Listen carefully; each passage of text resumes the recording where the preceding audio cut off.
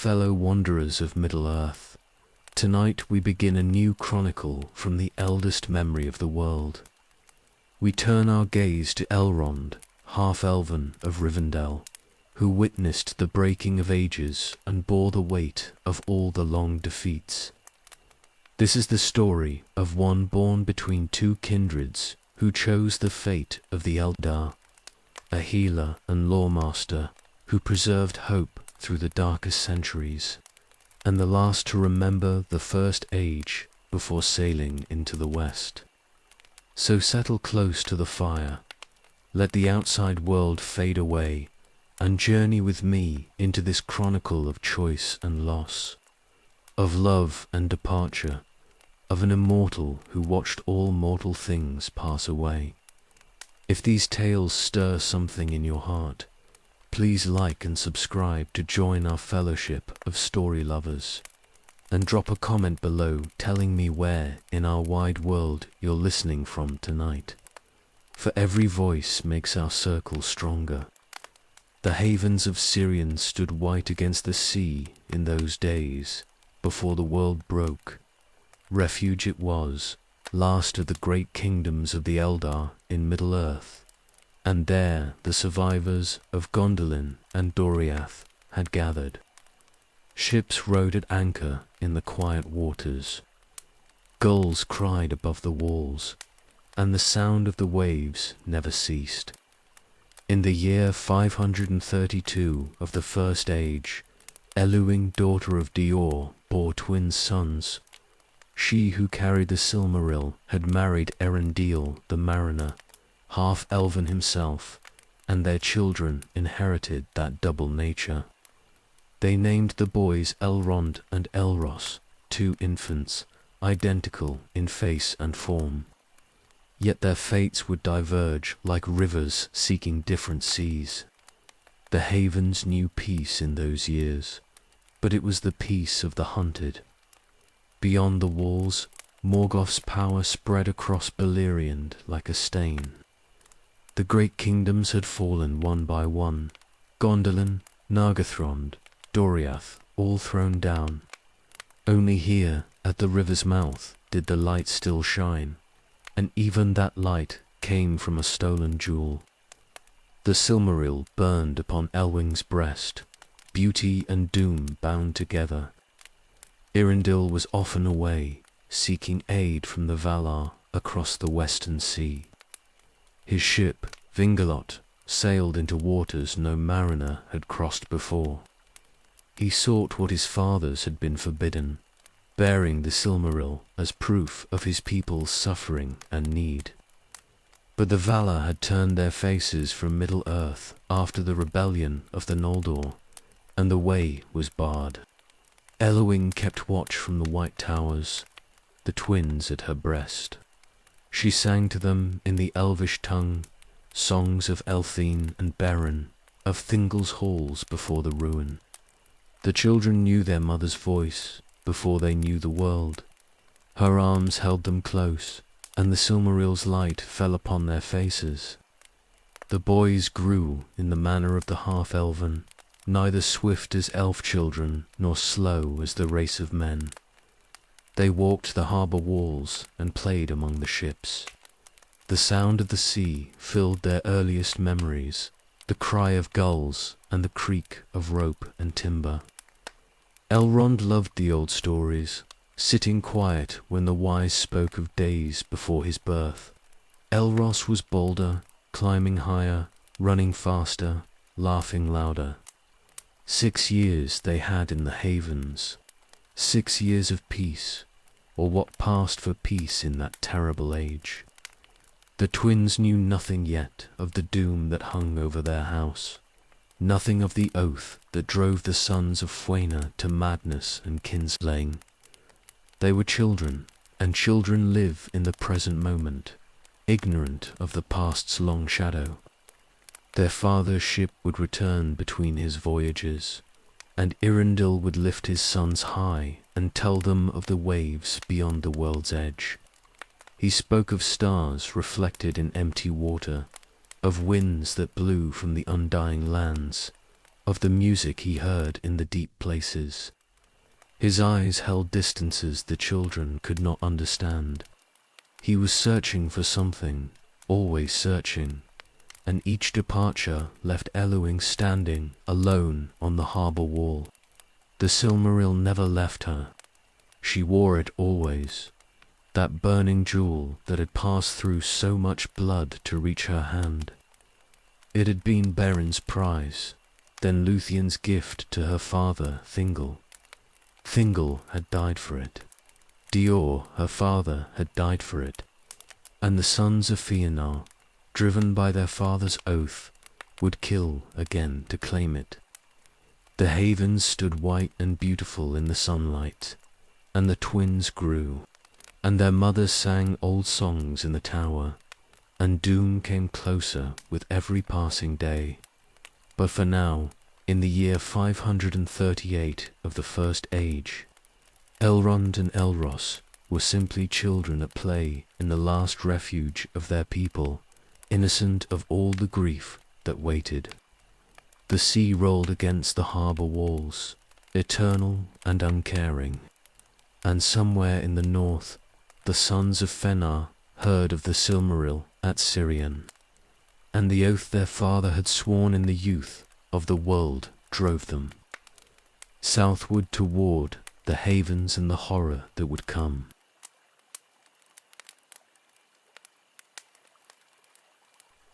The twins were inseparable in those early years, two halves of a whole.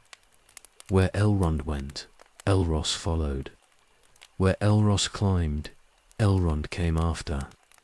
They spoke a language between themselves that no one else understood, the secret tongue of brothers born together.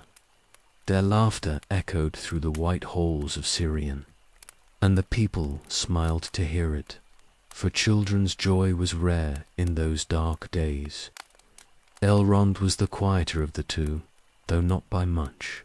He would sit with the lawmasters and listen to their tales of the elder days, of Valinor before the darkening, of the great march of the Eldar under the stars. His mind caught and held every word. Questions formed behind his grey eyes, but he learned early to wait, to watch, to understand before speaking. The wise ones noticed this in him, the patience that seemed strange in one so young. Elros had no such patience. He wanted to know everything immediately, to try everything himself, to test every boundary. He climbed the rigging of the ships in harbour until the sailors shouted him down. He raced along the harbour walls where the drop was sheer to the rocks below. His mother scolded him, but her heart was not in it, for she saw in him the same restless spirit that drove Irindil across impossible seas. The havens were full of survivors, refugees from every fallen kingdom.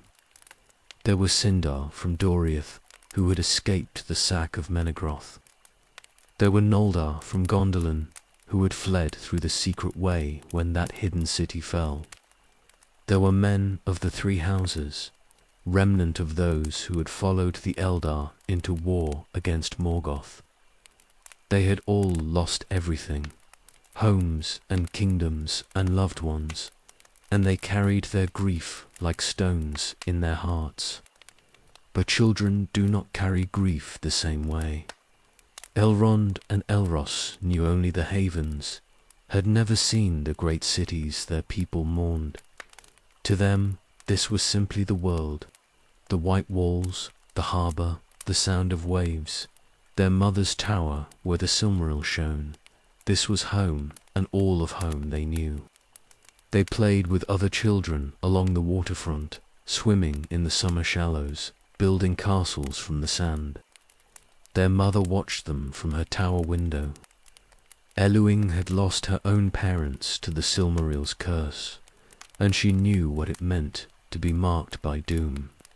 The jewel burned against her breast, beautiful and terrible.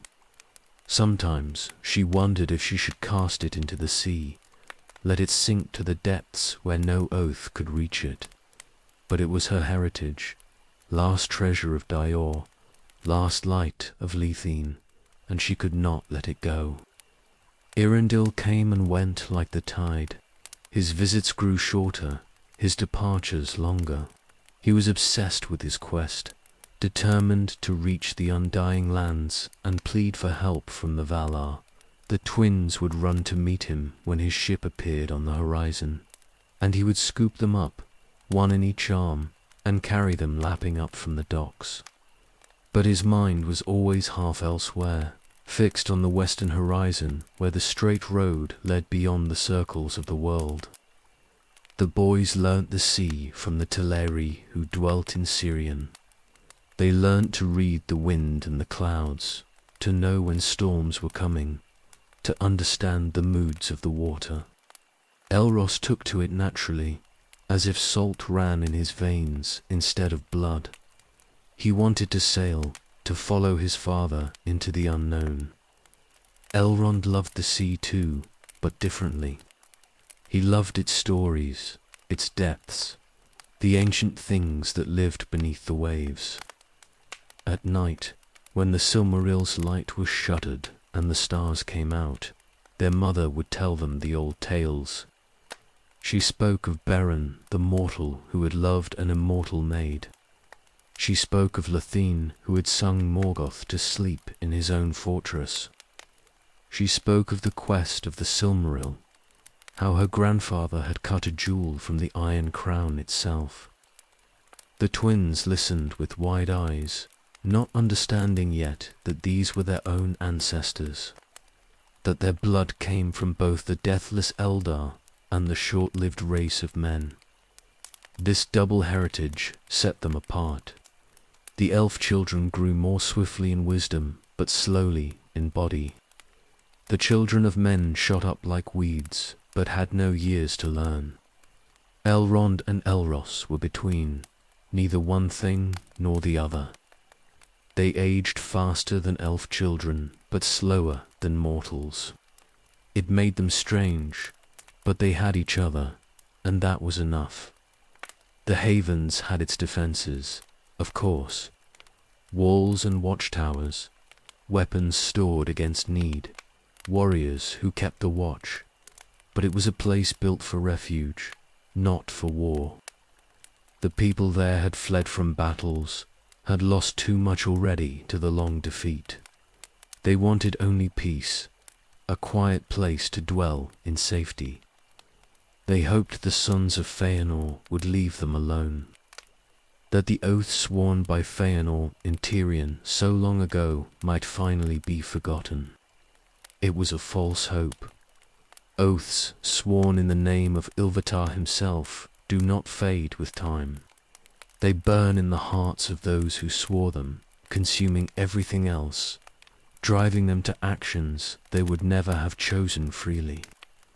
The 7 sons of Feanor had sworn to reclaim the Silmarils from anyone who held them, friend or foe, Voller or demon. 3 jewels there had been. Morgoth held 2 in his Iron Crown. The 3rd was here at Sirion, hanging upon Elwing's breast. The twins played in the sunlight, knowing nothing of this. They fought with wooden swords, pretending to be heroes from the old tales. They sailed toy boats in the harbour pools.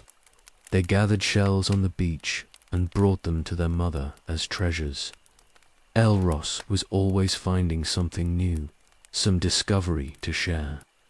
Elrond was always asking what it meant, where it came from, what story it held. 6 years they had. 6 years of brotherhood and innocence, of childhood under the white towers.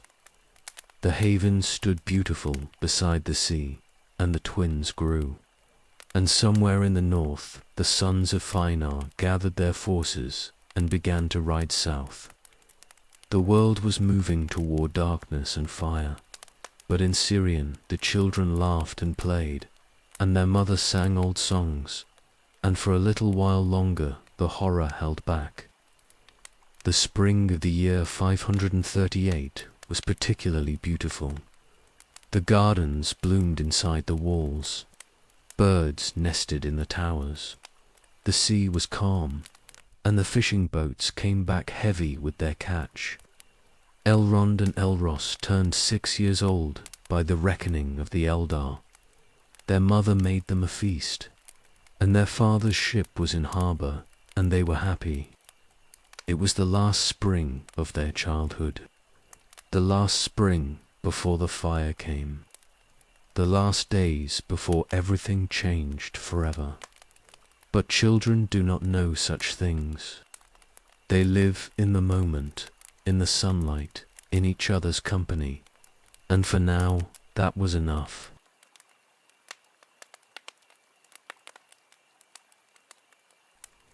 They came at dawn. The sons of Feanor and their host descended upon the havens like a storm front, sudden and terrible. No declaration of war preceded them. No herald arrived to make demands. They simply came, swords drawn, and the killing began before the people of Sirion understood what was happening. Elrond woke to screaming. The sound cut through his sleep like a blade, and he sat up in the darkness of the room he shared with Elrond. His brother was already at the window, looking down into the courtyard below. Fire bloomed in the streets. The clash of steel rang against stone walls. Their mother burst through the door. Her face was white with terror, and the Silmaril blazed upon her breast like a fallen star. She grabbed both boys, pulling them close, and her voice when she spoke was steady despite the fear in her eyes. She told them to hide, to stay quiet, to wait for her return. Then she was gone, running toward the sounds of battle. The twins huddled together in the darkness. They were 6 years old and did not understand what was happening. Through the window they could see flames rising from the harbour. The great ships were burning. People ran through the streets below, some carrying weapons, some carrying children, all fleeing from the attackers who poured through the broken gates. The sons of Feanor had come for the Silmaril. Medros and Maglor led them, the last of the 7 brothers. Driven by the oath their father had sworn in the blessed realm before the sun rose. They had not wanted this. They had argued against it. But the oath consumed them from within, and they could not turn aside. The fighting spread through the havens like fire, through dry grass. The people of Sirion were not warriors. They were refugees who had already fled from war, who had already lost everything once. They fought now because they had nowhere left to run, but they fought without hope. The sons of Feanor had marched to war against gods and demons. What chance did survivors have against such terrible might? Bodies fell in the white streets. Blood ran between the stones. The harbour burned, and the smoke rose black against the dawn sky. The Teleri who had built those ships wept as they watched them die. They had built ships once before in Valinor, and the Noldor had stolen them, killing the shipwrights in the first kinslaying. Now the ships burned again, and more Teleri lay dead. Eowyn ran toward the tower. She clutched the Silmaril in both hands, feeling its burning light, its terrible weight. This jewel had destroyed her family. Her grandfather Thingol had died for it. Her father Dior had died for it. Now it would destroy the havens, would kill everyone who had sought refuge here. The oath would not stop until the Silmaril was reclaimed or every living soul was dead. She reached the tower's height and looked down at the devastation. Flames everywhere. The dead and dying in the streets. The enemy pressing forward through the failing defense. There was no escape by land, and the ships were burning. Behind her, footsteps on the stairs, warriors coming for the jewel. Eowyn made her choice. She would not let them take it. She would not watch more people die for this cursed treasure. She ran to the tower's edge, the Silmaril blazing in her hands, and threw herself into the empty air above the sea. The Valar had been watching.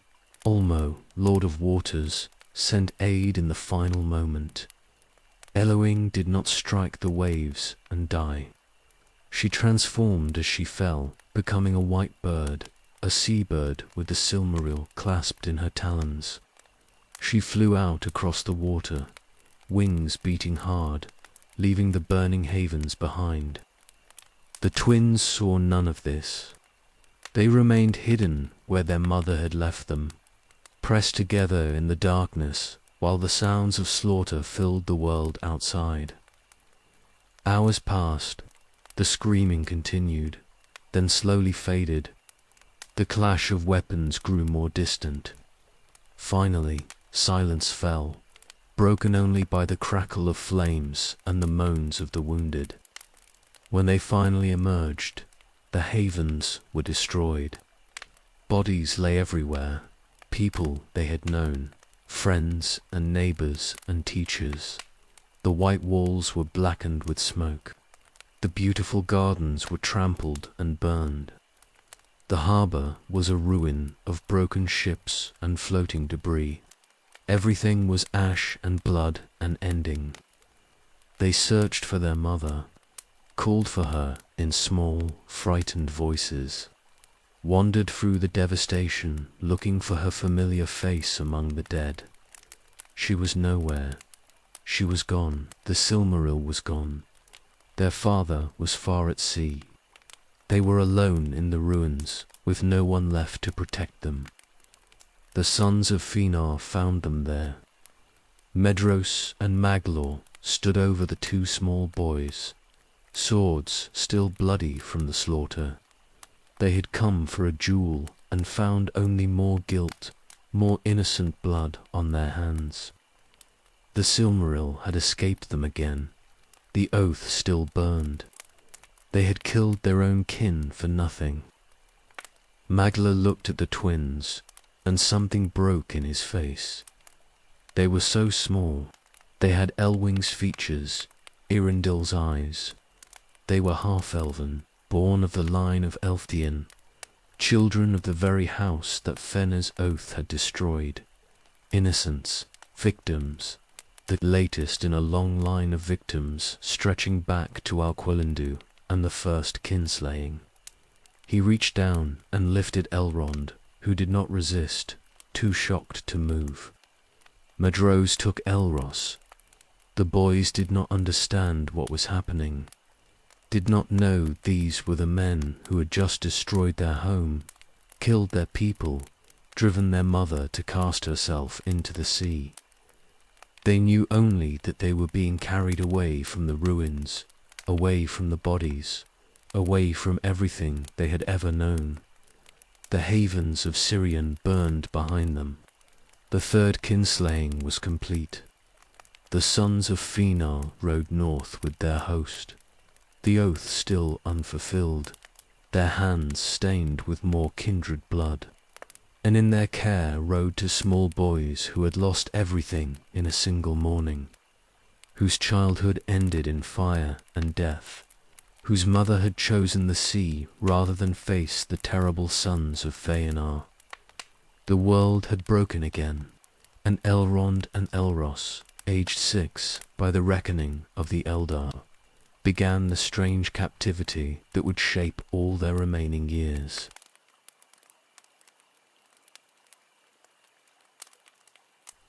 The first days were silent.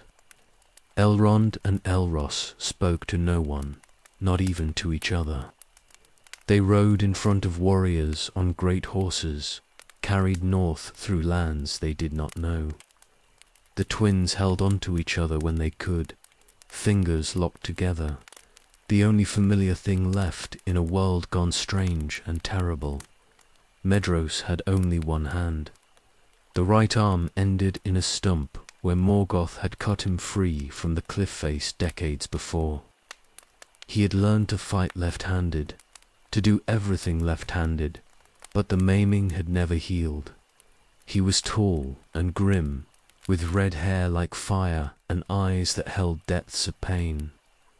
When he looked at the twins, something in his expression twisted, as if he was seeing ghosts. Maglor was gentler, if such a word could apply to kinslayers. He was the musician among Fenar's sons, maker of songs, and his voice was counted the finest of all the Noldor. But he had followed his brothers into slaughter 3 times now, and music could not wash the blood from his hands. He carried Elrond most often during the journey, and sometimes he sang under his breath old songs from Valinor before the darkening. The host made camp in wild lands, far from any settlement. They were outcasts now, cursed by their own deeds, rejected by both the Noldor kingdoms and the Sindar realms. The oath drove them forward, but it brought them no peace. They had killed their own kin for a jewel they had not even captured. The Silmaril was gone, borne away by a bird across the sea, and all their guilt was for nothing. The twins were placed in a tent and given food. They did not eat at first. Hunger eventually forced them to it, but they took the bread and water mechanically, without tasting, without speaking. Guards stood outside, though where 2 small children might flee to in this wilderness, none could say. Perhaps the guards were there to keep others out rather than to keep the twins in. Elrond watched everything. His grey eyes tracked the movements of the camp, noting patterns, recognizing faces. He saw how the warriors avoided looking at Medros and Magla. He saw the way arguments broke out and were quickly suppressed. This was not a unified host. These were people bound together by oath and obligation, not by love or loyalty. Elros was more defiant. When Medros came to check on them, the boy glared at him with such fierce hatred that the ancient warrior actually stepped back. This child knew what had been done to him, knew who had done it. The innocence was gone, burned away in the sack of Sirion, and what remained was rage. Days passed into weeks. The host moved constantly, never staying long in one place, always watching the horizons for pursuit that never came. No one came after them. The havens were destroyed, the survivors scattered or dead. The sons of Feanor had won their battle and gained nothing but more darkness on their souls. Magla began trying to speak to the twins. He came to their tent in the evenings when the camp had settled and sat outside the entrance. He spoke of simple things at first: the weather, the land they were crossing, the stars overhead. The twins did not answer. They sat in silence and stared at him with eyes that held all the accusation in the world. But Magla persisted. Something in him needed this, needed to reach these children, to somehow make right what could never be made right. He started telling them stories, tales of Valinor before the rebellion, songs of the undying lands, stories of his own childhood in Tirion, under the light of the 2 trees. His voice was beautiful, even speaking. And despite themselves, the twins began to listen. Medros was more distant. He provided for their needs, but kept apart otherwise, as if he could not bear to look at what his oath had made him do. The maimed Noldor lord had endured tortures beyond imagining on Thangorodrim. He had been rescued by Fingon and had fought for decades against Morgoth's forces. But nothing in all his long years had prepared him for the guilt of holding 2 orphaned children he himself had orphaned.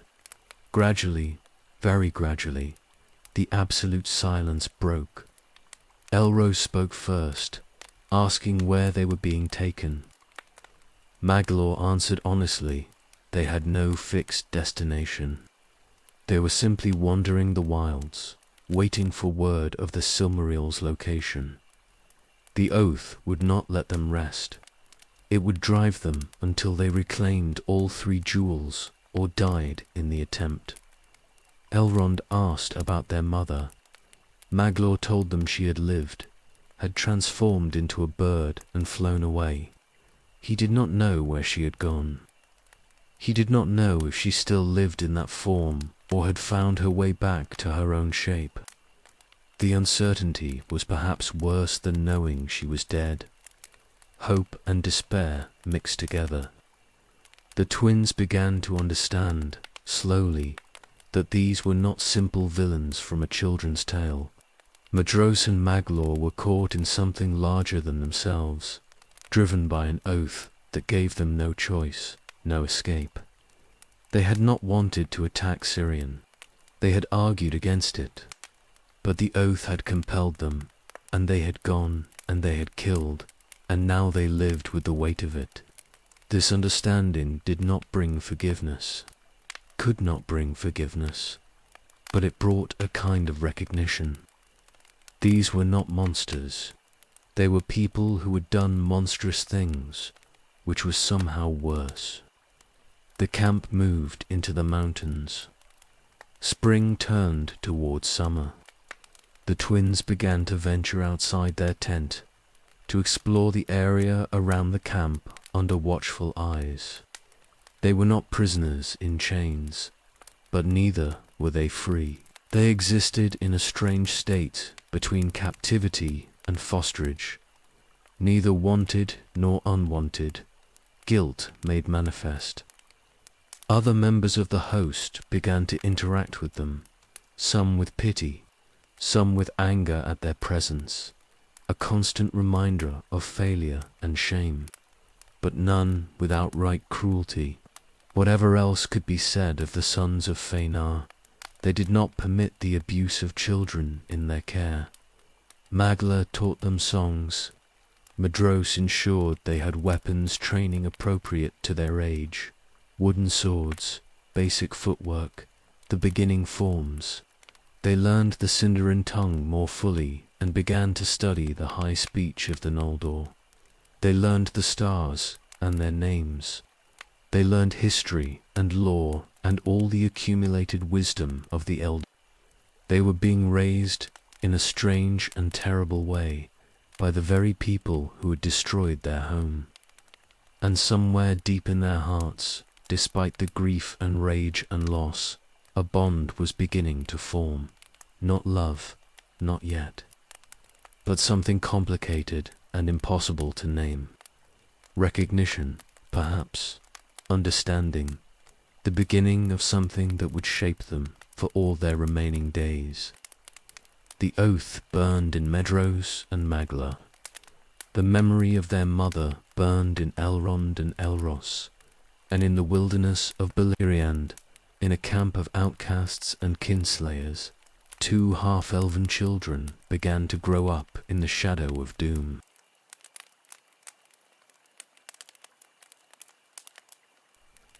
Years passed in the wilderness. Elrond and Elros grew from small children into boys who could ride and fight and speak 3 languages. The camp moved with the seasons, following game, avoiding settled lands, keeping to the wild places where no one would challenge them. The twins learned to track deer through snow. They learned which plants could be eaten and which would kill. They became children of the forests and mountains, hard and self-reliant. Maglar became their teacher. He had the patience for it, and perhaps he needed it more than they did. Every lesson was a small act of atonement that could never atone for anything. He taught them the history of the Eldar, from the awakening at Quivianan to the present age. He taught them songs of power, music that could shape the world itself if sung by the right voice. He taught them to read the old scripts and to write in the flowing hand of the Noldor. The lessons were not gentle. Magla demanded excellence, pushed them hard, accepted no excuses. He treated them as Noldor princes should be treated, with the same rigorous education he himself had received in Valinor. When they failed, he made them repeat the task until they succeeded. When they succeeded, he gave no praise, only moved to the next challenge. Elrond absorbed everything. His mind was sharp and retentive, catching knowledge like a net catches fish. He learned the genealogies of all the great houses. He learned the movements of stars and the properties of herbs. He learned 7 different forms of swordplay and the politics of kingdoms that no longer existed.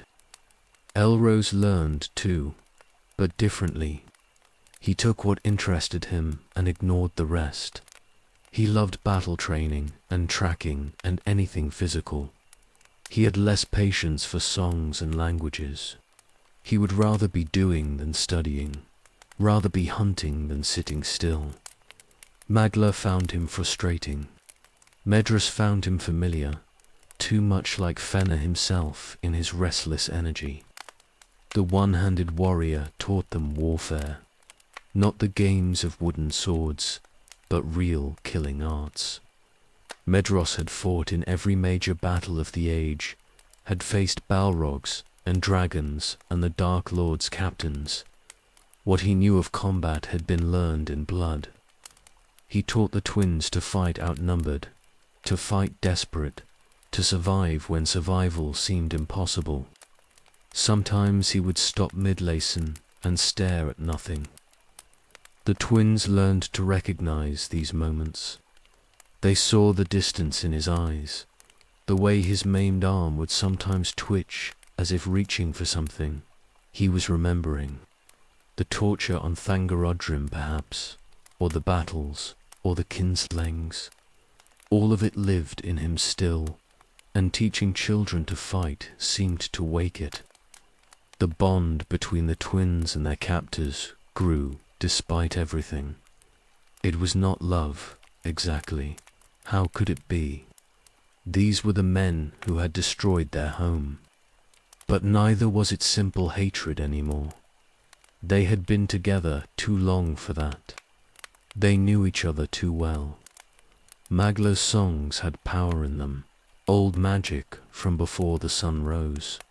He sang of the 2 trees in Valinor, the undying lands, Telperion the silver and Laurelin the gold. And for a moment the firelight seemed to change, to take on colors that had not existed in Middle-earth since the darkening.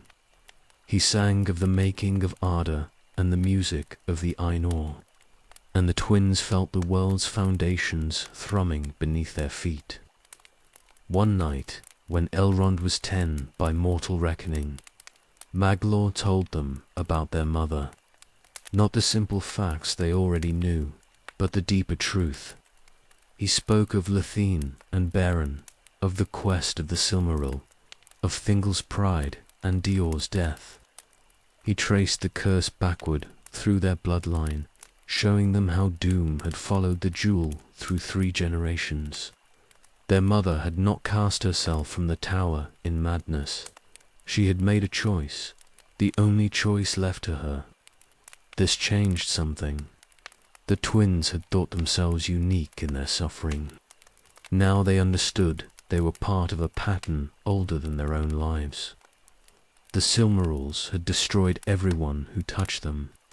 Their family was simply the latest in a long line of victims stretching back to the tree's light itself. Medros spoke rarely, but when he did, they listened. He had been the eldest of 7 brothers. Now only he and Magla remained. The others had died in the long war, Celegorm and Curufin slain by Dior, Caranthor and Amrod and Amrod's dead in various battles.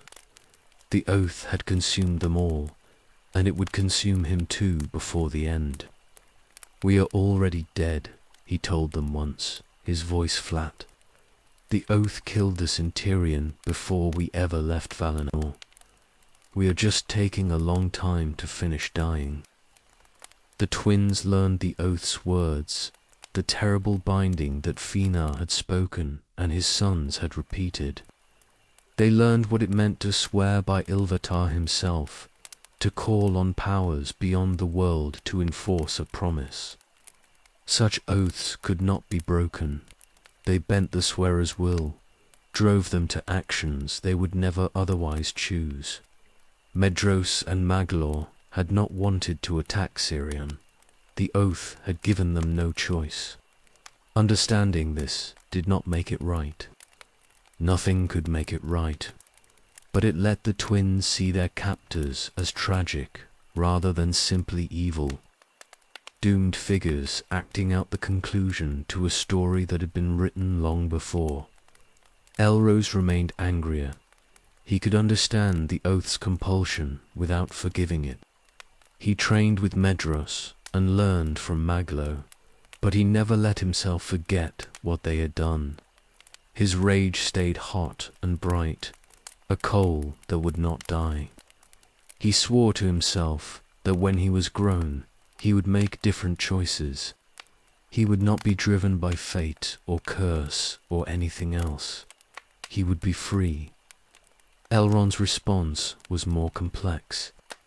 He saw how the oath trapped Medros and Maglor, how it made them prisoners of their own words. He began to think about choice and consequence, about how actions echoed forward through time. He wondered what his own choices would mean, what patterns he might create or break. The Lawmaster's mind was forming in him, the long view that would define his later years. The camp moved through Balerion's wild lands, avoiding the populated areas, the settled valleys. They were fugitives from their own people, outcast kinslayers whom no kingdom would shelter. But in the wilderness they found a kind of peace. They hunted and trained and studied. The twins grew tall and strong. The years turned. Magla made a harp for Elrond and taught him to play. The boy had his teacher's gift for music, and under his small fingers the instruments sang with unexpected beauty. Elrond preferred the sword, spending hours in practice combat with Medros, learning to fight with the ferocity of the Noldor, who would challenge the gods themselves.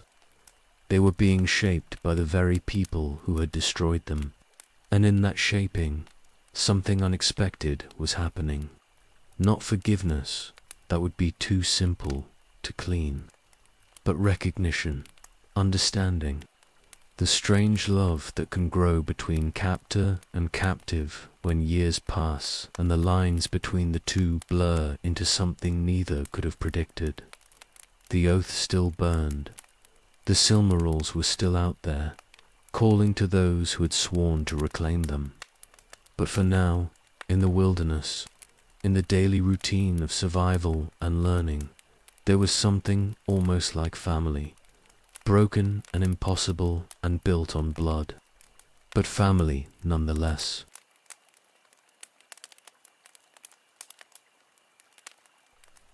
The twins had been with Medros and Maglor for 4 years when the new star appeared. Dawn, they were breaking camp in the mountains east of what had been Dorioth. Elrond saw it first, a point of white brilliance on the western horizon that had not been there the night before. It was brighter than any star should be, brighter than Venus, brighter than Sirius, bright enough to cast shadows in the pre-dawn darkness. The entire camp stopped to stare at it. Warriors who had seen the 2 trees themselves stood silent, watching this impossible light that had suddenly appeared in the sky. Magla knew immediately what it was. His voice shook when he spoke of it to the twins, telling them their father had succeeded in his impossible quest. Eärendil had reached Valinor. He had pleaded the cause of elves and men before the Valar themselves, and the undying lands had answered. The Silmaril their mother had carried into the sea now burned in the heavens. Eärendil sailed his ship Vingalot through the upper airs, the jewel bound to his brow, a sign of hope to all who dwelt in Middle-earth. The Valar had hallowed him, made him a living star, and he would sail the skies until the world's ending. Elrond stared at that distant light and tried to understand. His father lived, not on Earth anymore, not in any place he could reach, but alive nonetheless, transformed, made into something between mortal and immortal, between Earth and heaven, a sailor on cosmic seas that no other ship could traverse. The twins would never see him again. This they understood without being told. Eärendil had passed beyond the circles of the world into service of the Valar themselves. He was no longer truly their father in any sense they could comprehend. He was a beacon, a sign, a promise that help was coming. But he was not theirs anymore. Elros felt the loss like a blade. First their mother, transformed and lost. Now their father, transformed and lost. Everything kept changing into something else, leaving them behind. He was angry at the star, though he knew the anger was irrational. His father had saved the world, or would save it when the Valar finally moved against Morgoth. But it felt like abandonment regardless. The host watched the star each morning and evening when it appeared. Some wept, some prayed. All recognized it as a turning point. The Valar had been silent since the Noldar's exile. Now they were responding. The star was a promise of intervention, of aid, of the long war finally turning toward its conclusion. Medrus stood apart from the others, his face a mask. The star meant the Valar would act. It meant armies from Valinor. It meant the final confrontation with Morgoth was approaching. And when Morgoth fell, 2 of the Silmarils would be reclaimed from the Iron Crown. The oath would drive Medros to claim them, to fight even the Valar's hosts if necessary. He saw his own doom written in that beautiful light. The twins began to think of their parents as legends rather than people.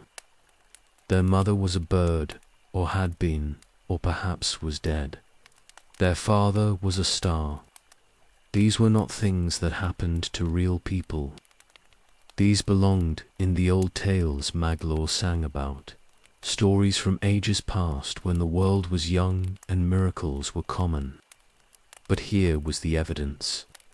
Every dawn and every dusk, there, burning steadily in the sky, never moving from its ordained path.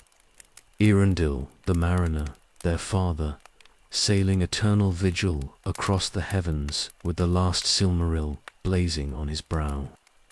Maglo taught them the new songs that were already being composed about Eärendil's voyage. The minstrel's voice carried anguish along with beauty, for he sang of the jewel that had driven him to kinslaying, now being used for holy purposes beyond his reach. The Silmarils had been made by his father Fëanor, greatest of Noldor craftsmen. Now one was sanctified, placed beyond reclaiming, and the oath still burned. Years later, Elrond would use that star as a guide for travelers. He would speak of it to give hope to those facing darkness. The star his father had become would shine over Rivendell, over the Fellowship's departure, over every major moment of his long life. But in this moment, at age 10, he simply stared at it and felt the weight of being half-elven, caught between worlds, son of legends who had transcended the mortal realm entirely. The camp moved on. The star remained. And in the north, the Valar gathered their forces. The War of Wrath was coming, the final battle of the First Age. Everything was moving toward its conclusion. The twins were growing up in the dying days of the world they had been born into, and the star was the first sign that everything was about to change again. Medros began preparing for war. He drilled the host harder, checked weapons, sent scouts to gather intelligence about Morgoth's movements. The oath would not let him stand aside when the final battle came. He would be there, fighting, and when Morgoth fell, he would try to claim the Silmarils. The Valar would oppose him. He would fight them too, if necessary. The oath allowed no other path. Elrond asked Magla if they would fight in the coming war. The minstrel's answer was careful. They were too young yet. But yes, when they were grown, they would likely stand in battle. That was the fate of those born in this age. Everyone fought eventually. There was no escape from it. The star burned on. Hope to some, doom to others. To the twins, simply a constant reminder of what they had lost and what they had become. Children of legend, raised by kinslayers, watching their father sail the heavens as a living sign of divine intervention. Nothing in their lives was simple or small. Everything carried the weight of fate and prophecy and ancient doom. Dawn came. The star appeared. The host broke camp and moved deeper into the wilderness. And above them all, unreachable and eternal, Elrond sailed his celestial course with the Silmaril blazing, unaware or unable to acknowledge the two sons he had left behind in the world below.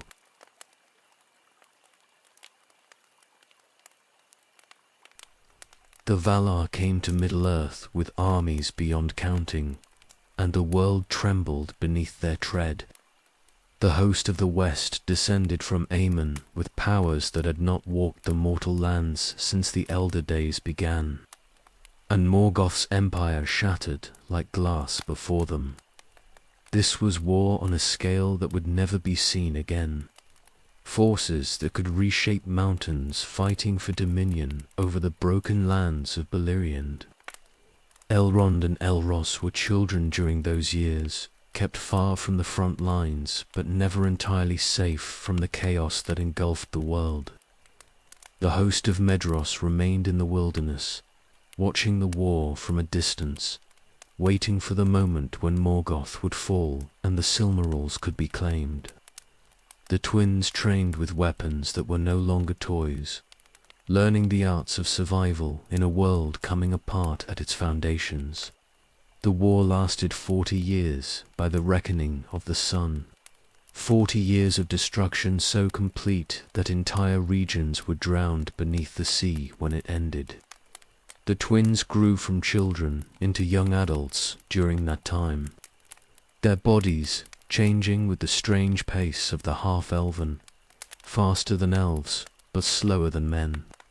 They became warriors in truth, tall and skilled with blade and bow, though they never saw the great battles that raged in the north. Morgoth unleashed his final weapons against the host of Valinor, sending forth winged dragons and all the accumulated evil of his long reign. The sky burned with dragon fire and the answering wrath of the Valar. Mountains were cast down. Rivers changed their courses. The land itself broke and reformed under the weight of powers that had sung the world into being at the music's beginning. Magla continued teaching through it all, maintaining the routines of instruction as if normalcy could be preserved through sheer discipline. He taught them the deeper lore now, the secret knowledge of the Noldor, things that were never spoken outside the great houses. They learned of the Silmarils making, of how Feanor had captured the light of the two trees in 3. Perfect jewels before Melkor and Ungoliant destroyed the trees themselves. They learned why the oath was unbreakable, why it drove its speakers to madness and worse. The twins understood that they were being prepared for something, though what exactly remained unclear. Medros and Maglor spoke sometimes of the choice that must be made when the half-elven came of age, the choice between immortality and death, between elven kind and humanity. That choice would come after the war ended, when the Valar's attention turned to such matters. For now, they simply trained and learned and waited. News filtered to them through scouts and runners, fragments of intelligence about the war's progress. Morgoth had been driven back into Angband. His armies were being destroyed piecemeal, his servants hunted down and cast into darkness. The siege of his last fortress had begun, and nothing could prevent his eventual fall. The First Age was ending in fire and ruin, and something new would rise from the ashes. Elros had become a fighter of considerable skill, favoring the aggressive style that Medros taught, all forward momentum and calculated risk. He spoke often of joining the war, of proving himself in battle against Morgoth's forces, but Medros forbade it. The half-elven were too valuable, too rare. They represented something unprecedented in the world's history, a true blending of the two kindreds. Their fate would be decided by powers greater than any warrior's prowess. Elrond had grown into his role as scholar and lawmaster, though he was no less skilled with weapons than his brother. He could recite the genealogies of every major house of elves and men. He knew the properties of every healing herb that grew in Beleriand. His voice when singing carried some echo of Maglor's power, the ability to move hearts and shape reality through music and words. The bond between the twins and their fosterers had become something neither group could easily name or explain. Not love, precisely, but not simple utility either. They had spent more years together now than the twins had lived at Sirion. Medros and Maglor had raised them, taught them, shaped them into what they were becoming. The blood debt remained, unpaid and unpayable, but life had continued anyway in the shadow of that debt. Finally, in the year 590 of the First Age, Morgoth fell. The combined might of the Valar and the host of the West broke Angband's gates and cast the Dark Lord down. They chained him with a chain, Angaina, that had been forged for this purpose at the world's beginning, and they thrust him through the doors of night into the timeless void beyond the circles of the world. The war was over, the First Age was ending, and the reckoning was about to begin. Medros and Maglor rode north immediately when they received word of Morgoth's defeat, leaving the twins behind with a guard of trusted warriors. The oath drove them forward with renewed intensity now that the Silmarils were within reach, reclaimed from the Iron Crown and held by the Valar's forces. They would demand their father's jewels, would claim what the oath compelled them to claim, and if they were denied, they would take them by force. This was inevitable. This had always been inevitable. The twins waited in the camp, now young men of 58 years by the sun's count, and felt the world holding its breath. Everything was balanced on the edge of decision. Their fosterers rode to what would likely be their doom. The war was won, but peace had not yet been established. The shape of the new age remained unclear, and into that uncertainty rode to oath-bound kinslayers, seeking jewels that had destroyed everyone who touched them. Thunder rolled across distant mountains, though the sky was clear. The earth trembled. Beleriand was breaking apart, the western lands sinking beneath the risen sea. The world itself was being remade in the aftermath of the war, reshaped by powers beyond mortal comprehension. And somewhere in that chaos, Medros and Magla were making their final attempt to fulfill the oath that had driven them to 3 kinslayings and a lifetime of guilt. The twins would not see them again for many days, and when they did, everything would have changed once more.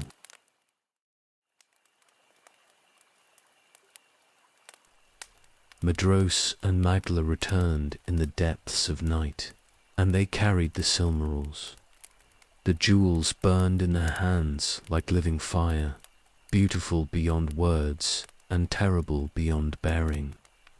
The brothers had crept into the Valar's camp and stolen what they claimed was rightfully theirs, fulfilling the oath one final time, but the jewels rejected them. The Silmarils had been hallowed by Varda herself in the youth of the world, made sacred, and no hand stained with evil could hold them without agony. Medros and Maglor had committed 3 kinslayings in pursuit of these jewels. Their hands were soaked in innocent blood. The Silmarils burned them, flesh searing, holy light scorching unholy deeds. Medros lasted 3 days in torment before he made his choice. He took the Silmaril he carried and walked into the east, toward the mountains where fire still burned from the war's devastation. The twins never learned exactly what happened, but Magla returned alone and would speak of it only once.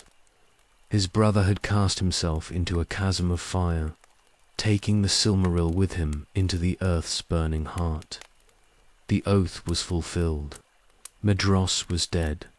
Magla kept his Silmaril for a time, though it burned him constantly. He wandered the shores of the breaking land, holding the jewel that had consumed his entire life, unable to keep it and unable to let it go. Finally, he too made his choice. He threw the jewel into the sea and walked away, singing songs of lamentation. Some said he wandered the shores of Middle-earth forever after, a voice in the darkness singing of loss. Others said the grief killed him and he faded into nothing. The twins were left alone again, as they had been left alone at Sirion, but they were not children now. They were young men, skilled and learned, shaped by years of strange fosterage into something unique in the world. And the Valar summoned them to make the choice that all half-elven must eventually face. Manwë himself spoke the words, or so the messenger told them. The half-elven could not remain balanced between the 2 kindreds forever. They must choose. Immortality with the firstborn, dwelling in the world until its ending and then passing to the halls of Mandos. Or mortality with the second-born, living a brief span of years and then passing beyond the circles of the world to a fate even the Valar did not know. Both choices carried weight beyond measure. To choose immortality meant watching all mortal friends die, enduring age after age of the world's slow decay, bearing witness to everything that would be lost. To choose mortality meant accepting death, the great unknown, the ending that no elf could truly comprehend. It meant leaving the world forever after, only a brief time within it. The twins spoke of it together in their tent, while the camp slept around them. They had shared everything in their lives until this moment. Born together, lost their parents together, survived the kinslaying together, grown up together in the wilderness. But this choice they could not share. Each must decide for himself. Elrond spoke first of what he wanted. He had no desire for endless ages, no wish to watch the world slowly fade and diminish as the elves inevitably would. The fire in him demanded action, change, the chance to build something new rather than preserve what remained of the old. He would choose mortality. He would become a king of men if the Valar permitted it, would found a kingdom and live a full life and die when his time came. The uncertainty of death held no fear for him. Elrond listened and felt something break inside his chest.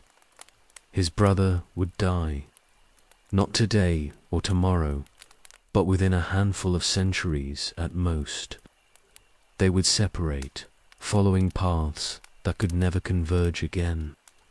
Elros would age and die while Elrond remained unchanged.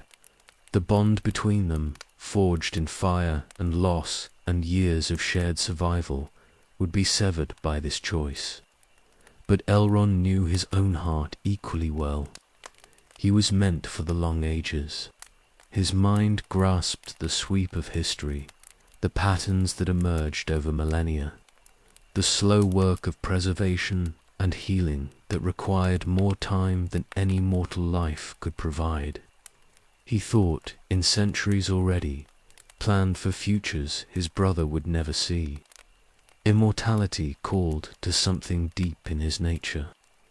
They made their choices separately before the Valar's herald when morning came.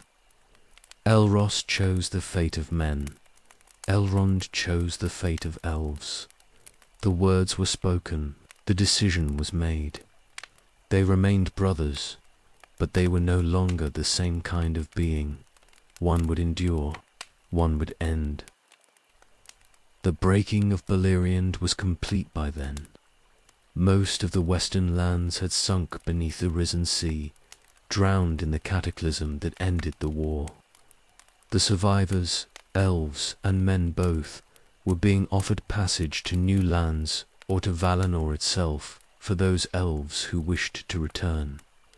The first age was over. The second age was beginning. Everything was being remade. Elros was given the island of Numenor, raised from the sea by the Valar as a gift to those men who had fought against Morgoth. He would become its first king, founding a dynasty that would last for thousands of years before pride brought it to ruin. He would live longer than any other mortal man, his half-elven blood granting him a lifespan of 5 centuries. But he would die nonetheless.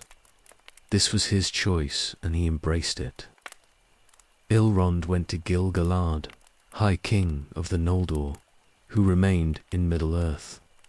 He would serve as herald and counselor, would learn the arts of governance and war, would begin the long work that would define his immortal life. He carried his brother's choice like a stone in his heart, the knowledge that one day, perhaps soon by his reckoning, Elros would be gone forever.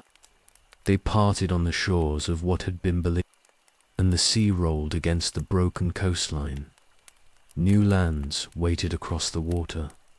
Elros would sail west to Numenor. Elrond would sail east to Lindon and Gil-galad's court. Their paths were diverging. They embraced one final time as equals.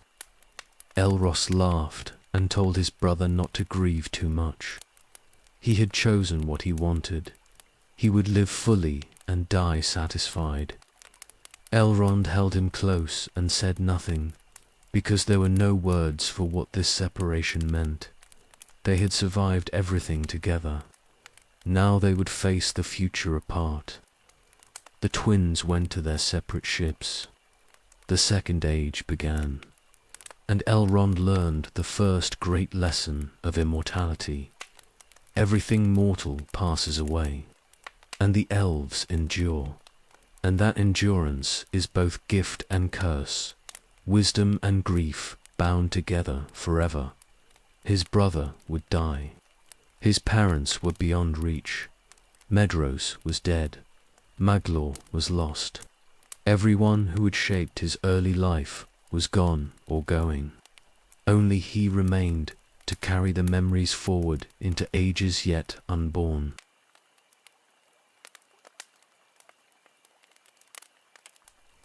Lindon stood as the last remnant of Beleriand, a narrow coastal strip that had survived the drowning. Here Gil-galad established his realm, the High King of the Noldor, who remained in Middle-earth after the First Age ended. His court gathered on the shores where the blue mountains met the sea, and here Elrond came to serve. He was young by elven standards, barely 60 years old, but he carried knowledge that few others possessed. He had learned from Maglor, the minstrel, greatest singer of the Noldor. He had trained under Medros, veteran of countless battles. His lineage traced back to both elves and men, to Lithene and Beren, to Irendil, who now sailed the heavens as a living star. Gil-galad recognized his worth immediately. The High King made him herald. This was no small honor. The herald spoke with the king's voice, carried the king's authority, represented the crown in councils and negotiations. Elrond learned diplomacy and statecraft, the careful dance of words that could prevent wars or start them. He learned to read what people did not say, to hear the truth beneath courteous lies. Lindon, in those early years, was a place of refugees and survivors. Elves who had fought in the War of Wrath, men who had lost their homes to the drowning, all of them trying to build something new from the wreckage of the old. The work was constant. Disputes needed settling. Trade routes needed establishing. Relations with the remaining dwarf kingdoms needed maintaining. Peace required as much effort as war, just different kinds. Gil-galad was a good king, just, wise, strong enough to defend his realm but cautious enough to avoid unnecessary conflict. He had fought beside the host of Valinor and seen what happened when power was wielded without restraint. The entire western coast of Middle-earth had sunk beneath the waves. Mountains had been cast down. Rivers had dried up or changed their courses. Such destruction could not be unmade. Elrond travelled throughout Lindon on the king's business, learning the land and its people. He met with dwarf lords in their mountain halls. He negotiated treaties with mannish chieftains. He carried messages to the Grey Havens, where Círdan the shipwright built vessels that could sail to Valinor for those elves who wished to depart. Each journey taught him something new about Middle-earth and its peoples. The seasons turned. Years passed into decades. Elrond grew in wisdom and authority, his counsel valued by the High King. He learned warfare too, for peace could not be maintained through words alone. Gil-galad taught him strategy. The weapons masters taught him the spear and the bow. He became skilled at arms, though never with the fierce joy that Medros had shown, or the casual excellence that his brother Elros possessed. Letters came from Númenor occasionally. Elros had indeed become king, ruling the island realm that the Valar had raised from the sea for the Edain. He was building cities, establishing laws, governing a people who would grow into the greatest of all mannish kingdoms. His letters spoke of ships and exploration, of learning and craft, of a golden age beginning.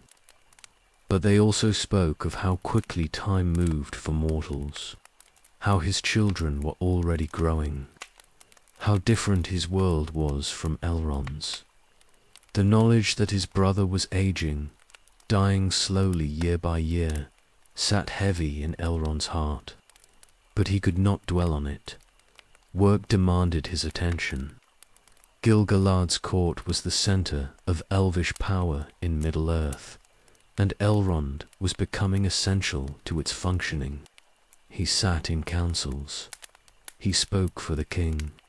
He made decisions that affected thousands of lives.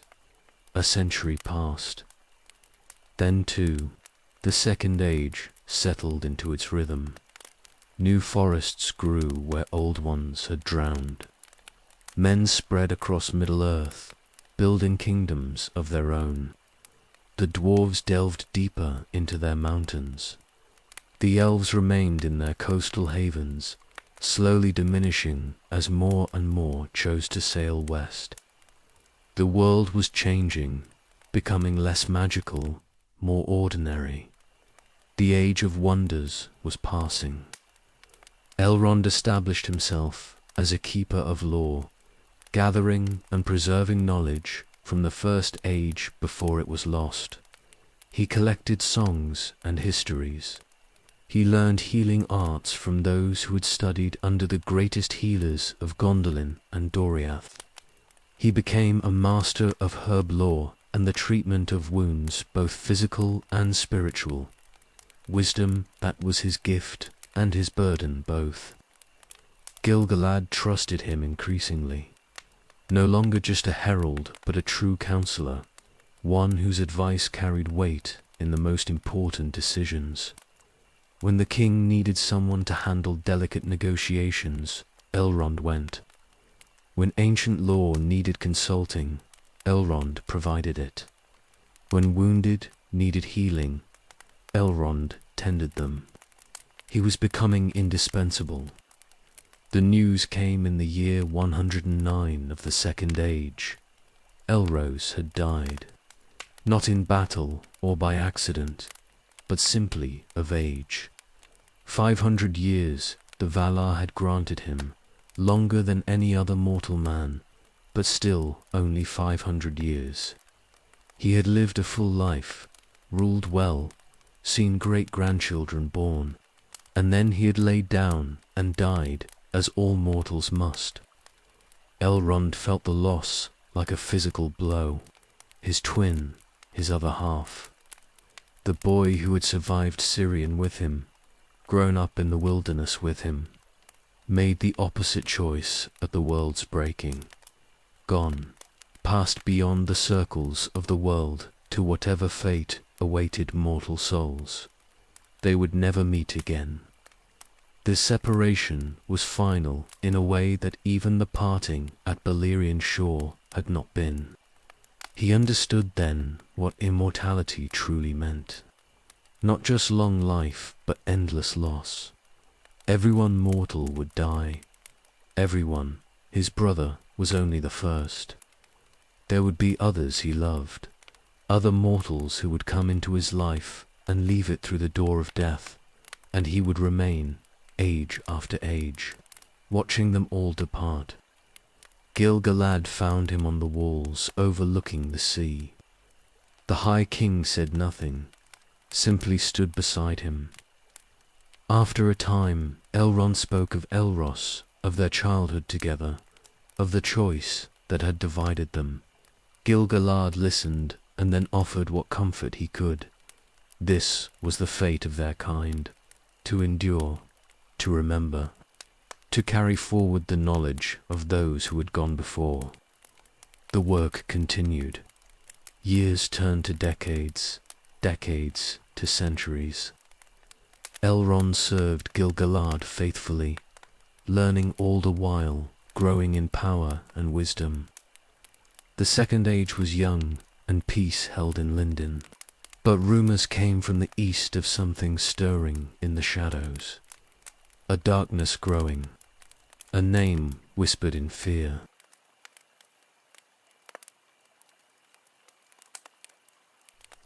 The invitation came in the 32nd year of the Second Age. Elros was being crowned king of Numenor, and he wanted his brother to witness it. Gil-galad gave Elrond leave to go, and a ship carried him west across the Belagere to the island the Valar had raised from the deeps as a gift to faithful men. Numenor rose from the sea like a star-made land. 5 promontories reached out from the central mountain like the points of a crown. Mentaltama stood at the island's heart, a perfect cone that had been shaped by powers beyond mortal craft. Cities were already rising on the coasts. Ships crowded the harbours. This was a kingdom being born. Elrond had not seen his brother in 3 decades. The change shocked him. Elrose was still young by the measure of his extended lifespan, but he had aged in ways that elves did not. Lines had appeared at the corners of his eyes. His face had lost some of its youth. He moved with a king's authority now, confident and commanding. 30 years for mortals was not the same as 30 years for the immortal. They embraced on the dock at Armanellos. Elrose laughed at his brother's expression, understanding immediately what Elrond was seeing. He explained that this was normal for men, even for the half-elven who chose mortality. He was becoming what he had chosen to become. Time would mark him. This was right and proper. The coronation took place on Meneltorma's lower slopes. Thousands gathered to witness Elrose take the scepter and crown. He became Tar Minyatar, first king of the Númenóreans, ruler of the greatest realm of men that would ever exist in Middle-earth. He spoke the words of kingship in Quenya, and then, in the common tongue, the people acclaimed him.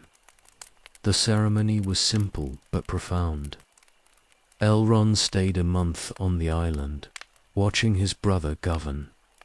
Elros was good at it. He made decisions quickly but not rashly. He listened to counsel but trusted his own judgment. He had the common touch, walking among his people, learning their needs, addressing their concerns directly. This was what he had been meant for. Not the long ages of elvish wisdom, but the immediate burning intensity of mortal kingship. The brothers walked Númenor's hills together, talking of their separate paths.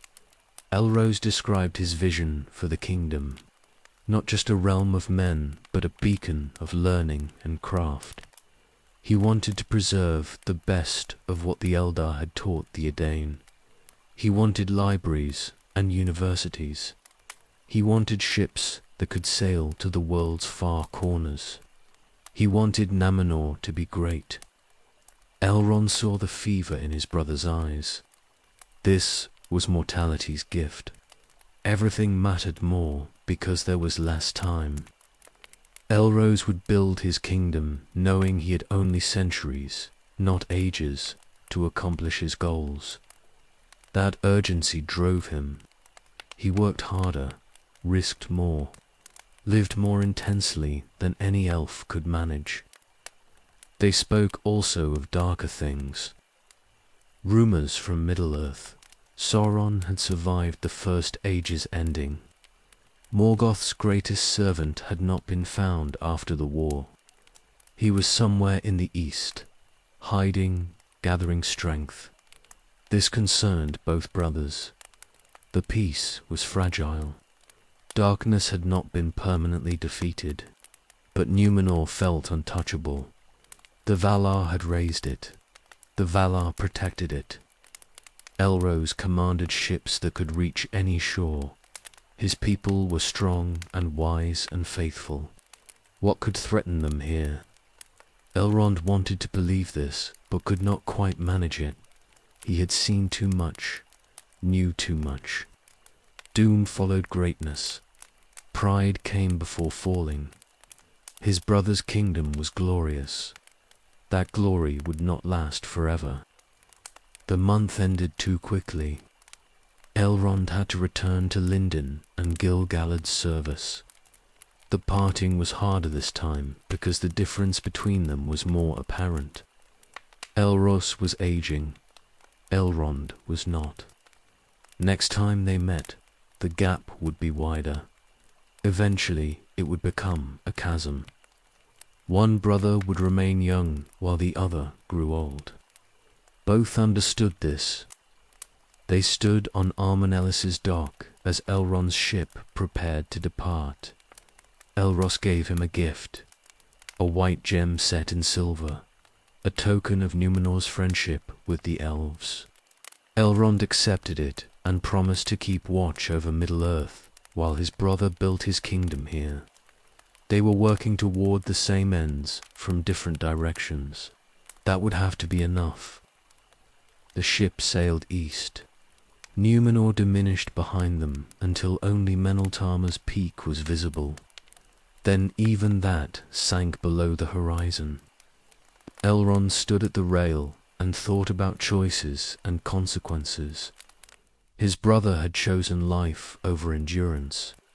A kingdom that would blaze bright and die rather than persist dimly through the ages. It was brave, foolish perhaps, but brave. He returned to Lindon and his duties. Letters came from Numenor regularly for decades. Elros wrote of cities being built, of ships exploring distant coasts, of trade with Middle-earth's peoples, of marriages and children and grandchildren. His bloodline was spreading. The dynasty was taking root. The kingdom was thriving. Elrond read each letter carefully and filed it away. He was creating an archive, preserving his brother's words for the ages when Elros would be gone and only memory remained.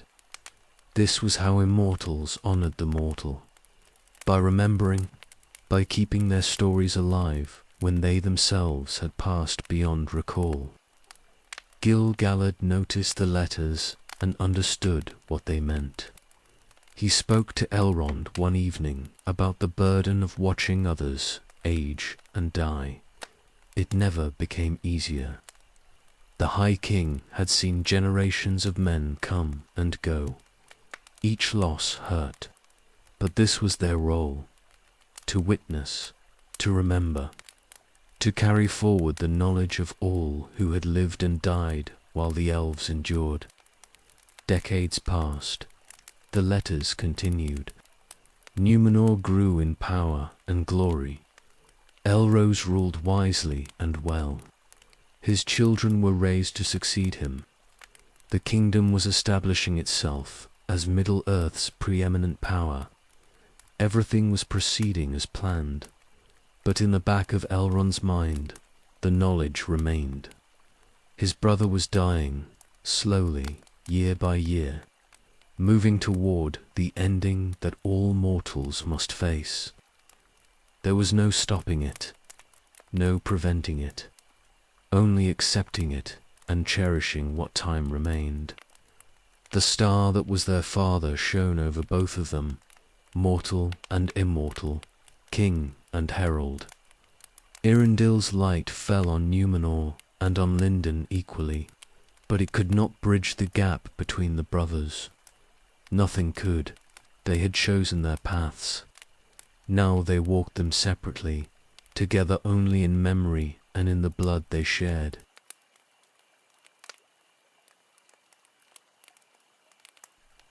"1,000 years. That's how long the peace lasted after the War of Wrath ended and the world broke and reformed itself into something smaller and stranger.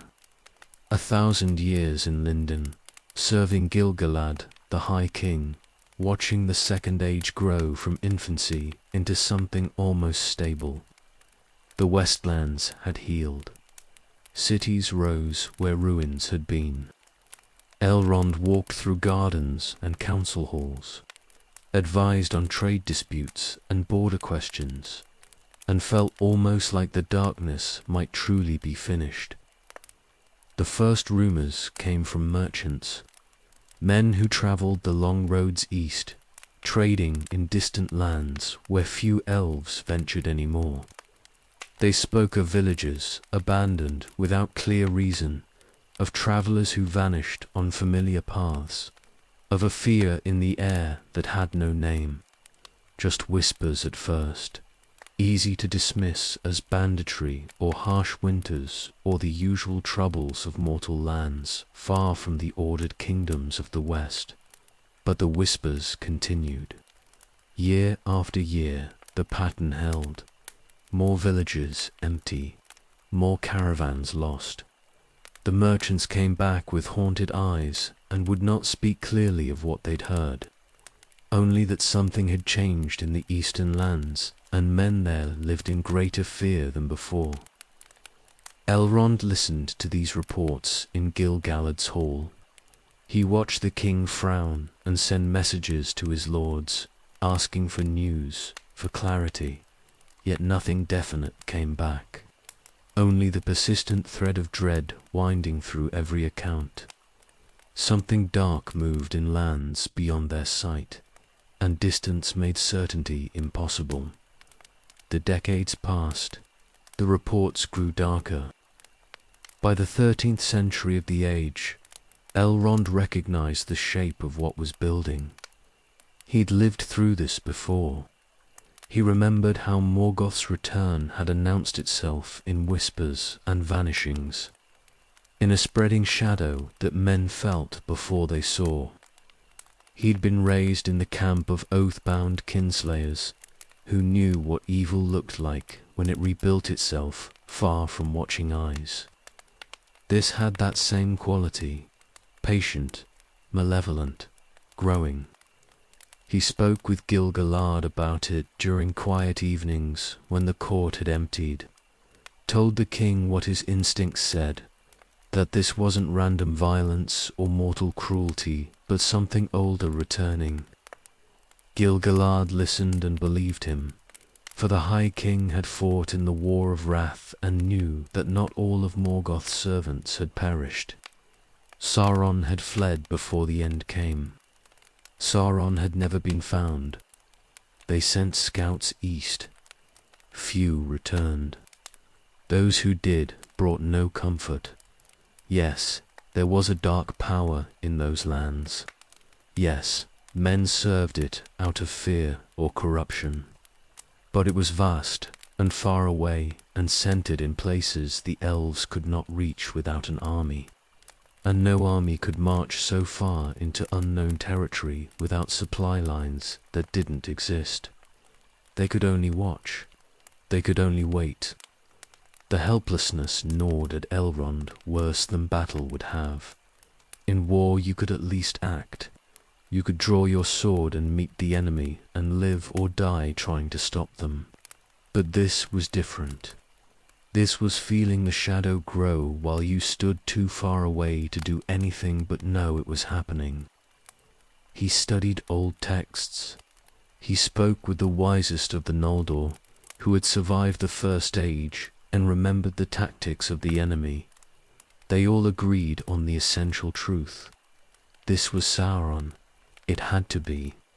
No other power from the old world remained free to work such slow corruption. He had survived the War of Wrath by hiding, and now he'd rebuilt enough strength to begin again. The question that haunted the councils was simple. What would he do next? For now, he stayed in the east among lands where few elves dwelt and the kingdoms of men were scattered and weak. He built his power slowly, carefully, with none of Morgoth's overwhelming arrogance. Sauron had seen what open war against the Valar accomplished. He would not make that mistake again. He would work through deception, through corruption, through careful, patient malice that built its strength before revealing itself. Elrond watched the years pass and felt the old dread settling into his bones. He'd thought the great darkness was finished when Morgoth fell. He'd hoped the breaking of Beleriand had ended that age of terror forever. But evil was patient. Evil adapted. And the world had given Sauron centuries to work in distant shadows, while the West believed itself safe. By the 15th century of the age, everyone knew. The councils no longer debated whether a dark power had risen. They debated only what it meant and what might be done. The answer to the second question remained nothing. Sauron was too far, too entrenched, too careful to expose himself to a direct strike. So they did what they could. They strengthened the borders of the western kingdoms. They sent warnings to the Númenóreans, whose ships sailed east and whose colonies dotted distant coasts. They kept watch, they remembered, and they waited for the dark power to move west, as it inevitably would. Elrond stood on the shores of Lindon and looked east across lands he could not see.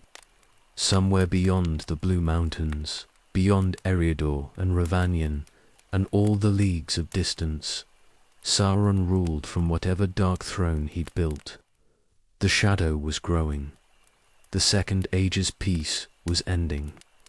The old darkness had returned, and this time it would be more cunning than before.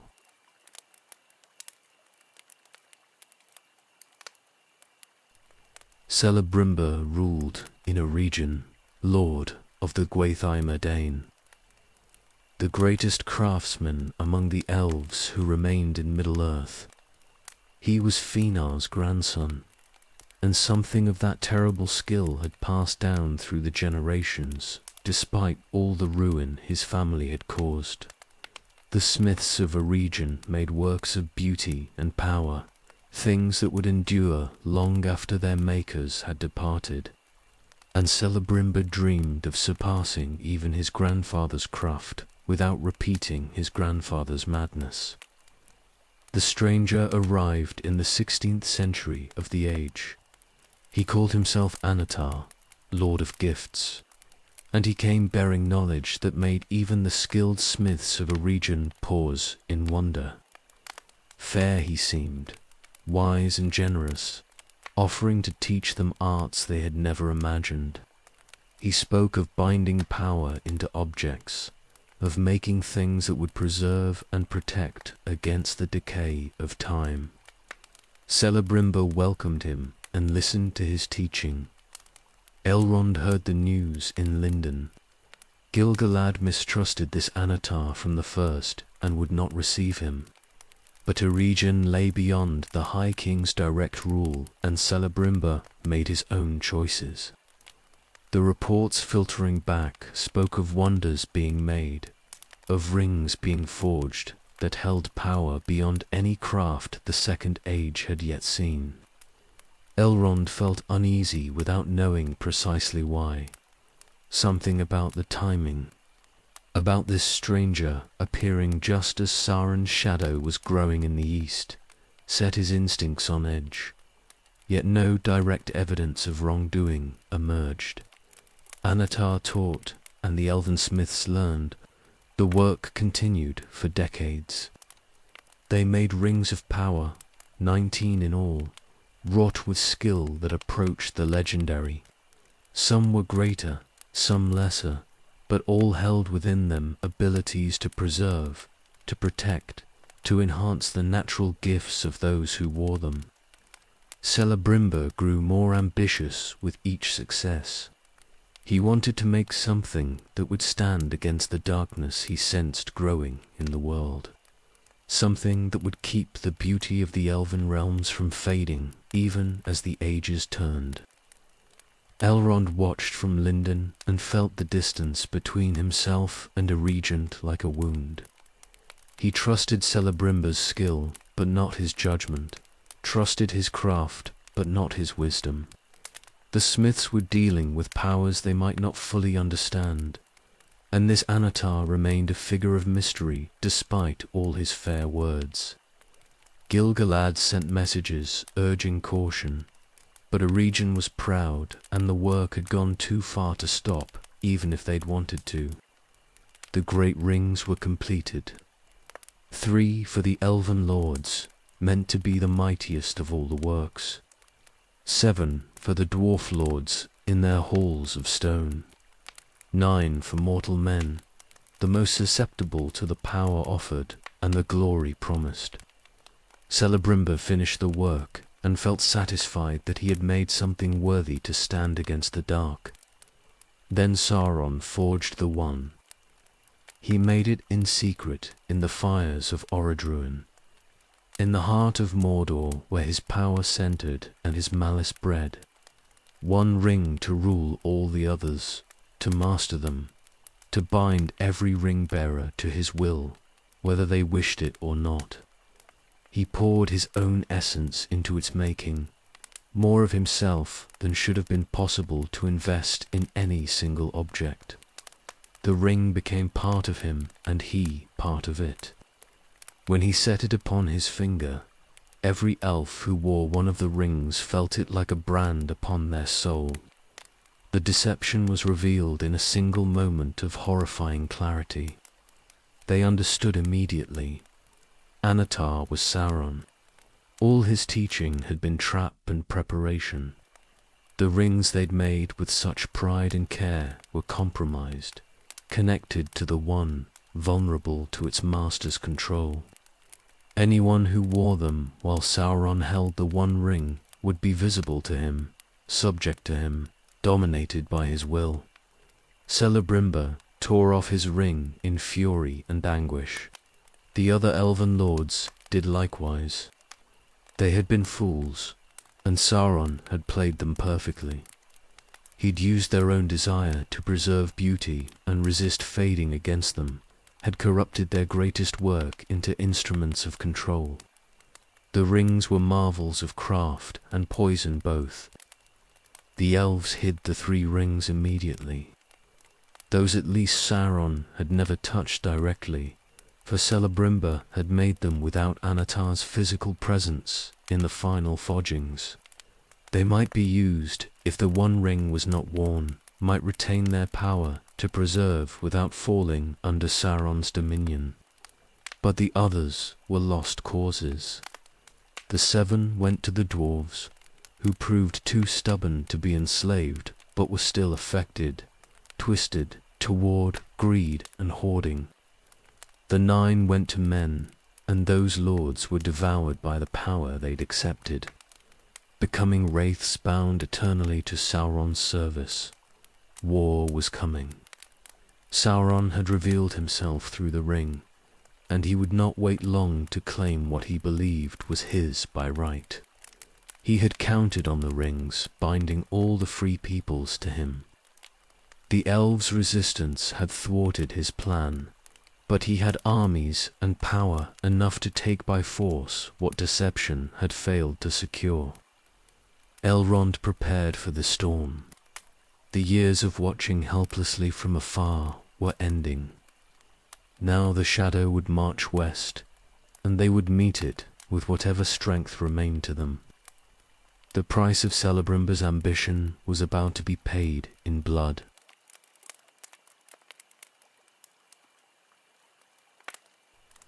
The armies came west like a dark flood. Sauron had spent decades preparing for this moment, gathering orcs and corrupted men under his banner, forging weapons and fires that never stopped burning. He'd revealed himself through the One Ring, and now he would take by force what deception had failed to deliver. The elven realms would bow or burn.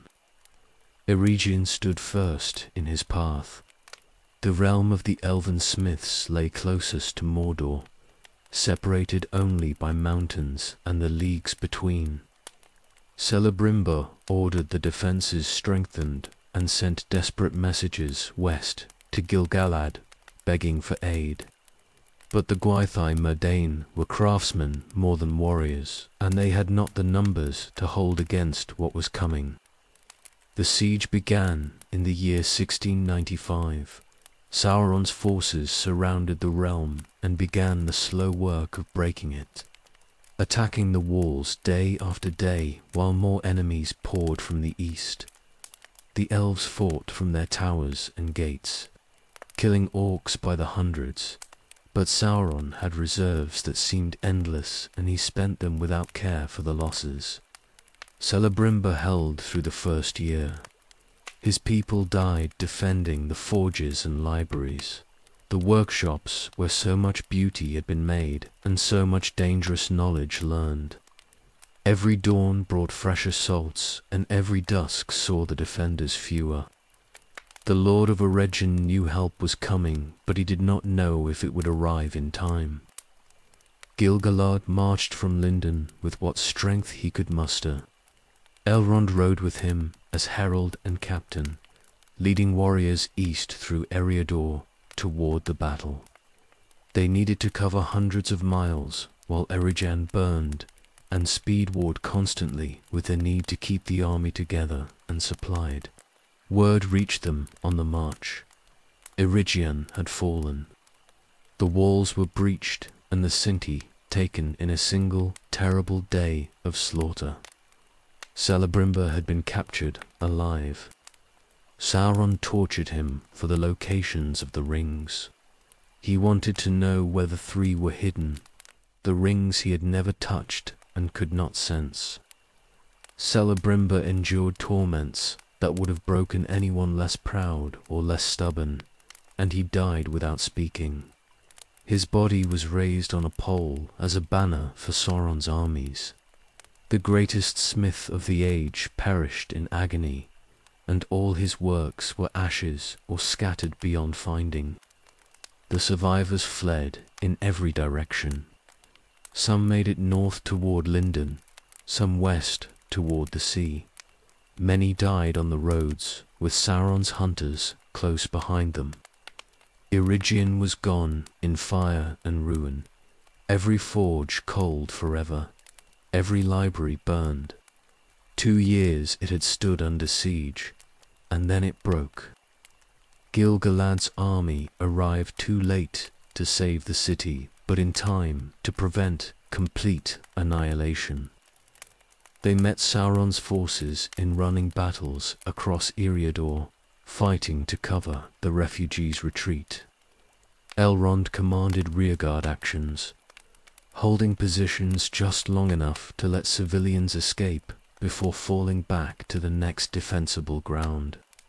Desperate work it was, fighting and retreating, retreating and fighting, buying hours with lives. Sauron pressed his advantage hard, pushing west toward the sea, intending to destroy the remaining elven kingdoms before they could consolidate their strength and recover from the shock of Eregion's fall. The survivors needed sanctuary and time to regroup. Gil-galad's army needed a place they could defend with the forces they had. Elrond found it in a hidden valley where the land folded in on itself, creating a refuge that few could hold against many. Steep slopes and narrow approaches, a river running through it, timber for building. He chose it in the chaos of retreat and ordered construction to begin even as the rear guard bought them hours. They called it Imladress, a house built from necessity, founded in war, raised in the desperate days while Sauron's forces hunted the survivors across the wilderness. The refugees poured into the valley, and the warriors formed defensive lines, while those who still had strength worked to raise walls and shelters against what was coming. Sauron's army reached Rivendell and assaulted the new defenses. They found the position far stronger than they'd expected, and the defenders more desperate than they'd hoped. Elrond held the valley through skill and necessity both, knowing that if it fell, there would be no more retreating. This was the last stand. Then the ships came. Numenor answered Gil-galad's call at last. A great fleet appeared on the western shores, and an army of tall men marched east. Tar Ministir's finest warriors with weapons and armor that made even the elves respect their craft. The heirs of Elros had come to war, and their strength was terrible to behold. Sauron's forces found themselves caught between the elven armies and Numenor's might. The trap reversed itself. The armies of the west fell upon the enemy with renewed fury and drove them back across Eriador, destroying as they went. Sauron himself retreated to Mordor, abandoning the campaign when he understood he could not stand against the combined strength arrayed against him. The war ended in the year 1700, victory after a fashion. Sauron was driven back, and his armies broken for now. But Eregion was ashes and would never rise again. Celebrimbor was dead.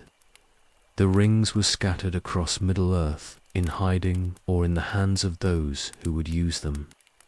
They had won the war, but lost so much in the winning that celebration felt hollow. Elrond remained in Rivendell. The house needed a lord, and he had built it from desperation, so it fell to him to make it into something more than a fortress raised in haste. It would serve as sanctuary now, a refuge for those fleeing darkness, a place where knowledge and beauty might be preserved against the long defeat. The valley grew quiet after the armies departed east and west. Just a house in the wilderness, with a river running through it and mountains standing guard around it. A place to rest and remember. A place to wait for whatever came next, because something always did.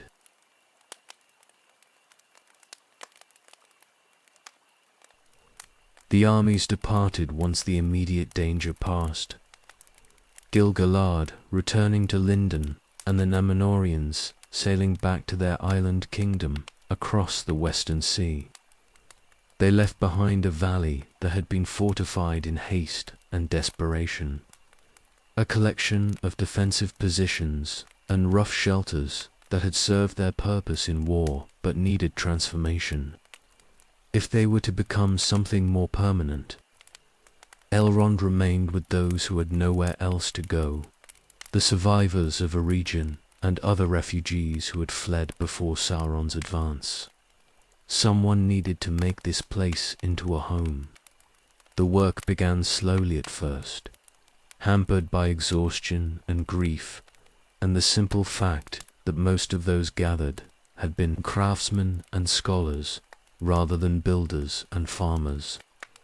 But they had survived where many had not, and survival meant continuing forward even when the task seemed impossible. They cleared away the hasty fortifications that blocked the natural beauty of the valley, keeping only what was necessary for defense. They planted gardens where weapon forges had stood. They began to build with care and attention rather than panicked speed. Elrond walked the valley daily during those first months, learning every path and stream, every stand of trees and sheltered hollow. The land itself seemed to welcome the work being done, as if it had been waiting for people who would treat it gently. Springs ran clear and cold from the mountainsides. The soil proved rich enough for gardens and orchards. Birds returned to nest in the trees once the sounds of war faded. The house itself rose gradually from the necessity of that first desperate construction into something worthy of being called fair. The elves who survived Eregion's fall brought with them the knowledge of building that their people had always possessed, and they poured their grief and their hope into making something that would endure. They carved wood with patient skill and set stone with careful precision, creating halls that caught the light and held it, rooms that felt both sheltering and open. The architecture grew organically from the landscape rather than dominating it, following the natural lines of the valley so that house and land became one thing rather than separate. Libraries began to fill with books and scrolls carried from the ruins or copied from memory by those who had studied in a region's halls before the fall. Not all the knowledge was saved. Too much burned or was lost in the chaos, but what remained was precious beyond measure. Elrond gathered scholars and lawmasters, giving them space and materials to continue their work. The house became a repository of memory, a place where the history and wisdom of elder days could be preserved against the darkness that sought to destroy all such things. Refugees continued to arrive throughout the first years, some from distant places where they had fled during the war, others who heard that a new haven had been established and sought its protection. Elrond turned none away who came in peace. The house grew to accommodate them, expanding as needed, room by room and hall by hall. It was never meant to be a great city like the capitals of old, but rather a sanctuary where people could rest and heal and remember who they had been before war broke them. The character of Rivendell emerged from the people who dwelt there and the purpose Elrond set for it. This would be a place of lore and song, of healing and counsel, of doors open to those who needed refuge, regardless of their origin or circumstance.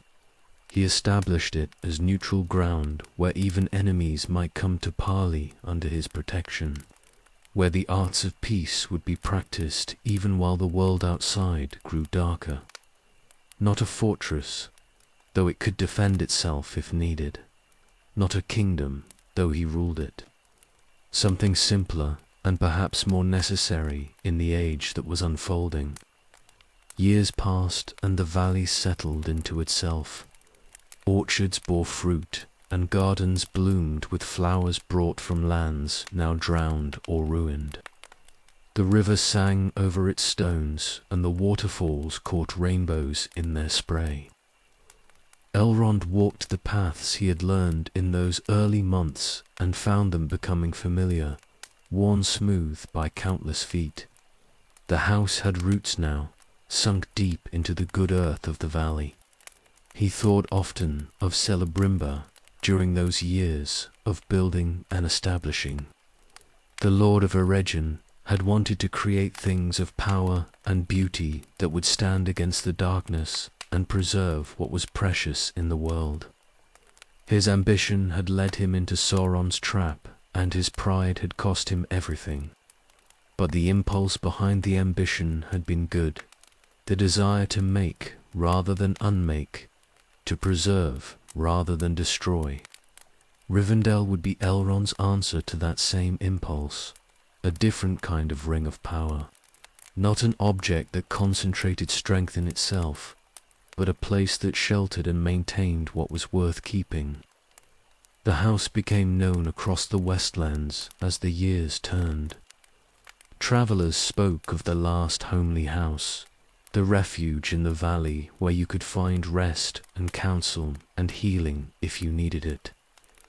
Elrond's reputation grew with it, not as a great warrior or king, but as something perhaps more valuable in the age that was coming. A keeper of memory, a guardian of thresholds, someone who remembered what had been and tried to preserve it against what was. Rivendell was founded in war and desperation, built by survivors who had lost everything and needed somewhere to continue existing. But it became something more than its origin, shaped by the years and the care taken in its making. A house that would endure through the long ages ahead, standing as proof that beauty and wisdom could survive even when kingdoms fell and darkness covered the world. The valley was home now. Elrond had not expected that when he chose this ground during the desperate retreat, but the land had claimed him as much as he had claimed it, and there was nowhere else he would rather be.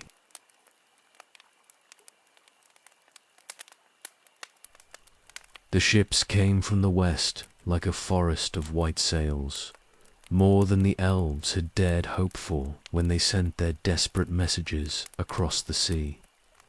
Tar Minister had answered the call with the full might of Numenor, sending not a token force, but an army that could change the balance of the war. The fleet landed on the western shores, and the men who disembarked were tall and strong and armoured, in steel that caught the sun like silver. Elrond rode from Rivendell to meet them. He had not seen Numenorians in such numbers before, had only heard reports of the great kingdom his brother had founded across the Western Ocean. These were Elros's people, the descendants of the choice his twin had made centuries ago.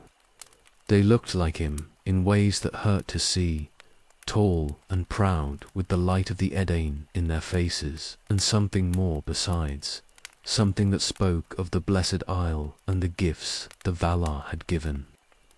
Their captain greeted him with courtesy that acknowledged both his rank and his kinship to their founding king.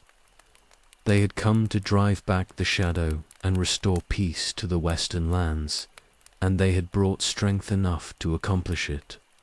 The army they'd landed could have conquered kingdoms if conquest had been their purpose. But Númenor had no desire for dominion over the lands of Middle-earth. They came as allies, not conquerors. The campaign began immediately. The Númenorian army marched east with Gil-galad's forces joining them, and together they swept across Eriador, hunting the remnants of Sauron's invasion. Everywhere the enemy had spread, the combined armies drove them back. The orcs fled before the advance, and the corrupted men sued for peace or scattered into the wilderness. Sauron himself had retreated to Eriador's eastern borders when the Númenorian fleet first appeared. He was no fool, and he recognized immediately what their arrival meant. He could not stand against the combined might of Númenor and the Elven kingdoms. Not yet, not with his forces depleted from the war and his carefully laid plans in ruins. The One Ring gave him power, but not enough to face what marched against him now. The armies pursued him east toward the mountains. They caught his rearguard several times and destroyed it utterly, but Sauron himself always escaped the net. He abandoned his fortresses and his supply lines, pulling back toward Mordor, where his strength was greatest, and his enemies would struggle to follow. The retreat was orderly despite its speed, proving that even in defeat he remained dangerous. The pursuit ended at the edge of the lands the West could reasonably hold. Beyond lay territories too vast and hostile to occupy, mountains and deserts where supply lines would stretch too thin and ambush waited around every pass. The army stopped and established a watch, content to have driven the enemy back to his own stronghold rather than attempting to root him out at costs they could not afford. Sauron reached Mordor and sealed his borders. The reports filtering back spoke of his fury at the defeat and his determination to rebuild stronger than before. He had learned from this failure just as he'd learned from Morgoth's fall. Next time he would be more careful, more patient, more thorough in his preparations. But that was for the future. For now he was contained and the West could breathe. The Númenorians made no move to claim territory or establish dominion over the lands they had saved. They helped restore order where war had shattered it, gave counsel where it was needed, and then prepared to depart. Their captain told Elrond they would leave garrisons in a few key harbors to watch for any renewed threat. But Númenor itself had no desire to rule in Middle-earth. The island kingdom was enough for them. Elrond saw in this both relief and concern. Relief that they came as true allies without hidden ambitions.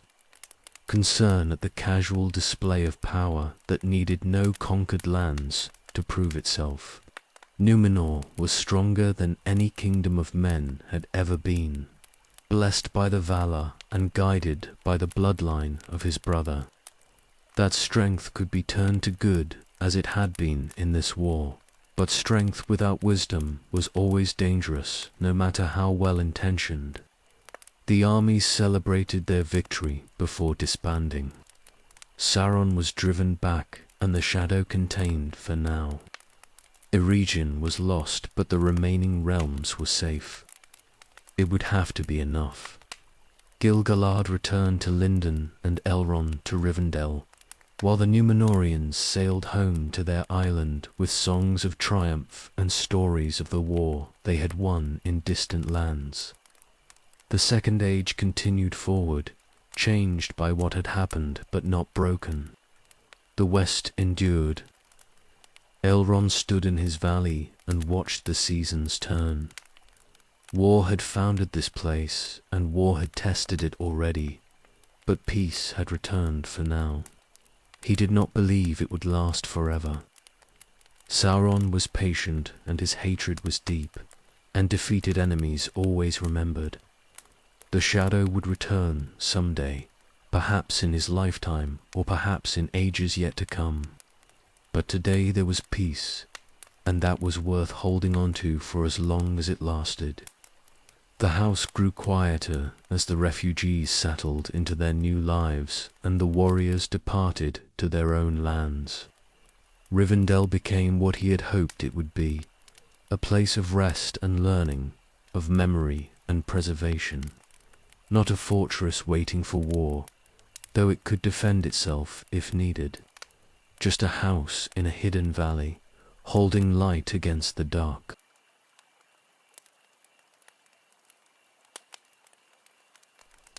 13 centuries passed. The number sounds impossible when spoken aloud. More time than mortal kingdoms endure from founding to ruin. But for the elves it was simply life continuing as it always had. Wars came and went in the memories of immortals, but the long stretches between them were what filled most of the years. Elrond settled into the rhythm of peace and found it both blessing and burden. Rivendell grew slowly during those ages, not in size so much as in depth, becoming more itself with each passing generation. The gardens matured until they seemed to have always been there, trees reaching heights that spoke of centuries rather than decades. The library expanded as scribes copied texts and travelers brought knowledge from distant lands. The house became known across all the Western territories as a place where wisdom was kept and counsel could be sought. Elrond walked the same paths year after year and watched them change with such slowness that each day seemed identical to the last. Only when he thought back across decades could he see the differences. The way saplings had become mighty trees and young scholars had become ancient lawmasters. Immortality meant living in a different relationship with time than mortals knew, where change was measured in generations rather than seasons. The peace held across the Westlands. Sauron remained in Mordor, sealed behind his mountains, and the reports filtering back suggested he was rebuilding his strength but making no moves toward open war. He'd learned caution from his defeat and would not strike again until he was ready. That readiness might be centuries away, or it might be tomorrow. There was no way to know. Gil-galad maintained watch from Lindon, keeping scouts on the borders and maintaining alliances with the kingdoms of men that rose and fell across Middle-earth. Elrond served as he always had, offering counsel when asked and acting as the High King's representative in matters that required delicate handling. The work was quieter than war, but no less necessary. Peace required maintenance just as much as conflict. Númenor sent ships regularly during the early centuries of the peace. They established ports and havens along the coasts, trading with the peoples of Middle-earth and offering aid where it was needed. The Númenorians were generous in those days, sharing their knowledge and their crafts without asking anything in return save friendship. They were still close enough to their founding to remember why the Valar had given them their island kingdom. But slowly, gradually, the character of Númenor began to change. The ships that arrived carried men who seemed less like Elros's immediate heirs and more like something else, prouder and more distant. They spoke of their island kingdom with emphasis that suggested superiority rather than simple love of homeland. They looked at the peoples of Middle-earth with eyes that measured worth rather than recognized kinship. Elrond noticed the shift across the centuries and found it troubling. Pride was not evil in itself, but it was the soil where darker things could take root. Numenor was blessed beyond any kingdom of men before or since, granted long life and great strength and the friendship of the Valar themselves. Such gifts could lead to gratitude and wisdom, or they could lead to arrogance and the belief that blessing was the same as right to rule. He remembered his brother during those years more than he had in the centuries immediately after their parting. Elros had chosen mortality and kingship both, accepting the burden of leading his people, knowing he would not live forever to guide them. What would he think of what his kingdom was becoming? Would he recognize the pride creeping into his descendants' hearts, or would he have approved of their strength and their reach? The question had no answer. Elros was dust long since, his reign legendary and his wisdom passed into history. His children and his children's children ruled Numenor now, each generation a step further from the choices that had founded their kingdom. They were not evil, not yet, but they were changing in ways that made the elves uneasy. The centuries rolled forward. Rivendell endured unchanging while the world around it shifted and transformed. Kingdoms of men rose in the lands nearby and then fragmented or faded. Generations were born and died knowing nothing but peace, which made them soft in ways their grandparents who survived the war had not been. Peace was precious, but it made people forget why they needed to stay vigilant. Elrond kept watch regardless. He remembered too much to ever fully relax, had seen too many times how evil rebuilt itself when good men grew complacent. Sauron was still in Mordor, still gathering strength, still planning whatever next move would come. The shadow had not been destroyed, only driven back, and driven back things always remembered where they'd been driven from.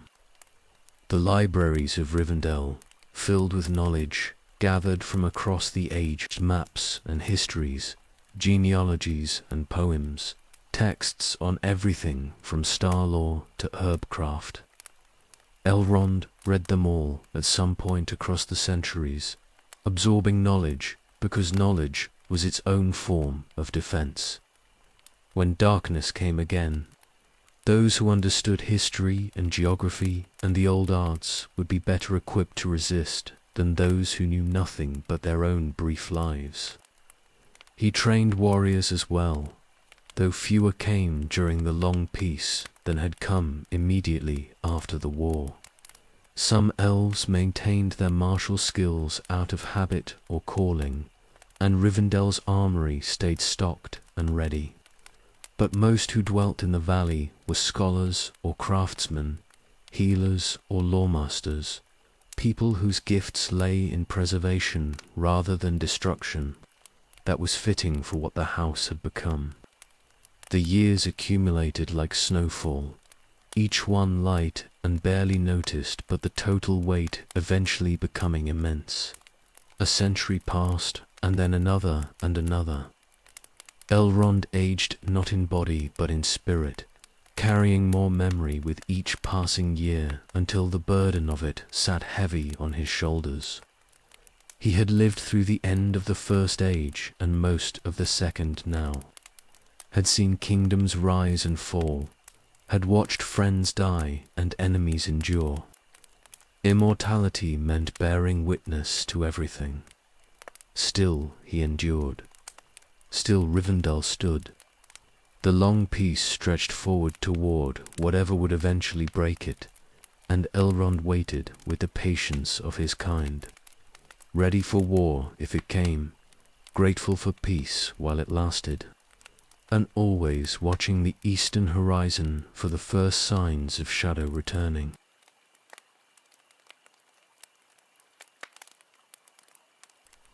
The reports from Numenor grew strange during the final centuries of the age.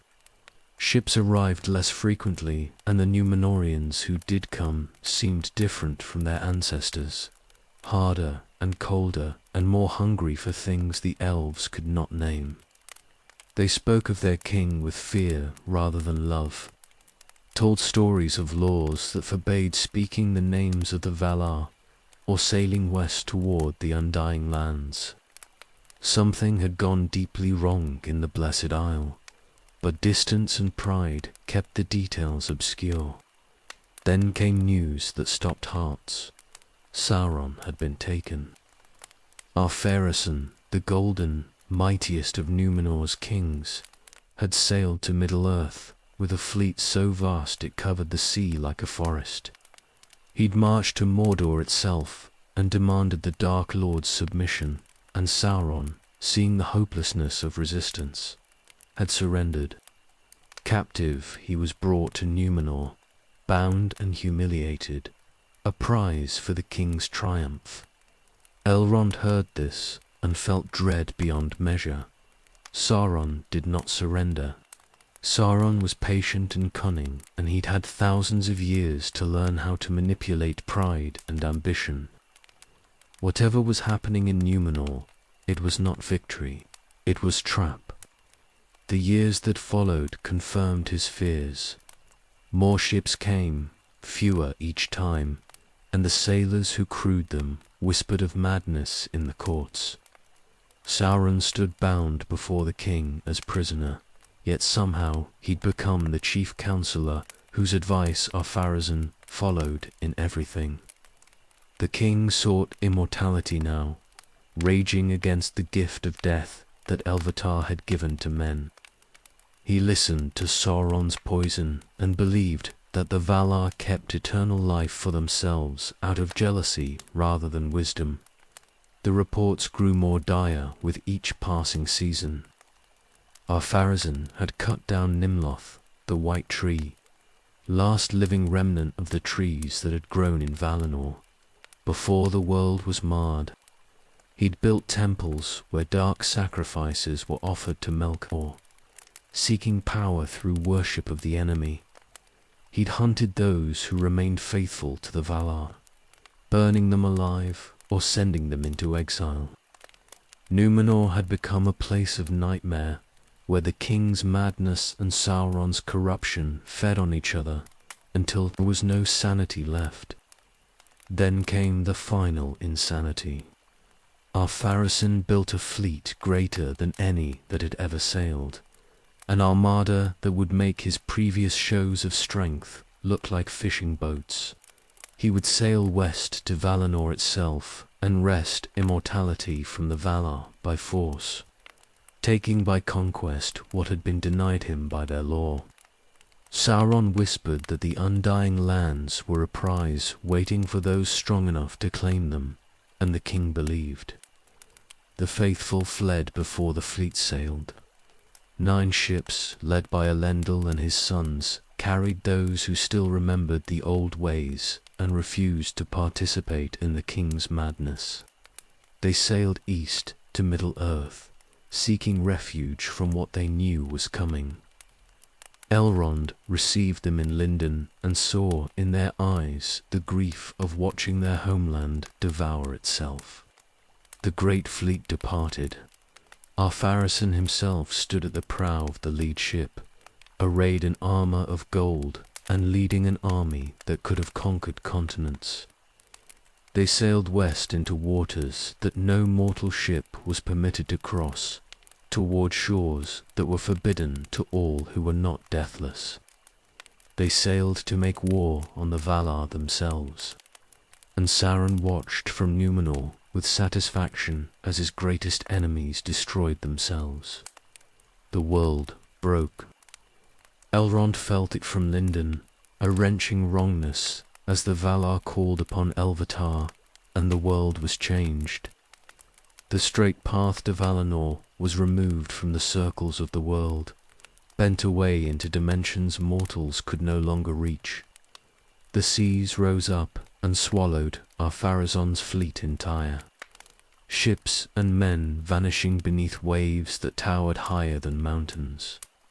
and Numenor itself, the Star Isle, the Blessed Kingdom, the realm his brother had founded and ruled and died for. Numenor drowned. The island sank beneath the waves in a single day and night of cataclysm. Every city and town, every harbour and farmstead, every monument and memory went down into darkness. Millions died in the drowning, guilty and innocent alike, swept away by the judgment that fell on the kingdom. The sea rushed in to fill the space where the island had been, and when the waters calmed, there was nothing left but empty ocean and the echoes of screaming. Elrond stood on the western shore and stared at where the island had been, though it lay too far away to see even on the clearest day. His brother's kingdom was gone.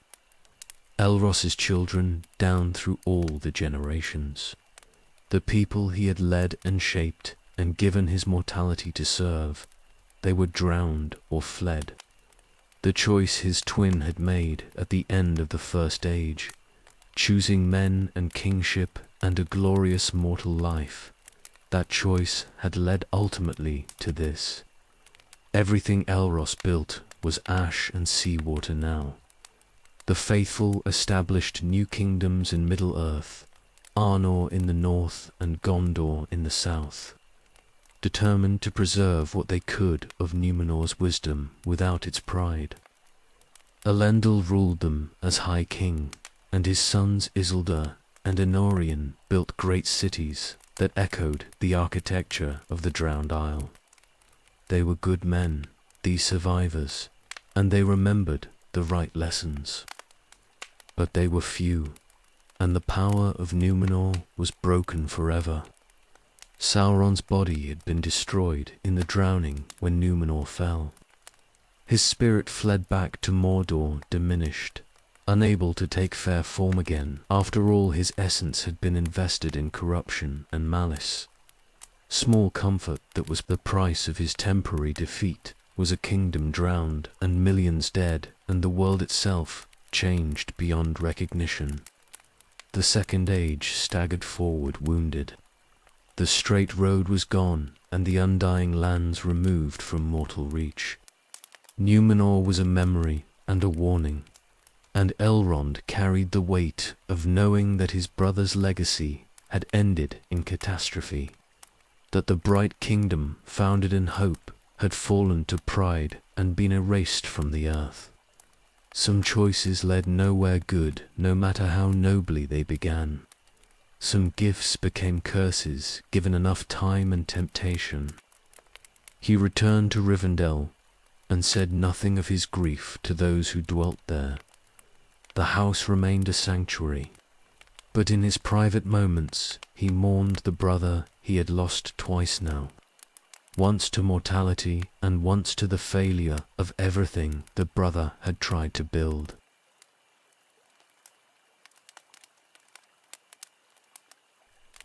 A century passed after Numenor drowned, and the world changed. Sauron spent those years rebuilding his strength in Mordor, gathering armies and forging weapons and preparing for the war he knew was coming. He'd lost his fair form in the drowning and could no longer deceive through beauty, but his power remained and his hatred had only deepened. The kingdoms of the faithful would pay for their defiance. He struck first. His armies poured out of Mordor in Second Age 3429, attacking Gondor with overwhelming force. The great cities that Isildur and Anarion had built were besieged, their walls tested by siege engines and sorcery.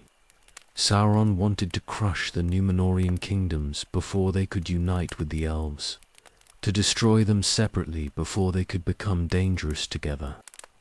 Gondor held, but barely.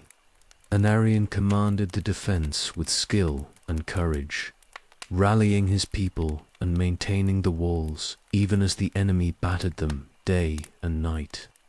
He sent messengers north to his father begging for aid, and Elendil sent riders racing to Lindon carrying messages for Gil-galad.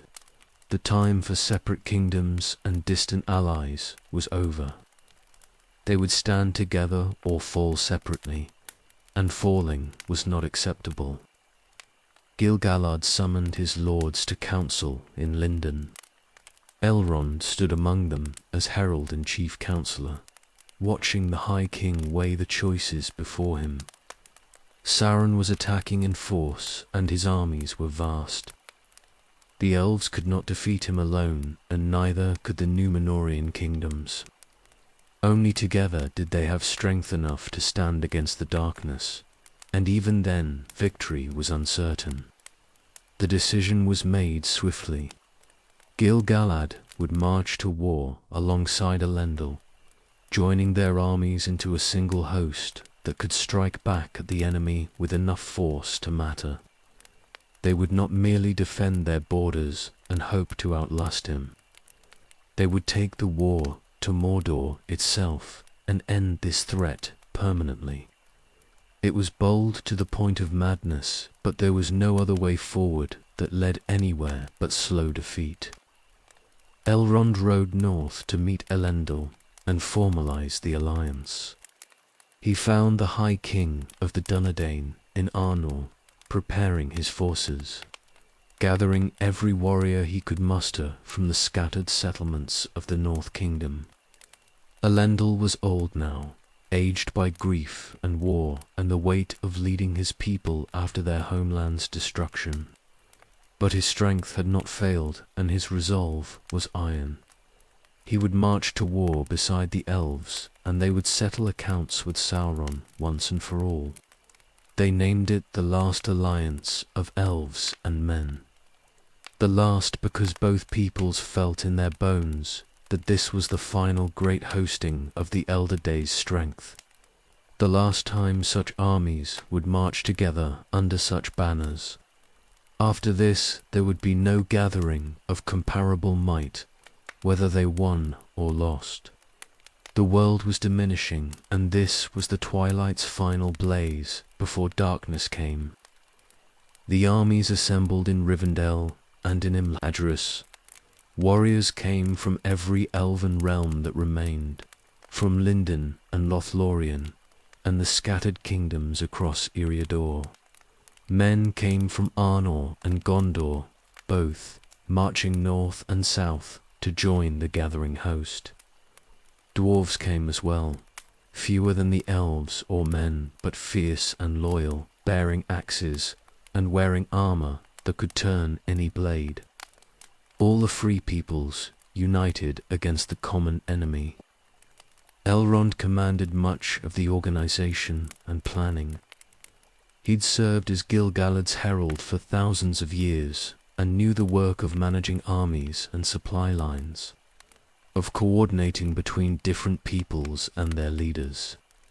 The host that gathered was massive, but it needed structure and discipline to function.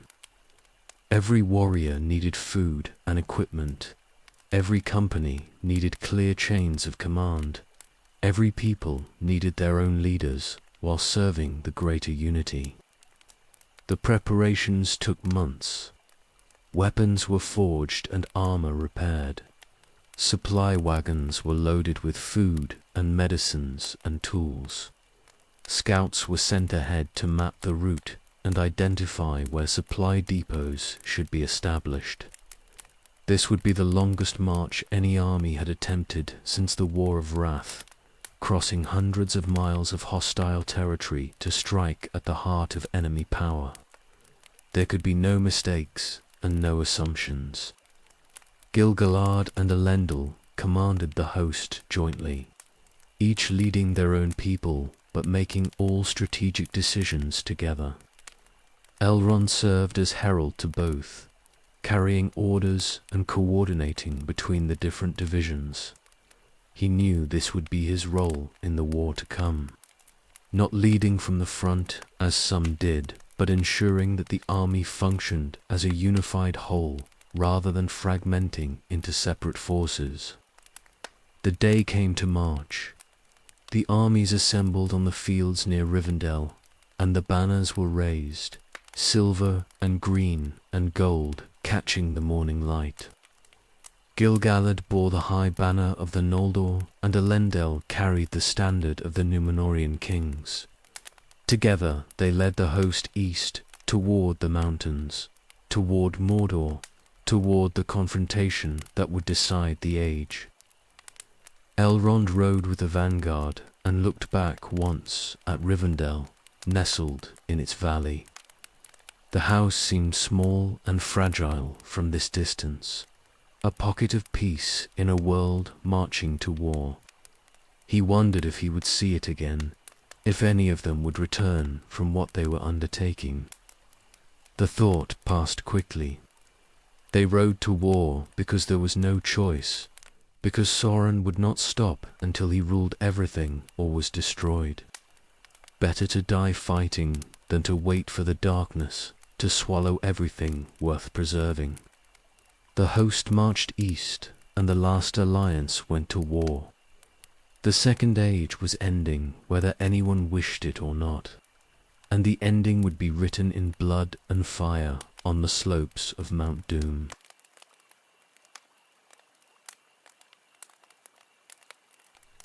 The march took months.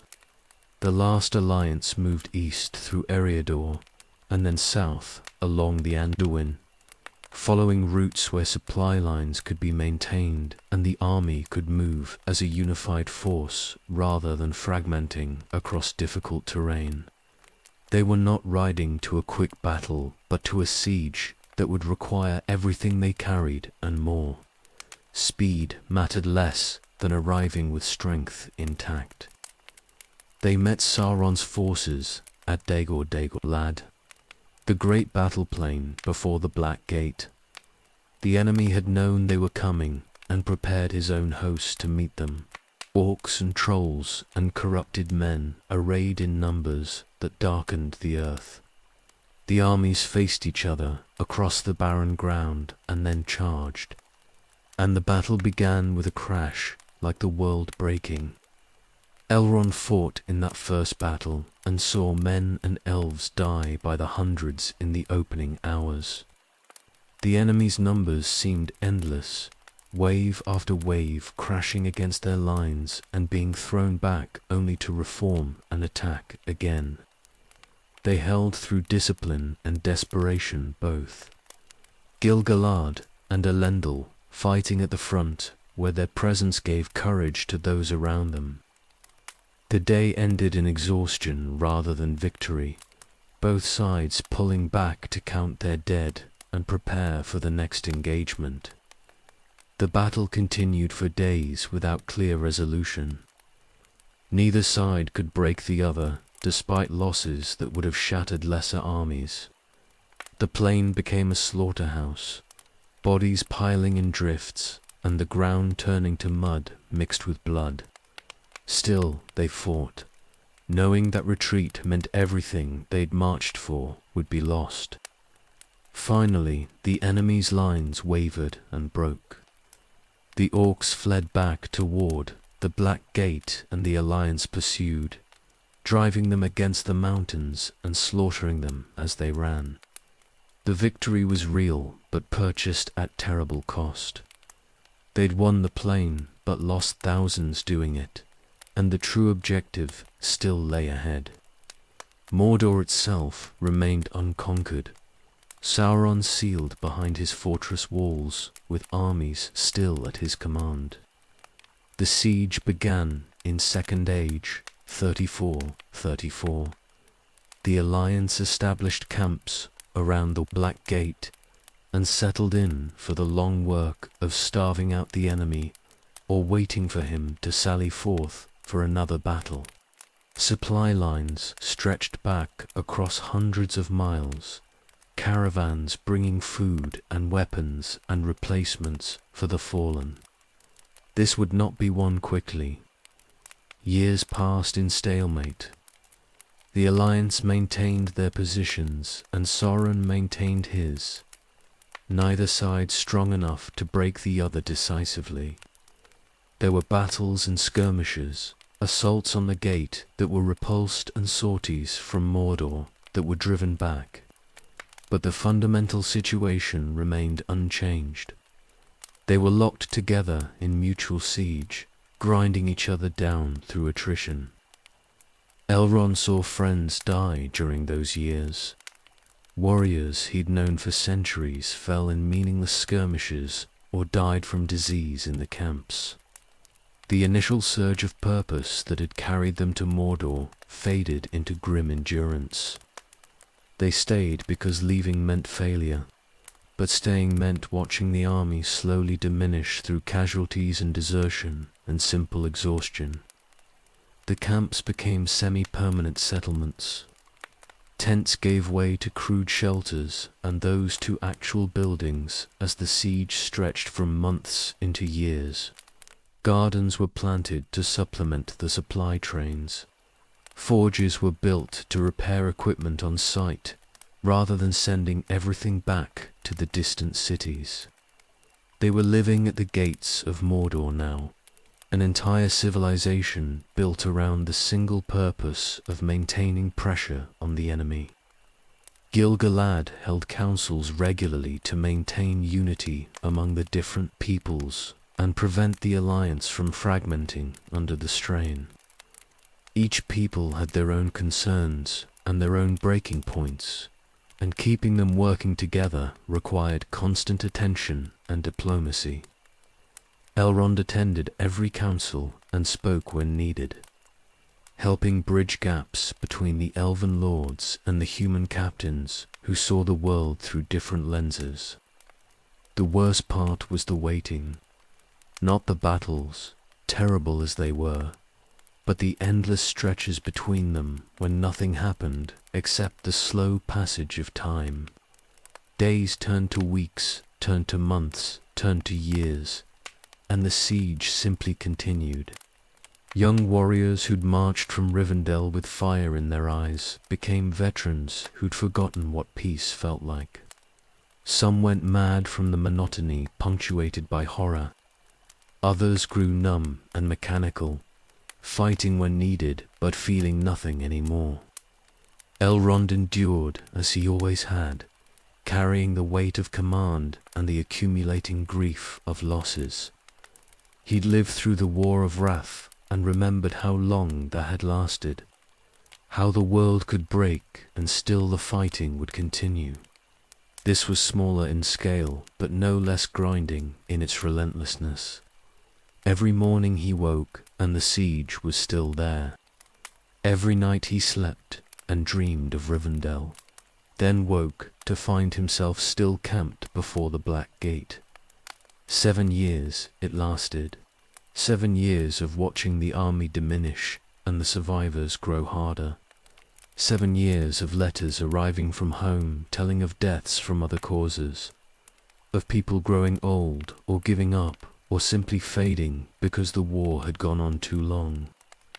7 years of holding the line and wondering if this was all they would ever do, if perhaps Sauron's strategy was simply to outlast them until they had no choice but to withdraw. But Gil-galad and Elendil never wavered in their determination. They'd come to end the threat permanently, and they would not leave until that was accomplished. The siege would continue as long as necessary. Sauron would emerge eventually, whether driven by hunger or fury or overconfidence, and when he did, they would be ready. Elrond walked the camps at night sometimes, checking on the watch and speaking with warriors who couldn't sleep. He saw in their faces the toll the years had taken, the way hope had curdled into mere stubbornness. They stayed because they'd come too far to quit, because their friends had died to get them here, because leaving would make all those deaths meaningless. Not the noblest reason to continue fighting, but perhaps the most honest. The 7th year ended and they were still there, still holding, still waiting for the moment when everything would finally break one way or another. The last alliance had become a fixture of the landscape, as permanent as the mountains and as immovable as the enemy they besieged.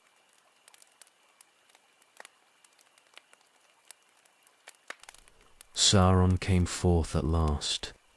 7 years of siege had worn his patience to nothing, and he would break the alliance or die trying.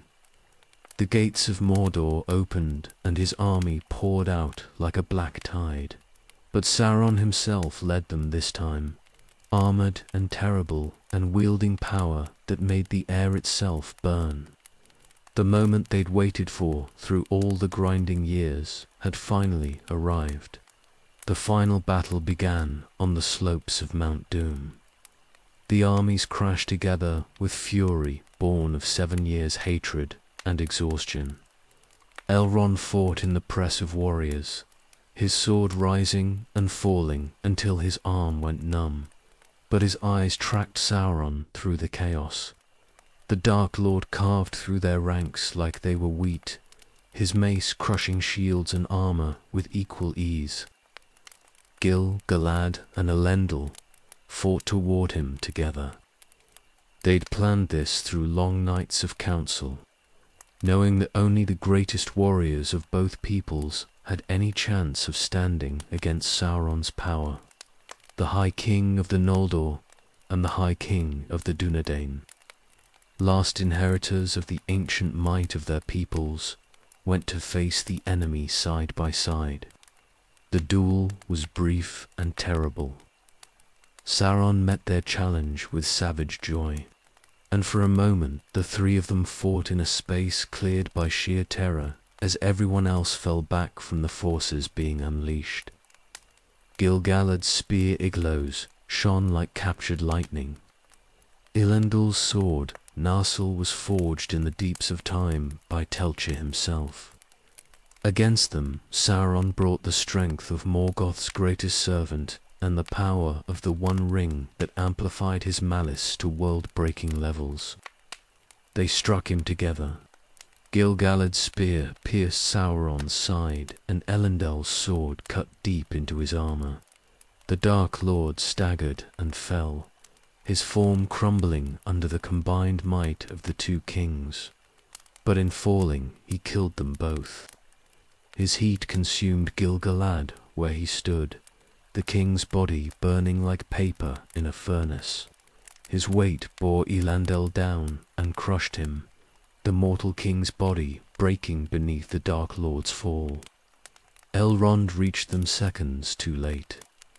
Gil-galad was already dead, his body still smouldering from Sauron's final malice. Elendil lived just long enough to look at his sons with eyes that understood he was dying. Then he was gone too, and both kings lay dead on the mountain slopes, while Sauron's body collapsed into ruin beside them. Isildur knelt by his father's corpse. The young man's face was a mask of grief and rage mixed together into something that might break him or forge him into steel. He took up the shards of Narsil where they'd fallen, the great sword broken in the final moment of his father's death. With one of those shards, he cut the One Ring from Sauron's hand. The enemy's forces broke when the ring was taken. Orcs fled in every direction, and the corrupted men threw down their weapons and begged for mercy. The Alliance pursued them across the plain and into the mountains, destroying Sauron's army as a coherent force. The Dark Lord's body lay in ruin, and his ring was captured. The war was won. Elrond stood beside Isildur and looked at the ring resting in the young king's palm. It seemed small to have caused such ruin, just a band of gold that caught the firelight from the mountain above. But he could feel the malice radiating from it. The concentrated essence of Sauron's power and hatred forged into a form that would endure as long as the world lasted. He told Isildur to destroy it. The cracks of doom were just above them, the fires where the ring had been forged still burning in the mountain's heart. Cast it in and it would unmake, taking Sauron's power with it into oblivion. Without the ring, the Dark Lord could never rebuild his strength to threatening levels. This was the moment to end it permanently. Isildur refused. The ring was his by right of conquest, claimed from his enemy's hand as Wurgold for his father's death. He would keep it and use it to rebuild what the war had destroyed, to make Gondor and Arnor strong enough that no enemy would ever threaten them again. The power was his now, and he would not simply throw it away. Elrond argued as much as friendship and respect allowed. He spoke of the ring's corruption and Sauron's cunning, of how power gained through such means would inevitably poison whoever claimed it. But Isildur was raw with grief and flush with victory, and convinced of his own strength of will. He would master the ring where others had failed. He would be wiser than those who'd fallen to temptation before. The moment passed. Isildur claimed the ring and would not be moved from his decision. The armies began the long journey home, carrying their dead and their victory both. Sauron was defeated and his body destroyed. The Dark Tower was cast down and Mordor lay in ruins. By any measure, they'd won the war completely, but the ring endured. Elrond knew in his bones that this failure would haunt them, that Isildur's choice would lead nowhere good. The young king believed he was strong enough to master it, but Sauron had poured too much of himself into that small golden circle. It would corrupt whoever held it eventually, turning them into instruments of the very evil they'd fought to destroy. He returned to Rivendell, carrying the weight of 2 losses. Gil-galad was dead, the last High King of the Noldor in Middle-earth, gone forever. And the ring that should have been destroyed was loose in the world, waiting to work its poison on whoever came into its possession. Victory and defeat were so thoroughly mixed he couldn't tell them apart anymore. The Second Age was ending. Sauron was diminished beyond recovery in any time frame that mattered. But the seeds of future ruin had been planted in the moment of triumph. Elrond settled back into his house and waited to see what would grow from them.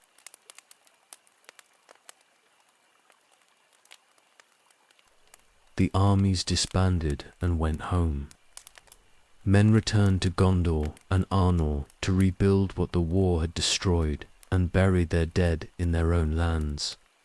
Elves scattered to their various realms, some to Lindon and some to the eastern forests, some to Lothlorien, where Galadriel ruled.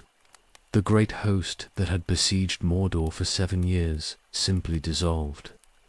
Its purpose accomplished and its unity no longer necessary. Elrond returned to Rivendell and found the house standing exactly as he'd left it. The gardens had been tended and the halls maintained by those too old or too young to march to war. It looked unchanged, peaceful and timeless, and untouched by the horror that had consumed the wider world. He walked the familiar paths and felt like a ghost returning to haunt places he no longer quite belonged. Gil-galad was dead. The thought kept circling back, no matter what else occupied his mind. The last High King of the Noldor in Middle-earth had burned on the slopes of Mount Doom, and there would be no successor. The kingship had passed from Fingolfin to Fingon to Gil-galad across thousands of years. But the line ended there. No one remained with the authority or the lineage or the simple will to claim that crown. Lindon endured without a High King. The realm continued under the governance of lords who'd served Gil-galad, maintaining what traditions they could and preserving what knowledge remained. But it was diminished, a kingdom without the figure who'd given it purpose and direction. The elves there went about their lives with the understanding that they were living in an ending, maintaining something that would not last. The Third Age began in the year of Sauron's fall, not officially, not with any ceremony or declaration. but simply because the world had changed enough that the old age could not continue. The Second Age had been defined by Numenor's rise and fall, by the forging of the rings and the wars against Sauron. Now Numenor was drowned, and the rings scattered, and Sauron defeated beyond any recovery that would matter in the lifetimes of men. A new age needed a new name. Elrond felt the shift in ways he could not quite articulate. The world was smaller now than it had been in the First Age, or even the Second. Fewer elves remained in Middle-earth, more sailing west each year as the grief and weariness of mortal lands became too much to bear.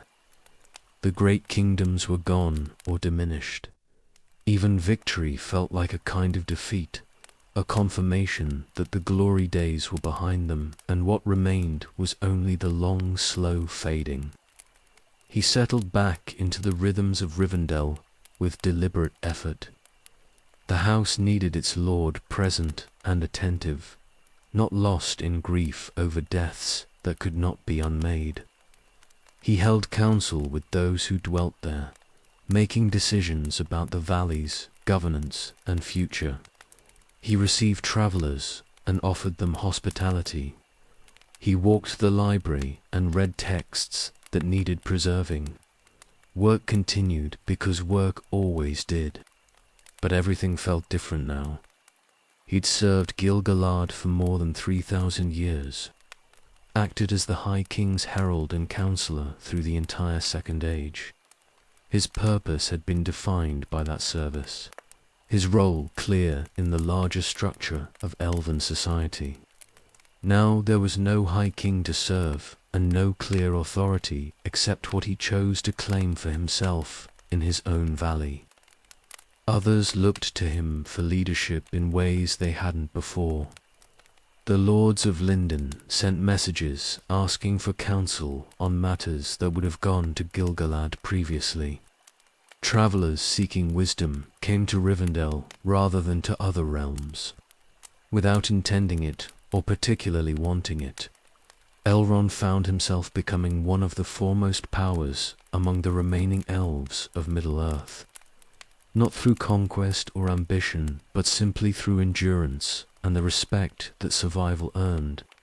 He corresponded with Círdan in the Grey Havens and with Galadriel in Lothlorien, the other great elven lords who'd survived the wars and maintained realms in the Third Age. They formed a kind of informal council, coordinating where coordination was needed and preserving what knowledge and tradition they could. But it was not the same as the old hierarchies. They were caretakers now, not builders, guardians of memory rather than shapers of the future. The kingdoms of men would rise and fall across the new age. Gondor and Arnor, ruled by Isildur's line, would endure for a time and then fragment or fade as mortal kingdoms always did. The elves would watch it happen from their diminishing realms, intervening where they could, but mostly just bearing witness. Their time in Middle-earth was ending regardless of what they did. The choice was only how they spent the years that remained. Elrond made Rivendell into what it would be for the age ahead. A sanctuary and a library, a place of healing and counsel, a house where knowledge was kept and traditions maintained. Not a kingdom aspiring to power, but a refuge preserving memory. That was the role left to the elves now, to remember what had been and pass it on to whoever would listen. The Third Age stretched ahead of him, empty and uncertain. He'd lived through 2 ages already and watched both end in fire and transformation. This new age felt diminished from the start, beginning in the aftermath of catastrophe rather than with any sense of hope or new beginning.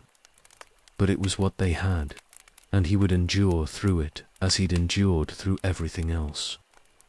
Gil-galad was dead, and the old order with him. the Third Age began in the shadow of that loss, and Elrond stood in Rivendell, watching the seasons turn and wondering how many more ages he would see before the world was finished, transforming into something he no longer recognized.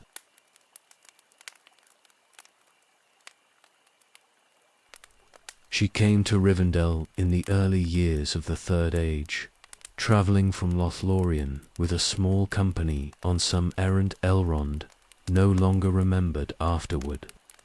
What he remembered was seeing her in the gardens and feeling something shift in his chest that he'd thought was long dormant.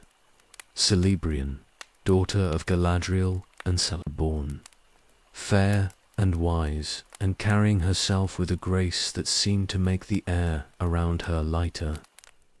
They'd met before, in passing during the Second Age.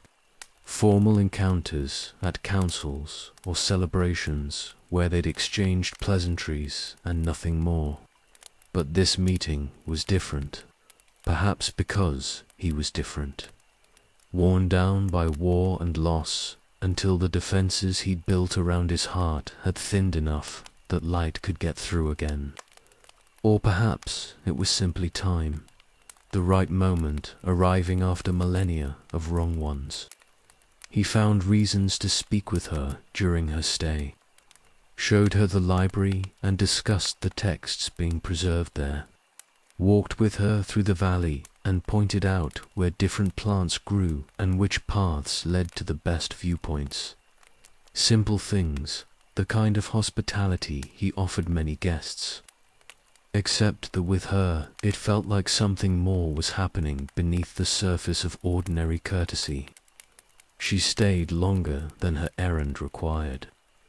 Days became weeks, and weeks became months, and neither of them spoke directly about why she wasn't returning to Lothlorien yet. Her company departed, and she remained, claiming interest in Rivendell's libraries, or the beauty of the valley, or a dozen other reasonable justifications that didn't quite explain the truth. The truth was simpler and more complicated than any excuse. They were drawn to each other in ways that defied easy explanation, finding in each other's company a peace that neither had known they were missing.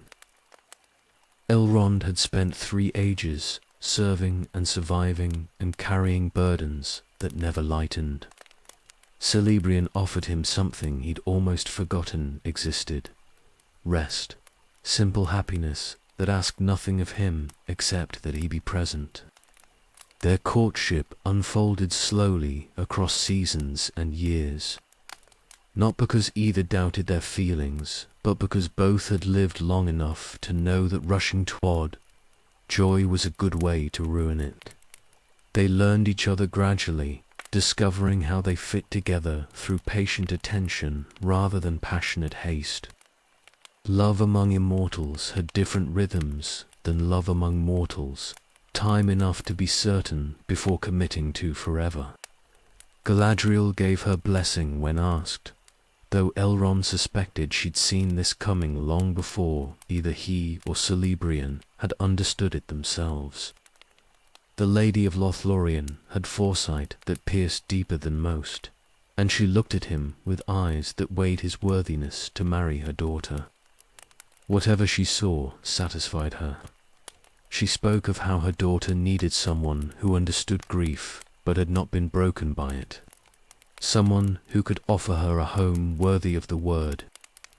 They married in Rivendell during the 1st century of the Third Age. The ceremony was attended by elves from every remaining realm and a few of the Dunedain who'd become friends during the wars. It was joyful in ways Elrond had not experienced since before the First Age ended, uncomplicated happiness that required no grief mixed in to make it bittersweet, just celebration and hope and 2 people choosing each other with clear eyes and full hearts. Celebrian transformed Rivendell simply by dwelling there, not through any grand changes, but through 1,000 small touches that made the house feel more alive. She brought music and laughter to halls that had been too quiet. She tended the gardens with a skill that made them flourish beyond what they'd been. She welcomed guests with warmth that made them feel less like visitors and more like family returning home. Elrond found himself happier than he'd been in living memory. The weight he carried didn't disappear. Grief and responsibility never went away completely, but Celebrian made the burden lighter by sharing it. She understood what it meant to be an elf in the Third Age, watching the world diminish while trying to preserve what was worth keeping. They carried that understanding together. The house changed around them.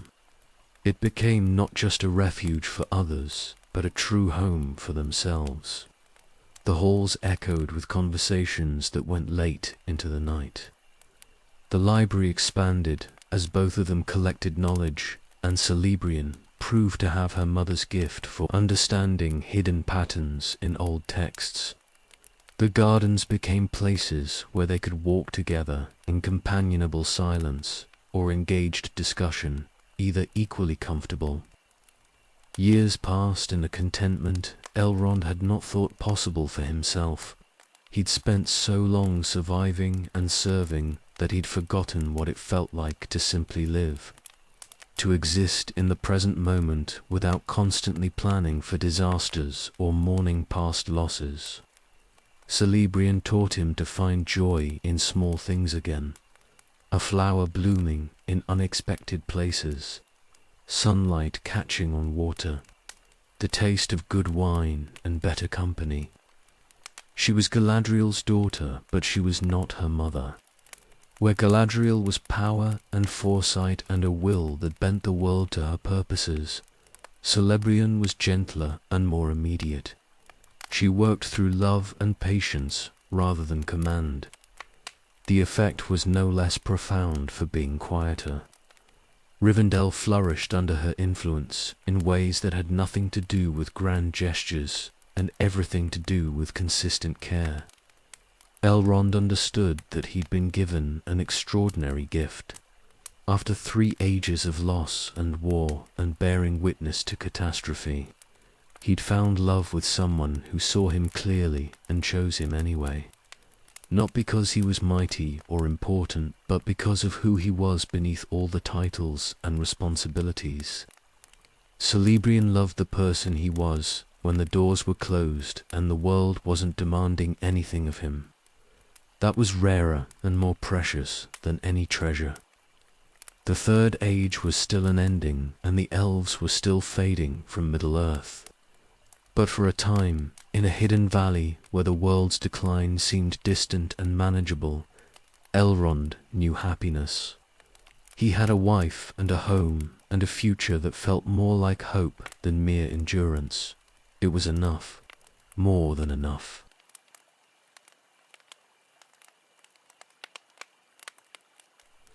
The twins were born in the spring of Third Age, 130.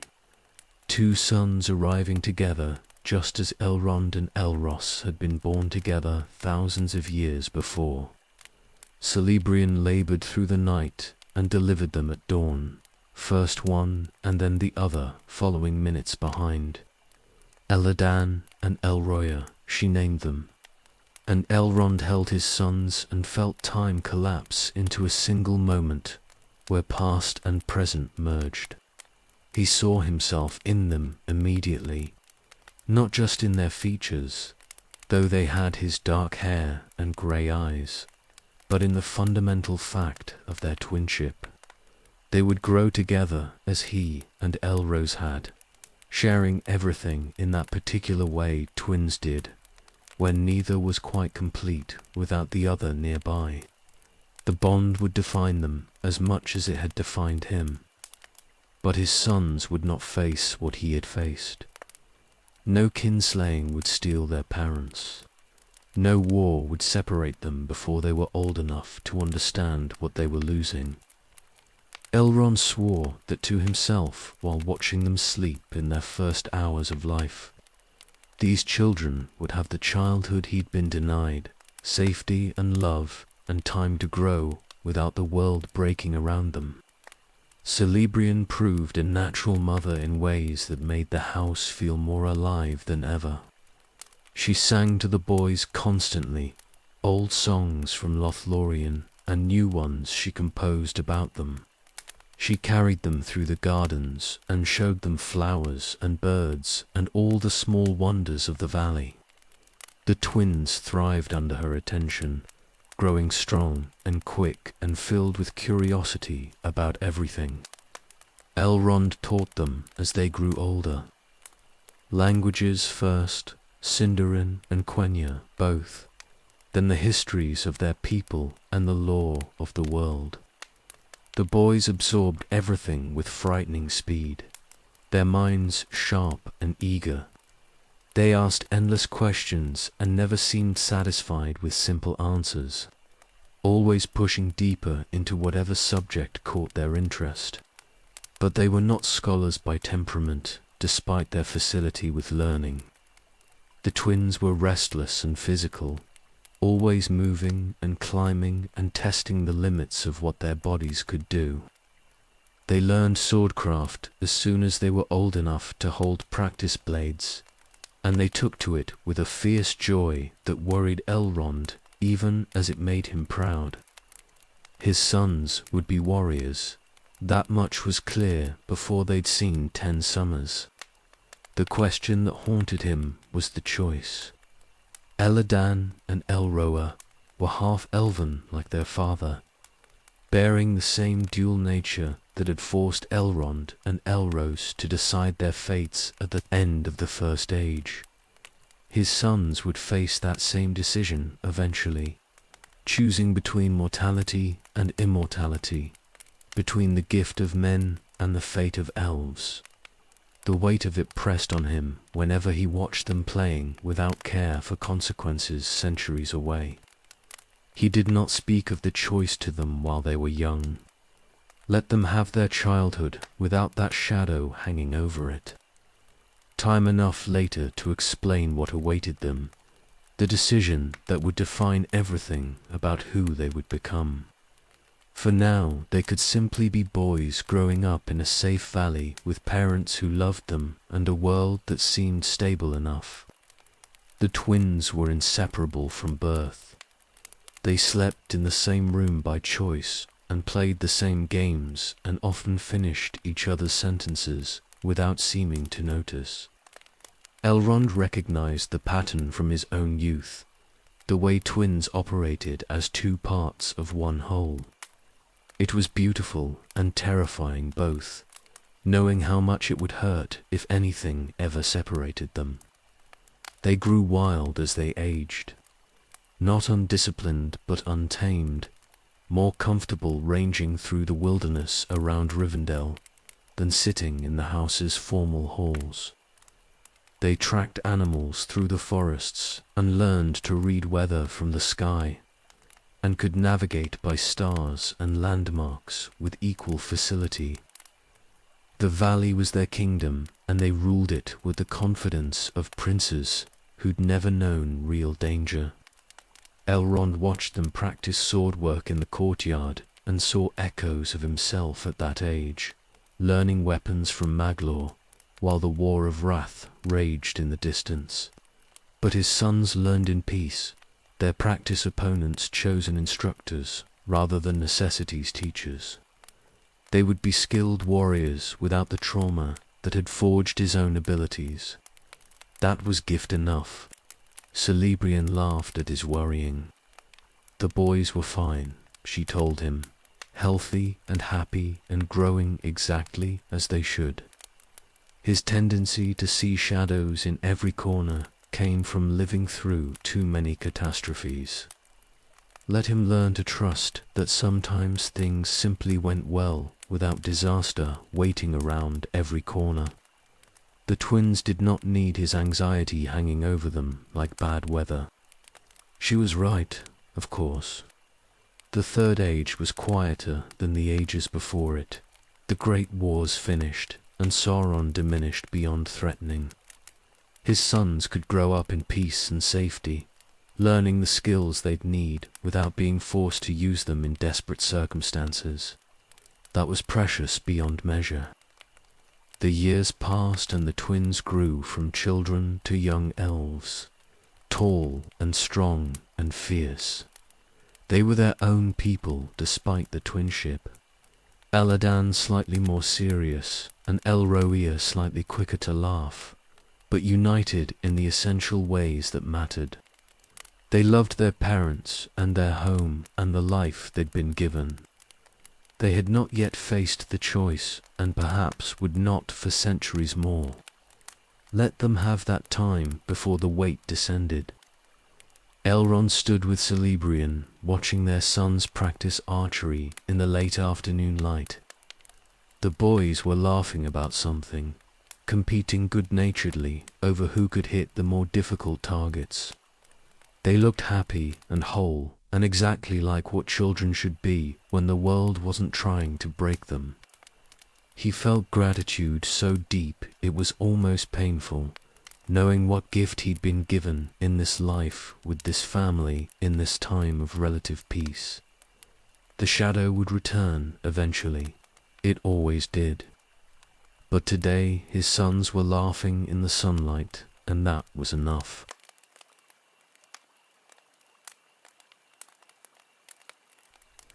The daughter came a century after the sons. Celebrian carried her through the winter and delivered her in early spring when the valley was coming alive with new growth. A girl this time, dark-haired and grey-eyed, like her brothers, but with something else in her face that made everyone who saw her pause. Beauty beyond the normal measure, even for the elves.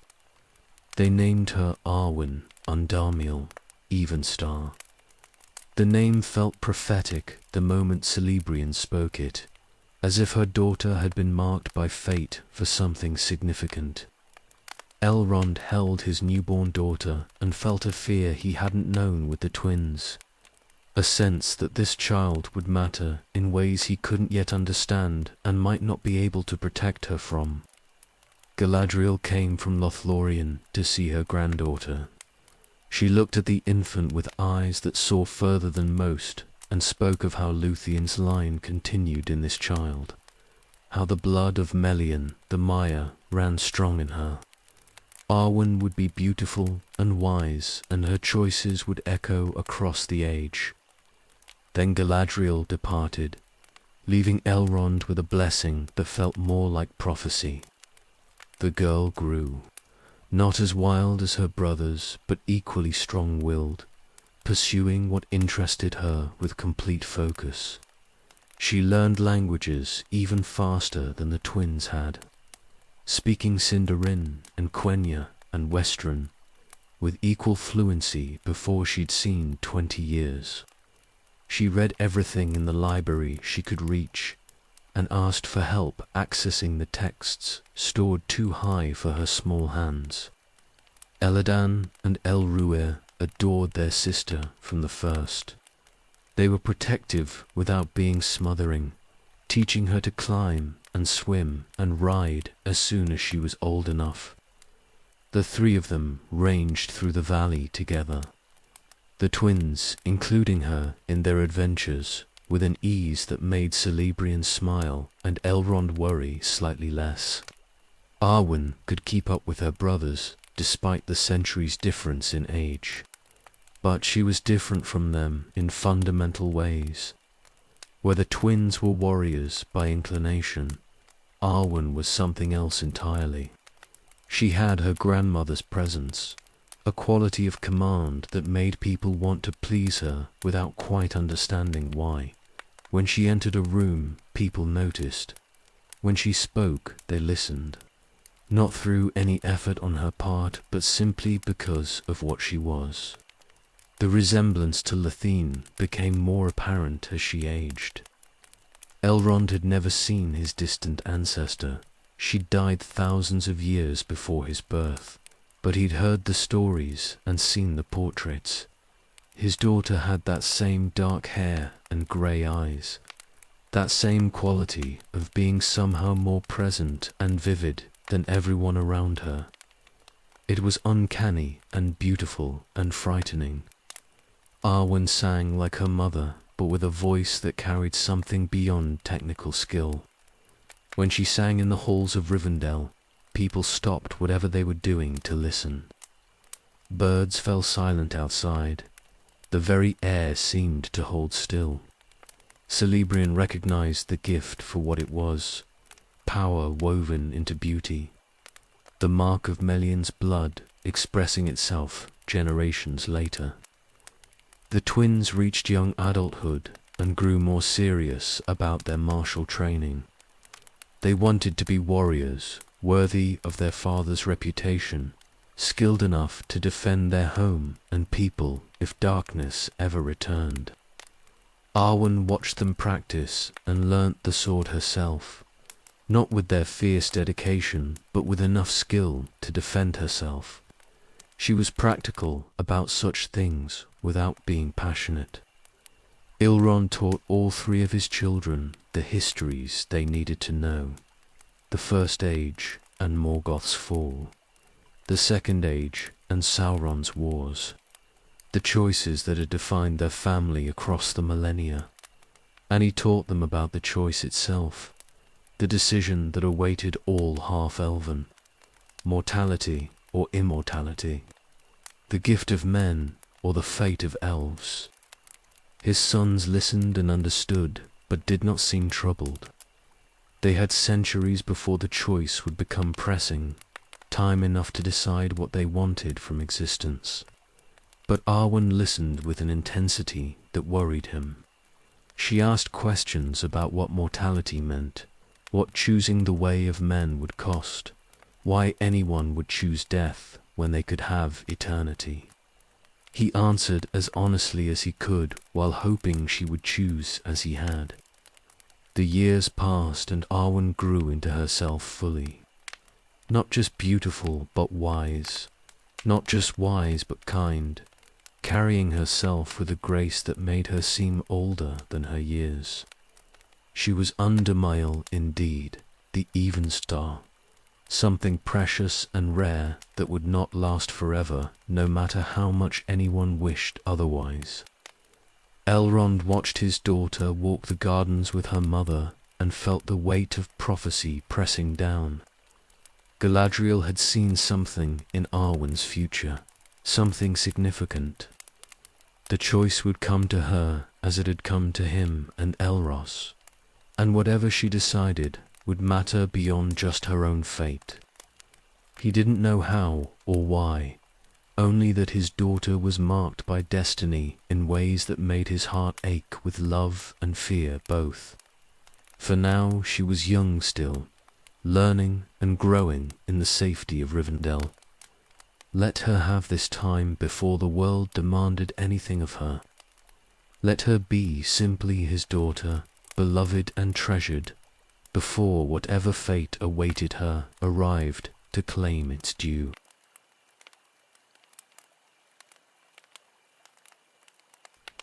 Time moved differently for immortals.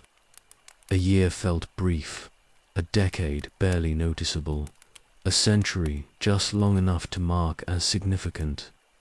1,500 years passed between the early Third Age and its middle reaches, and Elrond lived through all of it in Rivendell, watching the seasons cycle and the world change in ways both subtle and profound.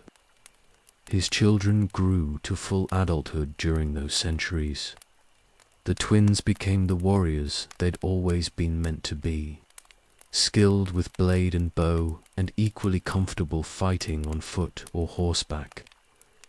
They ranged far from Rivendell on patrols and hunts, keeping the valley's borders secure and helping travelers who needed aid.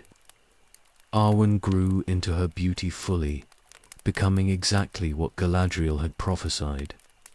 Luthien reborn in face and grace, if not in fate. Rivendell deepened its character as the years accumulated.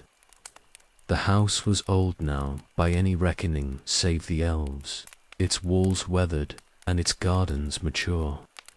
Travelers came from across Eriador and beyond, seeking the last homely house, knowing they would find rest and counsel there. Elrond kept his doors open to all who came in peace, maintaining the sanctuary he'd established centuries before. The work of preservation consumed much of his attention. Books and scrolls arrived from dying libraries, texts rescued from kingdoms falling into ruin or simply forgotten. He collected them all, preserving knowledge that would otherwise be lost when the people who'd created it faded from memory. The library grew until it rivaled any that remained in Middle-earth, a repository of lore from ages that most living beings had never known. He corresponded regularly with the other great powers of the age.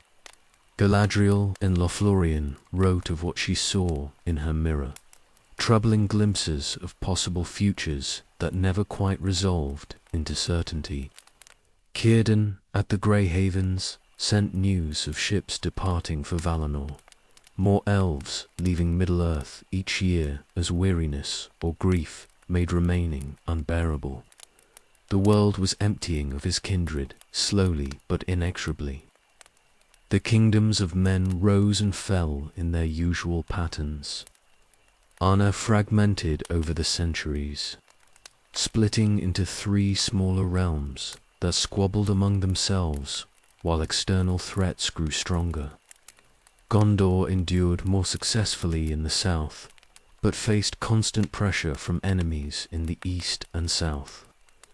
The Dunedain was still mighty by the standards of men, but diminished from what they'd been in Elendel's day. Mortality meant each generation started fresh without the accumulated wisdom that immortals carried. Elrond watched this decline with sadness but not surprise. Mortal kingdoms always faded eventually, their strength lasting only as long as exceptional leaders could maintain it. When those leaders died, their successors might be lesser and the kingdom would weaken. It was the nature of mortality to spend itself quickly, burning bright and brief where elves endured through patience and memory. He maintained contact with the Dunedain chieftains who led Arna's successor kingdoms. They were still kin to him through ancient bloodlines, descendants of Elros through Elendel. He offered them counsel when asked, and shelter when needed, keeping faith with the alliance that had defeated Sauron. But he could not stop their kingdoms from fragmenting any more than he could stop the seasons from turning. The shadow remained quiet during most of these centuries. Sauron was diminished and hiding, rebuilding his strength in some unknown location. Reports came occasionally of dark things stirring in corners of the world, of creatures that should not exist, and evil that moved with purpose. But nothing rose to the level of open threat. The enemy was patient and would not strike until ready. Elrond's children faced no pressing danger during these long years, and for that he was grateful beyond measure. They lived in peace and safety, learning and growing without the wars that had defined his own youth.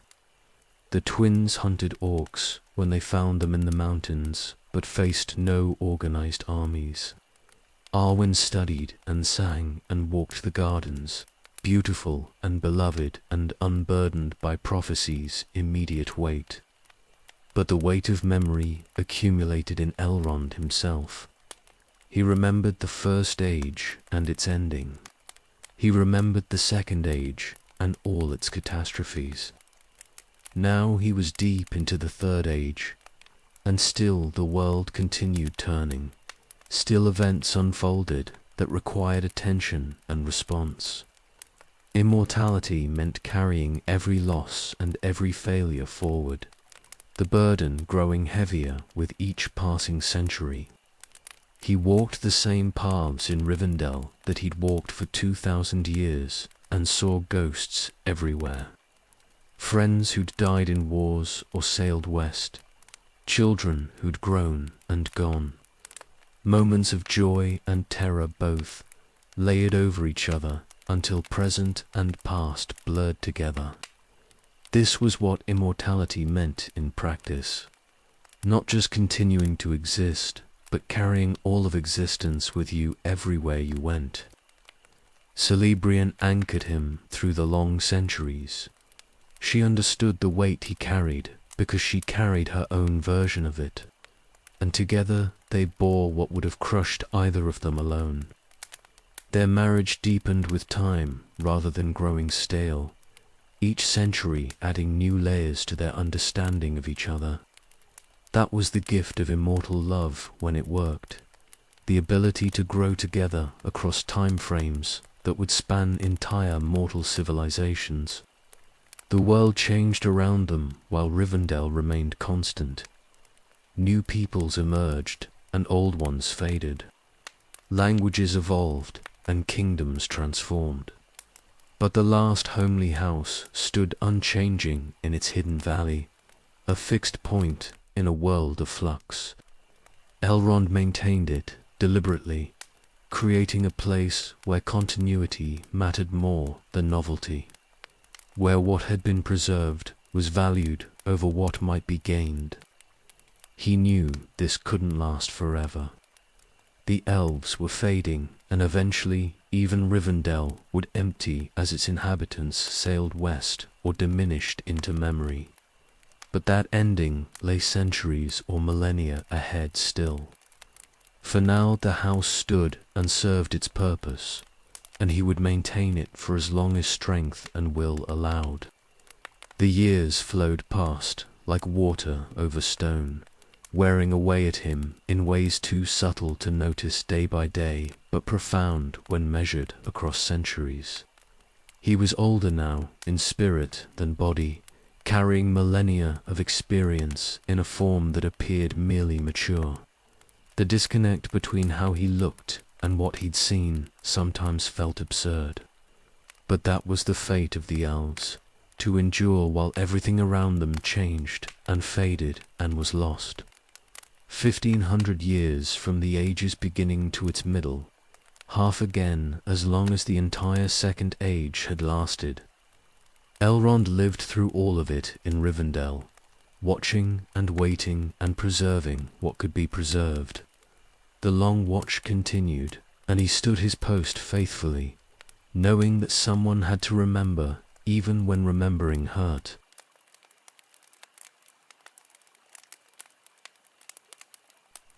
Arna split in Third Age 861 when the 10th king died without a clear heir and his sons could not agree on succession. The North Kingdom divided into 3 smaller realms, Arthedain and Cardol and R'dor, each ruled by a branch of the royal line, and each claiming legitimacy over the others. Elrond watched it happen and knew immediately that this was the beginning of the end. Divided kingdoms rarely reunited, and 3 weak realms would fall where one strong kingdom might have endured. The fracture wasn't clean. The 3 kingdoms disputed borders and trade rights, arguing over resources and prestige while external threats gathered in the darkness. What had been a single realm capable of defending itself became 3 petty states more concerned, with outdoing each other than maintaining their collective strength. The Dunedain's power dissipated in squabbling and pride. Elrond offered counsel when any of them asked for it. He reminded them they were kin and heirs to the same legacy, that Elwendil's kingdom deserved better than this slow dissolution. Some listened and tried to maintain peace with their neighbors. Others ignored him and pursued their grievances, convinced that their particular claim mattered more than unity. Mortal pride was a constant problem, especially among those who'd inherited power without earning it. Centuries passed and the 3 kingdoms grew weaker separately. Cardolan and R'dor particularly suffered, their lands harder to defend and their populations smaller. Arthedain endured better by virtue of geography and slightly better leadership. maintaining closer ties with the elves and remembering the old alliances. But even Arthedain was a shadow of what Arna had been, a remnant clinging to former glory while reality slowly pulled it apart. Then the Witch King rose in Angmar, a dark sorcerer claiming the mountains north of the fragmented kingdoms, gathering orcs and evil men under his banner and building a realm dedicated to destroying what remained of Arna. Elrond recognized immediately what he must be, one of the 9 who'd taken Sauron's rings and been devoured by them, a Nazgul ruling openly now that his master's power was returning. The attacks began in Third Age 1409. Angmar struck all 3 kingdoms simultaneously, coordinated assaults that exploited their disunity and weak borders. Rador fell almost immediately, its king slain and its people scattered or enslaved. Cardolan lasted longer, but broke under sustained assault, its territory overrun and its royal line extinguished. Only Arthedain survived, pulling back to more defensible positions and calling desperately for aid. Elrond sent what help he could. Warriors from Rivendell fought alongside the Dunedain, and his sons led many of those expeditions. The twins were grown now and skilled enough to command respect, and they threw themselves into defending Arthedain with fierce determination. But the forces Elrond could commit were limited. Rivendell was a sanctuary, not a military power, and he had responsibilities beyond this one kingdom. Círdan sent aid from the Grey Havens. Linden's remaining strength marched east. Together, the elves and the surviving Dunedain drove back Angmar's forces and killed enough orcs to make the Witch King pause. The kingdom was saved for the moment, but 2/3 of Arnor was gone forever, and what remained was weak and battered. The reprieve lasted 5 centuries. Arthedain held its reduced territory and maintained its traditions, but the kingdom never recovered its former strength. Each generation was slightly weaker than the last, the royal line thinning as heirs died without children or were killed defending borders that couldn't be adequately manned. Elrond watched it happen with helpless frustration, knowing how it would end but unable to stop the slow collapse. The Witch King struck again in Third Age, 1974. This time he committed everything. A final assault meant to finish what he'd started centuries before. Angmar's full strength fell on Arthedain and overwhelmed it. The last king died defending his capital. His son fled with the remnants of the army and a handful of survivors. The North Kingdom was dead. Elrond received the refugees in Rivendell. Prince Aranorth arrived with maybe 200 survivors out of a kingdom that had once held tens of thousands. The prince was young and traumatized and trying desperately to hold together what little remained of his people. He asked Elrond for shelter and aid, and Elrond gave both without hesitation. Círdan and Glorfindel led an army from the west the following spring. They marched north with elven warriors and caught the Witch King's forces scattered across the conquered territories. The battle was fierce but decisive. Angmar's army was destroyed and the Witch King himself was driven from the field, his physical form broken and his realm shattered. Victory of a sort. But Arthedain remained dead. Destroying Angmar didn't resurrect the kingdom or restore the people who'd been slaughtered. The survivors had no cities to return to and no power to reclaim their lands from the orcs and evil things that infested them now. The North Kingdom was finished, regardless of who controlled its former territory. Aranorth took the title chieftain rather than king. He ruled the surviving Dunedain as a people without a kingdom. scattered and hidden and maintaining their bloodline out of stubborn hope that someday the realm might be restored. Elrond swore to aid them, to shelter the chieftains and their heirs in Rivendell when needed, to preserve their history and bloodline across however many generations it took until restoration became possible.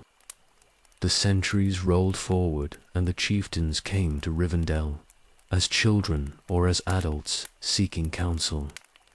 Elrond kept faith with them, maintaining the alliance his foster son's grandfather had forged. But Arna never rose again. The north remained wild and dangerous, home to wandering rangers rather than settled farmers. Elendil's kingdom was memory now, another casualty of the Third Age's slow diminishment. Elrond had watched the entire process across 1100 years, from unity to division to destruction, each step predictable and each one impossible to prevent. Mortal kingdoms fell because mortals died and their wisdom died with them, leaving each generation to relearn lessons at terrible cost. He couldn't save them from themselves. He could only remember what they'd been and hope that memory would matter when the time came to rebuild.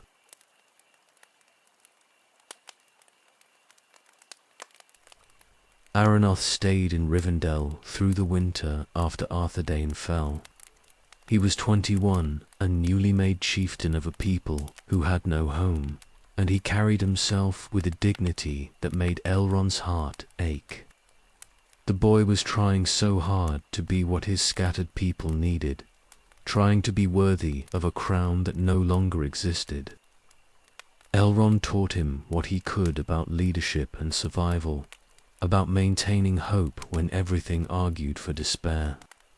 The chieftain left in spring to gather his people and lead them into the wild places where they could survive, if not truly live. But he came back the following winter, and the winter after that, establishing a pattern that would continue across the generations. The Rangers had no fixed home, but Rivendell became the place they returned to when they needed rest or healing, or simply a reminder that they were more than hunted wanderers in a hostile land. Elrond offered them more than shelter. He kept their records and genealogies, documenting the line of succession so it would not be lost even if every ranger died in the same season. He stored heirlooms they could not safely carry. The Star of Elendil and the Ring of Barahir, and other treasures that marked them as rightful heirs to Isildur's throne.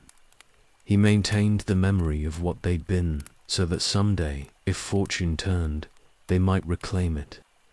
The chieftains sent their children to him when they could. Not always, not even usually, but when circumstances allowed, and when the roads were safe enough to risk the journey. Elrond fostered them for years at a time, teaching them languages and history and the skills they'd need as leaders. They learned swordcraft from his sons and diplomacy from him and returned to their people better, prepared for the burdens they'd inherit. Some he knew well and some barely at all. The chieftains who lived long and peaceful reigns visited often and brought their families. Those who died young in orc ambushes or hard winters left children who never made it to Rivendell at all. The line continued through luck and stubbornness more than any real security. Each generation was one bad winter or unlucky fight away from extinction. Elrond worried constantly about the bloodline's fragility. These were the last descendants of Elendil in the north, the only remaining link to Numenor's kings, and through them to his brother Elros. If the line failed, thousands of years of history would end with it. He couldn't protect them when they ranged through the wild, couldn't prevent the accidents and ambushes that killed rangers with depressing regularity. All he could do was preserve what they brought him and hope it would be enough. The Rangers earned their name through grim service. They patrolled the ruins of Arna and kept the roads safe for travelers who never knew protectors watched from the shadows. They hunted orcs and worse things, fighting an endless war against enemies that bred faster than they could kill them. It was thankless work that paid nothing and offered no glory, just the satisfaction of knowing that innocent people lived because of what the Rangers endured. His sons rode with them often. Eladan and Elroia had grown fierce over the centuries, hardened by their mother's fate into something darker than they'd been in youth. They joined the Rangers' hunts with a grim dedication that worried Elrond even as he understood it. The twins needed purpose, and the Rangers provided it, giving them enemies to fight and people to protect. It kept them from drowning in grief. The chieftains became friends across the years, despite the gaps between visits. Elrond knew them in childhood and saw them return as adults, watched them age in the compressed time frames of mortal lives. Each one was different, but they all carried the same essential quality, a nobility of spirit that had nothing to do with crowns or kingdoms. They were leaders because people chose to follow them, not because any formal authority remained. He told them stories about their ancestors when they asked, described Elendil and Isildur, the good and the flawed both, because they deserved truth more than legend. Spoke of Arna when it was whole and mighty, of the kingdom they might restore if they endured long enough. Maintained the hope that this was temporary exile rather than permanent extinction.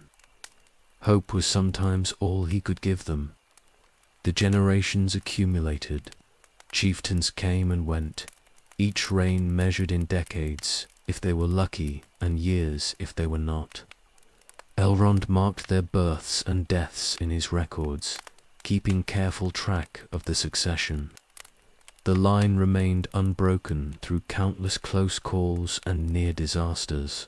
Isildur's heirs survived. Rivendell became known among the Rangers as the one place they could rest completely. They came wounded and left healed, came exhausted and left restored, came despairing and left with enough hope to continue another season. Elrond's house served as both sanctuary and armory, hospital and archive, the fixed point around which their wandering lives orbited. He never spoke of the cost this extracted from him. Every chieftain he befriended eventually died, worn down by the harsh life they led.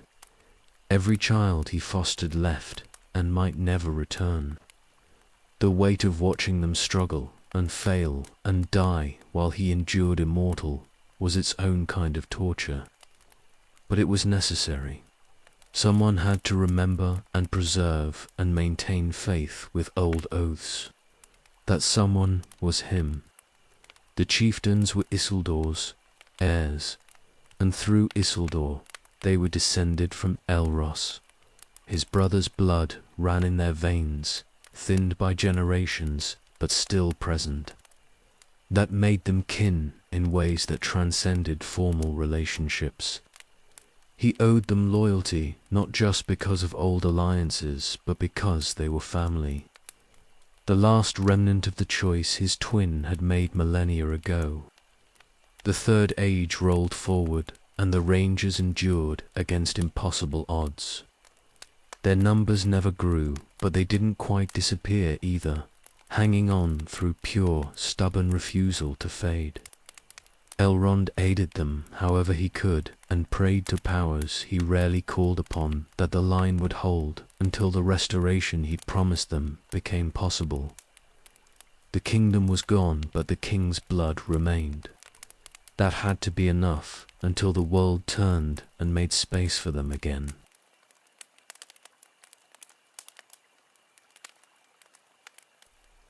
Celebrian was travelling to Lothlorien to visit her parents. She'd made the journey many times before. always with an escort of Rivendell's warriors to guard against the dangers that lurked in the mountains. The Redhorn Pass was treacherous, but it was the fastest route, and she knew the path well enough to feel confident despite the risks. The orcs were waiting in ambush. They'd planned it carefully, choosing a narrow section of the pass where the escort couldn't maneuver effectively and escape routes were blocked by snow and stone. The attack was swift and brutal, overwhelming the guards before they could form proper defensive positions. Celebrian's warriors died fighting to protect her, buying time with their lives, but there were too many enemies and too little space to mount an effective defense. They took her alive. The orcs dragged her away from the slaughter into caves beneath the mountains, and there they did things that Elrond would never fully know because Celebrian could not speak of them afterward. Torment for its own sake, cruelty that served no purpose beyond breaking something beautiful. They poisoned her with foul blades that carried corruption in the wounds they made. Elladan and Elrohir heard of the attack within a day.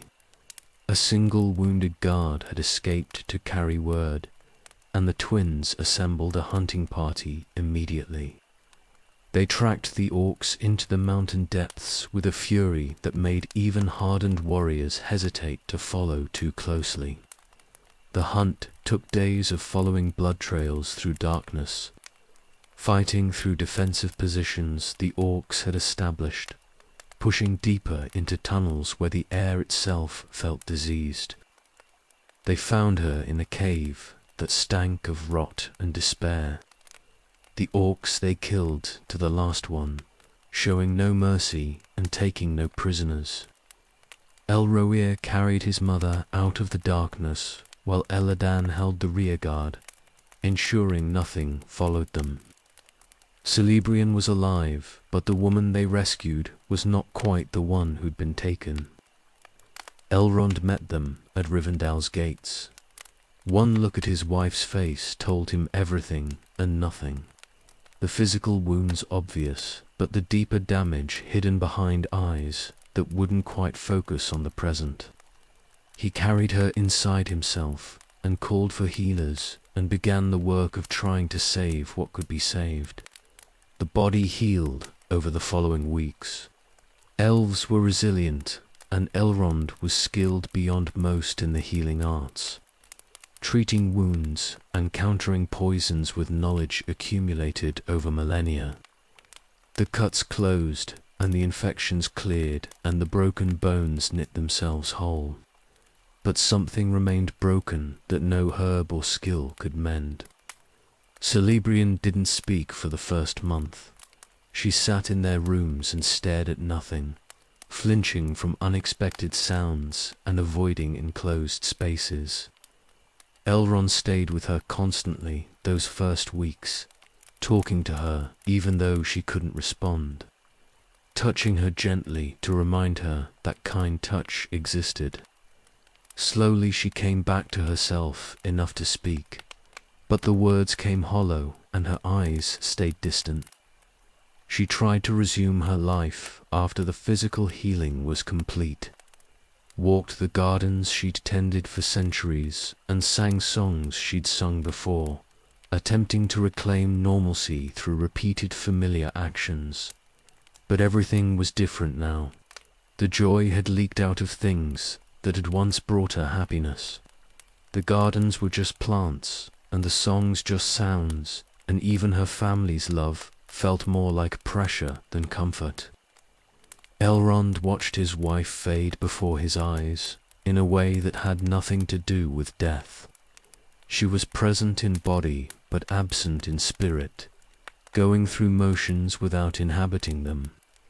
He tried everything he knew to reach her, calling on all his skill and knowledge and desperation. Nothing worked. The wounds the orcs had inflicted went deeper than flesh and bone, damaging something essential that couldn't be repaired by any art of Middle-earth. She apologized to him one evening in late autumn, said she was sorry for being broken, for not being strong enough to heal completely, for failing him and their children by letting the darkness win.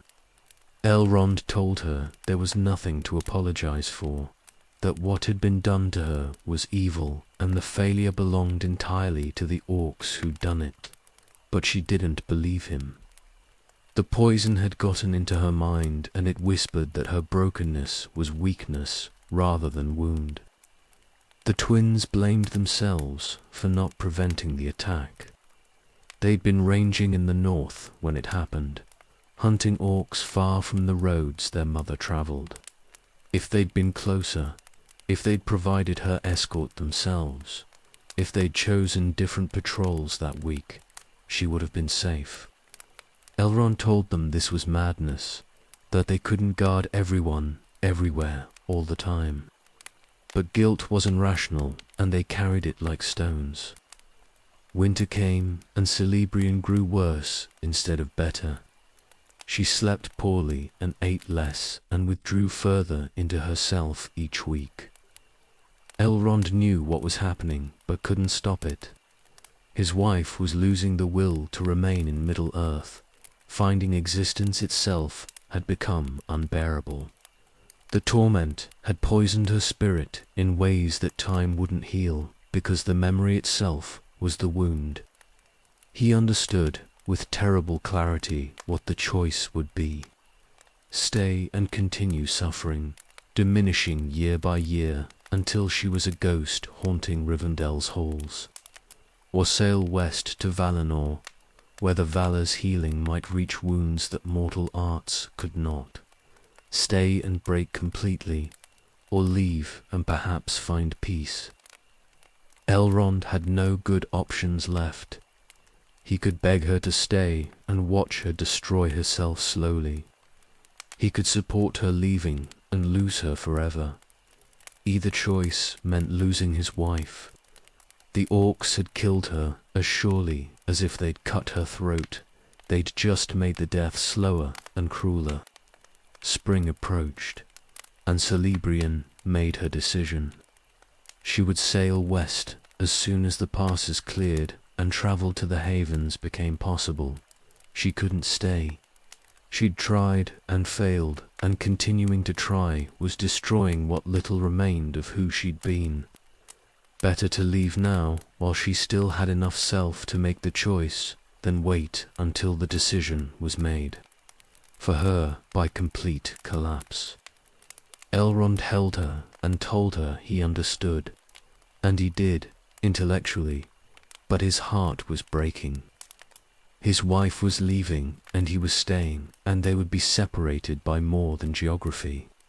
She would cross into lands he could not reach, heal in ways he could not witness, and either find peace without him or fail to find it at all. He would remain in Middle-earth with their children and his duties and the empty space where she'd been. The price of the orc ambush was his marriage and his happiness and his wife's peace of mind. Everything they'd built together over 2,000 years was ending because of one day's evil in a mountain pass. He wanted to rage against it, but there was nothing to rage at except the world's fundamental cruelty. So he held Celebrian and tried to give her what comfort he could before she left him forever.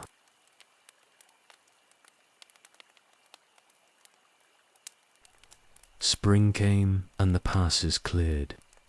Celebrian prepared for departure with a calmness that was worse than grief, moving through the tasks mechanically like someone who'd already left in spirit. She selected a few items to take with her, leaving most of what she owned behind because material things no longer mattered. Elrond helped her prepare and said nothing about the growing hollow in his chest. The children took the news differently. Arwen understood immediately and wept, holding her mother while trying to memorize everything about her before she was gone. The twins accepted it with grim faces, knowing they'd contributed to this outcome through their failure to prevent the attack. All three asked if there was any way she might stay, any healing they hadn't tried. But Celebrian told them gently that she'd tried everything and nothing worked. The wound was beyond Middle-earth's arts to mend. They travelled to the Grey Havens as a family, the 5 of them making the journey west through Eriador in early spring. Cerdin met them at the harbours and offered Celebrian a cabin on the next ship departing for Valinor. The ship would sail within the week. Not much time, but more time wouldn't make the parting easier and might make it harder. Elrond and Celebrian walked the harbour together during those final days. They spoke of their life together, the 2,000 years they'd shared in Rivendell. She thanked him for everything he'd tried to do to heal her and apologized again for being unable to stay. He told her there was nothing to forgive, that she was doing what she needed to survive, and he would support that choice even though it destroyed him. They said things that needed saying before it was too late. The children each had their private farewells. Arwen spent hours with her mother, speaking of things Elrond would never know. The twins stood with Celebrian and received whatever blessing or instruction she offered them. All three were red-eyed and hollow when they emerged from those conversations. Some goodbyes required privacy. The day came. Celebrian boarded the ship and stood at the rail while her family watched from the dock. Sedan gave the order and the ship began to move, catching the wind and turning toward the open sea. She didn't wave or call out, just stood there diminishing into distance until she was too small to see clearly. Then the ship passed beyond the horizon and she was gone. Elrond stood on the empty dock long after the ship disappeared. His children waited nearby but gave him space, understanding that some griefs needed solitude before they could be shared. The harbour felt colder without Celebrian's presence, as if she'd taken warmth with her when she sailed. He stared at empty water and tried to accept that his wife had left him forever. The journey back to Rivendell was quiet. Nobody wanted to speak, and there was nothing useful to say anyway. They travelled through lands Celebrian had walked beside them countless times, every familiar landmark now a reminder of absence. The valley appeared in the distance, and Elrond felt dread rather than homecoming. The house would be full of her memory and empty of her presence. Rivendell was exactly as they'd left it. The gardens bloomed and the halls stood ready, and everything was maintained by those who'd stayed behind. But it felt hollow now, like a shell something beautiful had vacated. Elrond walked rooms he'd shared with Celebrian for centuries, and felt the weight of her absence in every space. Arwen withdrew to her chambers and didn't emerge for days. When she did, her face showed the cost of private grief, hollowed and aged beyond her years. She spoke of visiting Lothlorien to stay with Galadriel for a time, needing her grandmother's presence and some distance from the house that reminded her constantly of her mother's loss. Elrond gave his blessing and let his daughter go. The twins turned their grief into fury. They increased their patrols and hunted orcs with a relentless dedication that bordered on madness. Elladan and Elrohir would spend the next centuries killing every orc they could find, trying to balance accounts that could never actually balance. Elrond let them go as well. Everyone processed grief differently, and his sons needed action where words would fail them. The house grew quiet. Fewer people meant less noise, but the silence felt qualitatively different than simple lack of sound. It was the silence of something vital missing, a presence that had animated everything now gone. Elrond moved through rooms that felt too large and too empty, maintaining routines that had lost their meaning. He wrote letters to Celebrian, though she would never read them, told her about the valley and the children and the small details of life continuing without her. The act of writing gave structure to his days and let him pretend she was still reachable somehow. He knew it was pointless, but he continued anyway because the alternative was accepting the finality completely. Galadriel sent messages offering sympathy and understanding. She'd lost her daughter too, in a different way. Watching Celebrian sail, knowing she might never see her again in Middle-earth, the grief was shared, even if the circumstances weren't identical. Elrond appreciated the letters, but they didn't diminish the ache. Months passed, and then years. The acute agony of fresh loss faded into chronic pain that Elrond carried everywhere without relief. He continued his work because work was necessary and stopping would accomplish nothing. Travelers still came to Rivendell seeking shelter. Rangers still needed his aid. The world continued demanding things regardless of personal grief. But joy was gone from his life in ways that wouldn't recover. He'd lost Celebrian not to death, but to suffering, and that made it worse somehow. She lived somewhere across the sea, healed or healing or failing to heal, and he would never know which. The uncertainty was its own torture. He'd lost his wife and gained nothing, not even the closure death might have provided.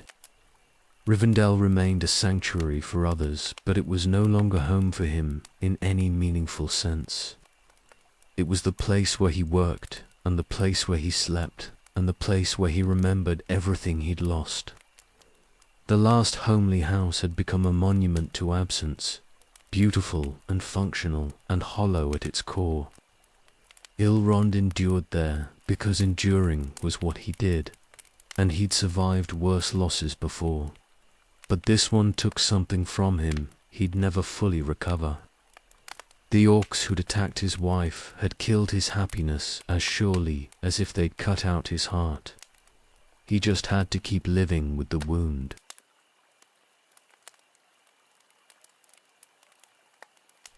For centuries passed in a pattern that never quite became bearable. Eladan and Elrua ranged constantly through the wild lands, hunting orcs with a dedication that consumed them.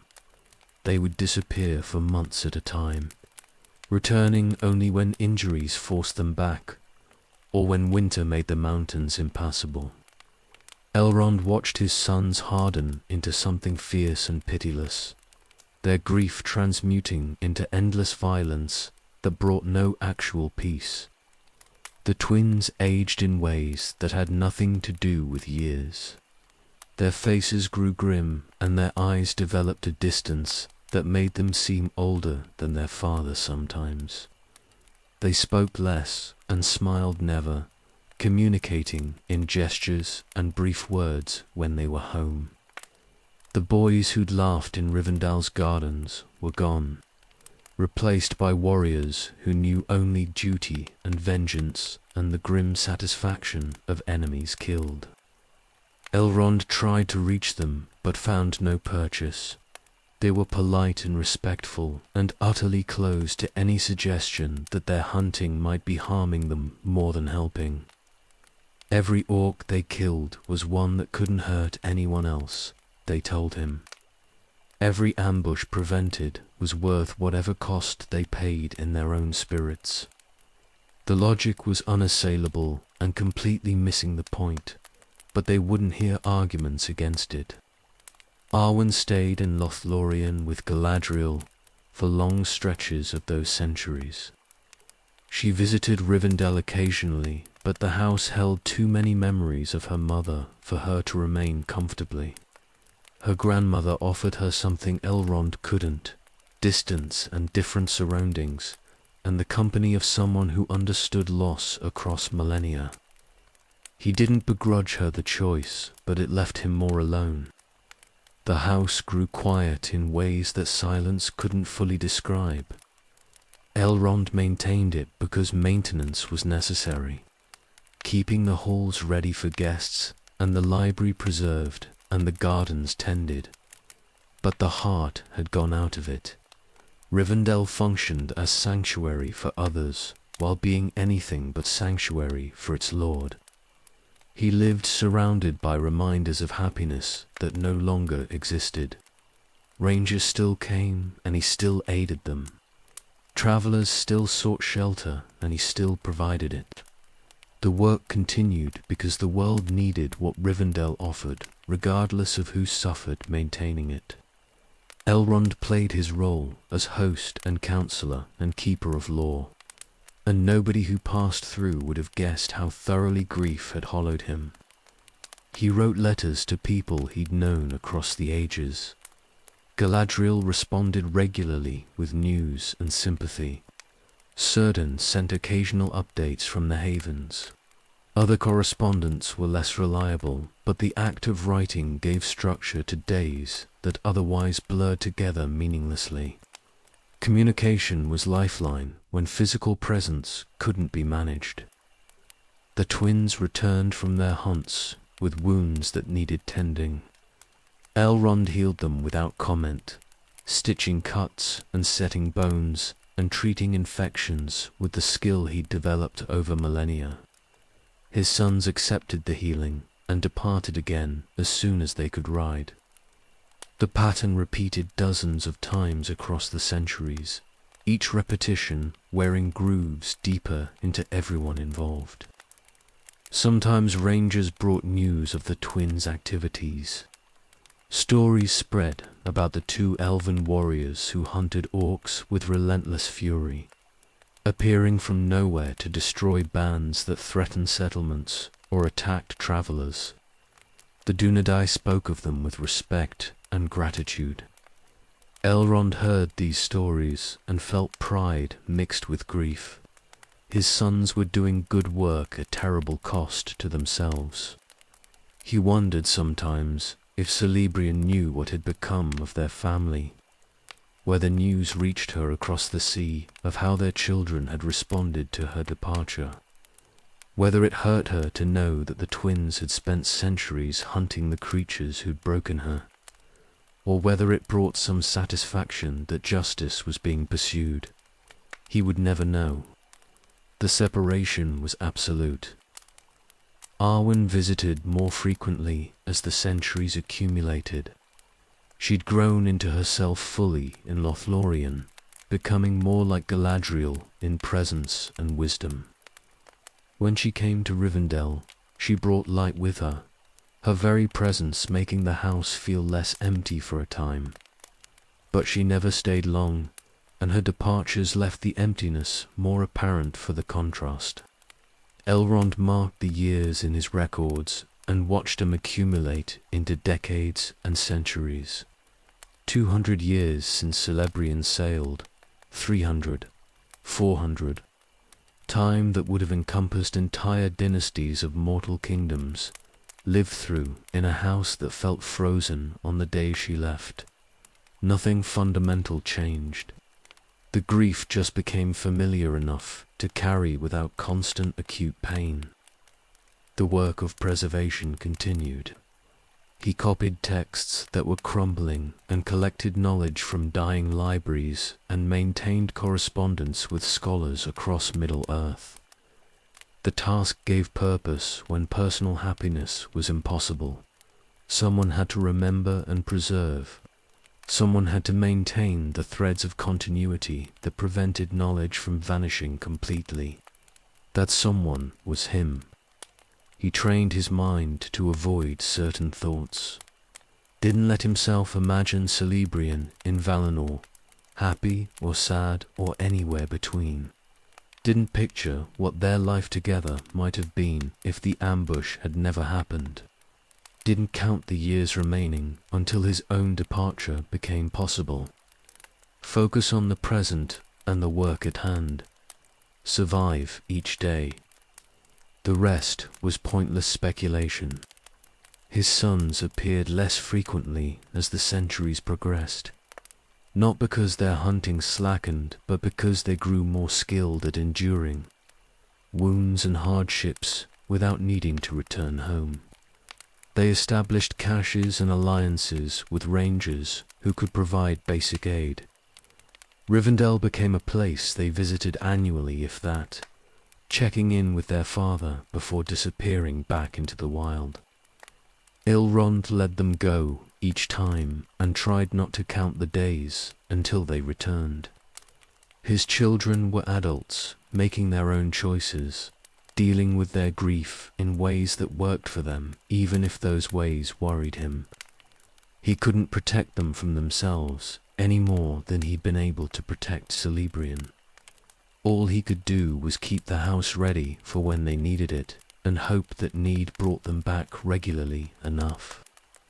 400 years of this pattern. Elrond alone in Rivendell, maintaining the sanctuary while his family scattered to deal with their grief in separate ways. The house functioned and served its purpose and felt like a tomb sometimes, but he endured. Endurance was what remained when happiness died, so he endured through the long grief and waited for something to change, knowing that eventually something always did.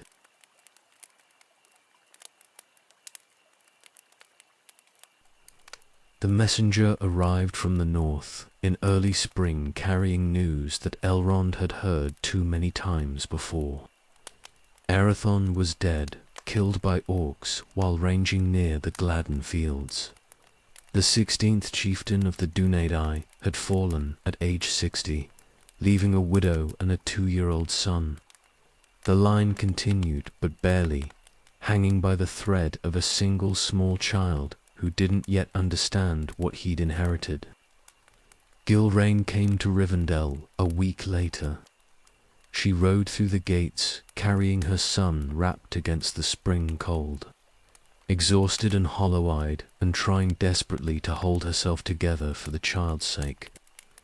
Elrond met her in the courtyard, and saw in her face the same devastation he'd witnessed in too many widows before. Her husband was dead, and her son was in danger, and she had nowhere else to go. He took them in without hesitation, gave them rooms, and called for food, and let Gilrain rest while he examined the boy. The child was small, for 2 years old, dark-haired and grey-eyed like all his line, and he watched Elrond with a solemnity that seemed wrong for someone so young. Already this boy had learned that the world was dangerous and his father wasn't coming home. Too much knowledge too early. Gilrain told him everything once she'd slept. The orcs had ambushed Arathon's patrol and killed him before the others could react. They'd barely recovered his body. She'd fled south with her son because staying in the north meant constant danger from enemies who would kill the last heir if they knew where to find him. The boy needed protection she couldn't provide alone. She needed sanctuary and help raising a child who would someday have to reclaim a kingdom. Elrond understood the weight of what she was asking. He'd fostered chieftains before, but never one so young or so vulnerable. This child would need years of protection and training. Education in everything from weapons to languages to the history he'd need to understand his inheritance. It meant committing to another mortal's life, watching another person he cared for age and die while he endured. The prospect exhausted him, but he couldn't refuse. This was Isildur's heir, the last of the line in the north, and he'd sworn oaths centuries ago to protect that bloodline. More than that, this was a child who needed help and a mother who had no one else to turn to. Refusing would violate everything Rivendell stood for. So he agreed to take them both in, to raise the boy in secret and prepare him for the destiny he'd inherited. They named him Estel in Rivendell Hope. His true name was Aragorn, but that name was dangerous, marking him as the chieftain's heir and a target for Sauron's servants. Estel could grow up as just another child in the house, learning and playing without the weight of kingship pressing down on him. Time enough later to reveal who he really was and what he would someday need to become. The boy was quiet at first, clinging to his mother and watching everyone with wary eyes. Elrond gave him space to adjust, letting Gilrain settle him into routines and familiar comforts. Slowly, Estel began to explore the house, venturing into the gardens and the library and the training yards where older children practiced weapons. He was curious beneath the wariness, hungry to learn once he felt safe enough to ask questions. Elrond began teaching him gently. Languages first, making a game of Sindarin lessons until the boy spoke it naturally alongside Western. Then stories, tales of the elder days, and the great deeds of his ancestors, told in ways a child could understand. Estel absorbed everything, his young mind quick and retentive. He had his father's intelligence and his mother's determination. Given time and proper training, he might be worthy of what he'd inherited. The twins met their new foster brother with gruff kindness. They were home briefly that year, and they took interest in the child, teaching him to climb and showing him how to hold a practice sword correctly. Estel followed them everywhere when they were present, trying to imitate their movements and asking endless questions about ranging and fighting. Eladan and Elroa were patient with him in ways they weren't with most people, perhaps seeing in the orphaned boy echoes of their own loss. Arwen visited that summer and met Estel in the gardens. She was gentle with the child, showing him flowers and teaching him their names in multiple languages. The boy was shy with her at first, but she won him over with patience and genuine interest. Elrond watched them together and felt something shift in his chest, hope stirring after decades of numbness. His daughter was smiling genuinely for the first time in years, and the boy was laughing like a normal child rather than a traumatized orphan. The years began to pass differently after Estel arrived. Not quickly, time never moved quickly for immortals, but with more purpose than they'd had since Celebrians sailed. The boy needed raising and educating and protecting, work that demanded attention and care. Elrond found himself invested in the child's growth in ways he hadn't anticipated, watching Estel develop and feeling pride at each milestone achieved. Gilrain proved a good mother despite her grief. She was strict when needed and loving always, maintaining discipline while giving her son the affection he needed to thrive. She and Elrond worked together, raising the boy, dividing responsibilities, and supporting each other through the challenges. It wasn't the partnership he'd had with Celebrian, but it was companionship after years of isolation, and he was grateful for it. Rivendell felt less empty with a child running through its halls again. Estel brought noise and energy and the simple chaos of young life, disrupting the house's quiet melancholy in ways that were more healing than harmful.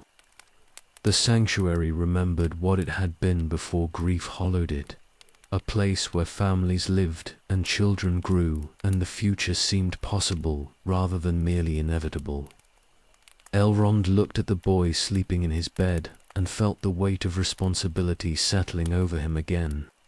Another heir to protect, another mortal to watch age and die, another chance to fail at keeping someone safe, but also another chance to succeed, to help prepare someone who might actually reclaim what had been lost. Estel was hope, and hope was what Rivendell needed after the long grief. So he would raise this child and teach him everything. necessary, and pray that destiny was kinder to this heir than it had been to so many before.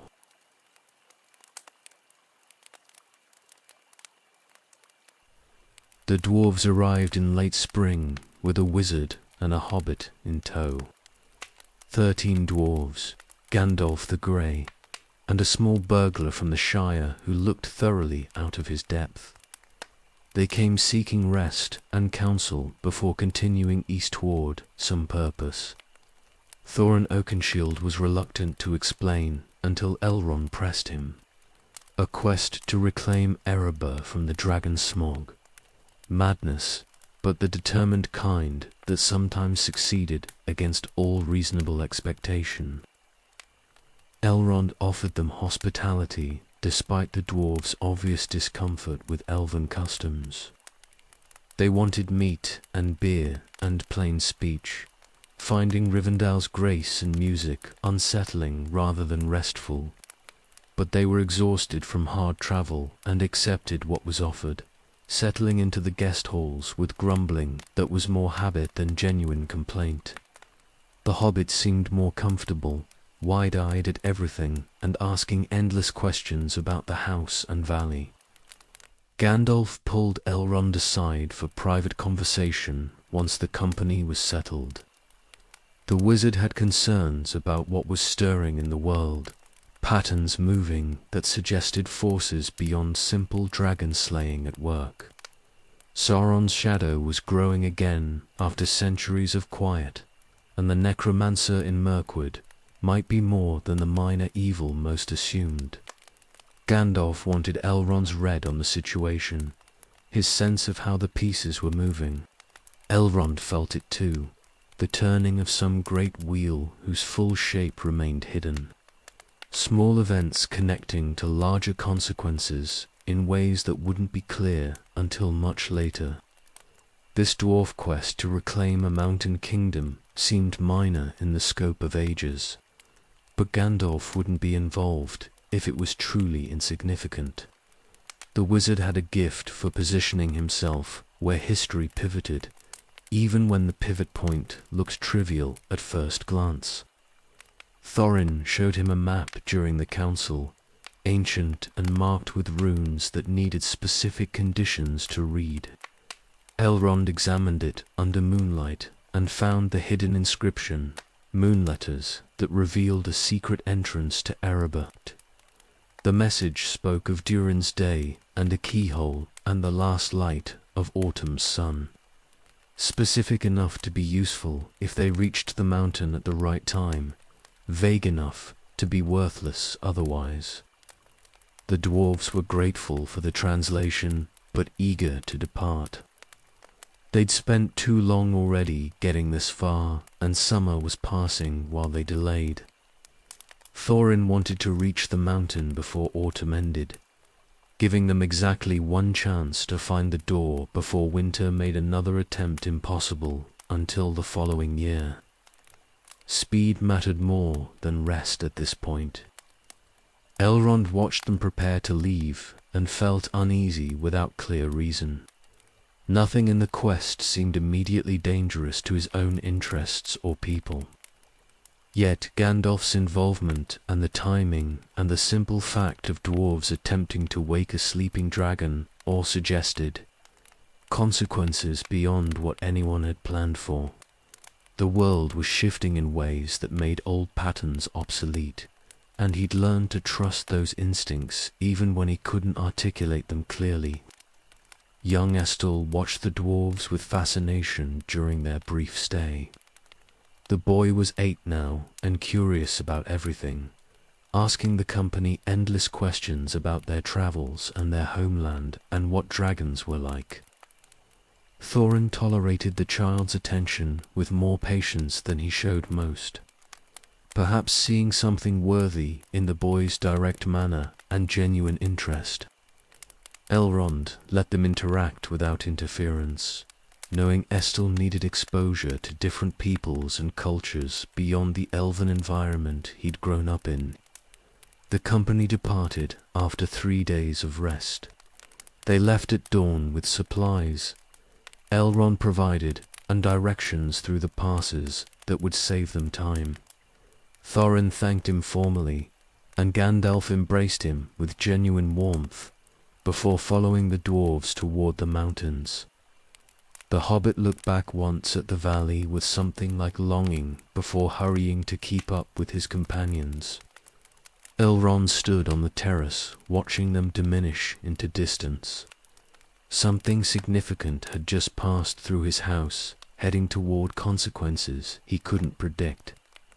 Gandalf was positioning pieces for a game whose rules remained unclear, and dwarves were marching toward a dragon that would either kill them or die. Either outcome would ripple outward in ways that affected more than just the immediate participants. He thought about patterns and how small actions accumulated into large results. How Isildur, taking the ring rather than destroying it, had shaped everything that followed. How Celebrian's choice to travel a particular road on a particular day had broken their family. How decisions that seemed minor in the moment could define entire ages in retrospect. These dwarves might die forgotten in a dragon's lair, or they might trigger something that changed the world. There was no way to know which until history finished writing itself. The valley felt quiet after they left. Rivendell returned to its normal rhythms, refugees and scholars, and the daily work of maintaining sanctuary. But Elrond carried the unease with him through the following months, watching for news from the east and wondering what the dwarves' quest would unleash. The wheel was turning, old evils stirred, and he was positioned to watch it happen while having almost no ability to influence the outcome. Estel asked about the dwarves for weeks afterward, wanting to know if they'd reached the mountain, and if they'd faced the dragon, and if they'd survived. Elrond told him they'd have to wait for news, that some questions couldn't be answered until events played out fully. The boy accepted this with poor grace, impatient in the way of children who couldn't grasp how slowly history actually moved. Time would teach him patience eventually. For now, let him have his excitement and anticipation. Childhood didn't last long enough as it was. News eventually filtered back in fragments. The dragon was dead, killed in his attack on a human town. The dwarves had survived and reclaimed their mountain. War had followed between dwarves and elves, and men over the treasure, resolved only through orcish invasion that forced the free peoples to unite. Gandalf's instincts had been correct. What looked like a simple quest had reshaped the political landscape of the North and eliminated a threat that had slept for centuries. Elrond heard these reports and nodded to himself. The wheel had turned, indeed.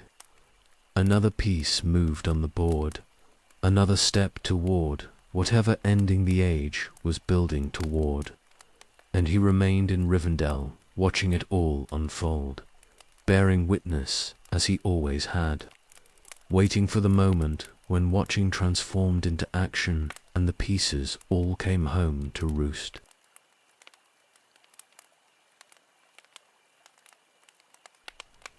Estel turned 20 in the spring of Third, age 2951. He'd grown tall and strong, trained in weapons by the twins and in languages and lore by Elrond himself. The boy had become a man without either of them quite noticing the transition, childhood slipping away during the years of education and practice. It was time to tell him the truth. Elrond had delayed this moment longer than strictly necessary. Let the boy have a few more months of innocence. Let him reach adulthood without the weight of destiny crushing down immediately. But delay couldn't continue forever, and 20 years was old enough to bear what needed bearing. The conversation had to happen. He called Estel to his study one evening after the house had quieted. The young man came readily enough, curious but not concerned. They'd had countless conversations in this room across the years, discussing history and philosophy and the proper technique for disarming opponents who were stronger.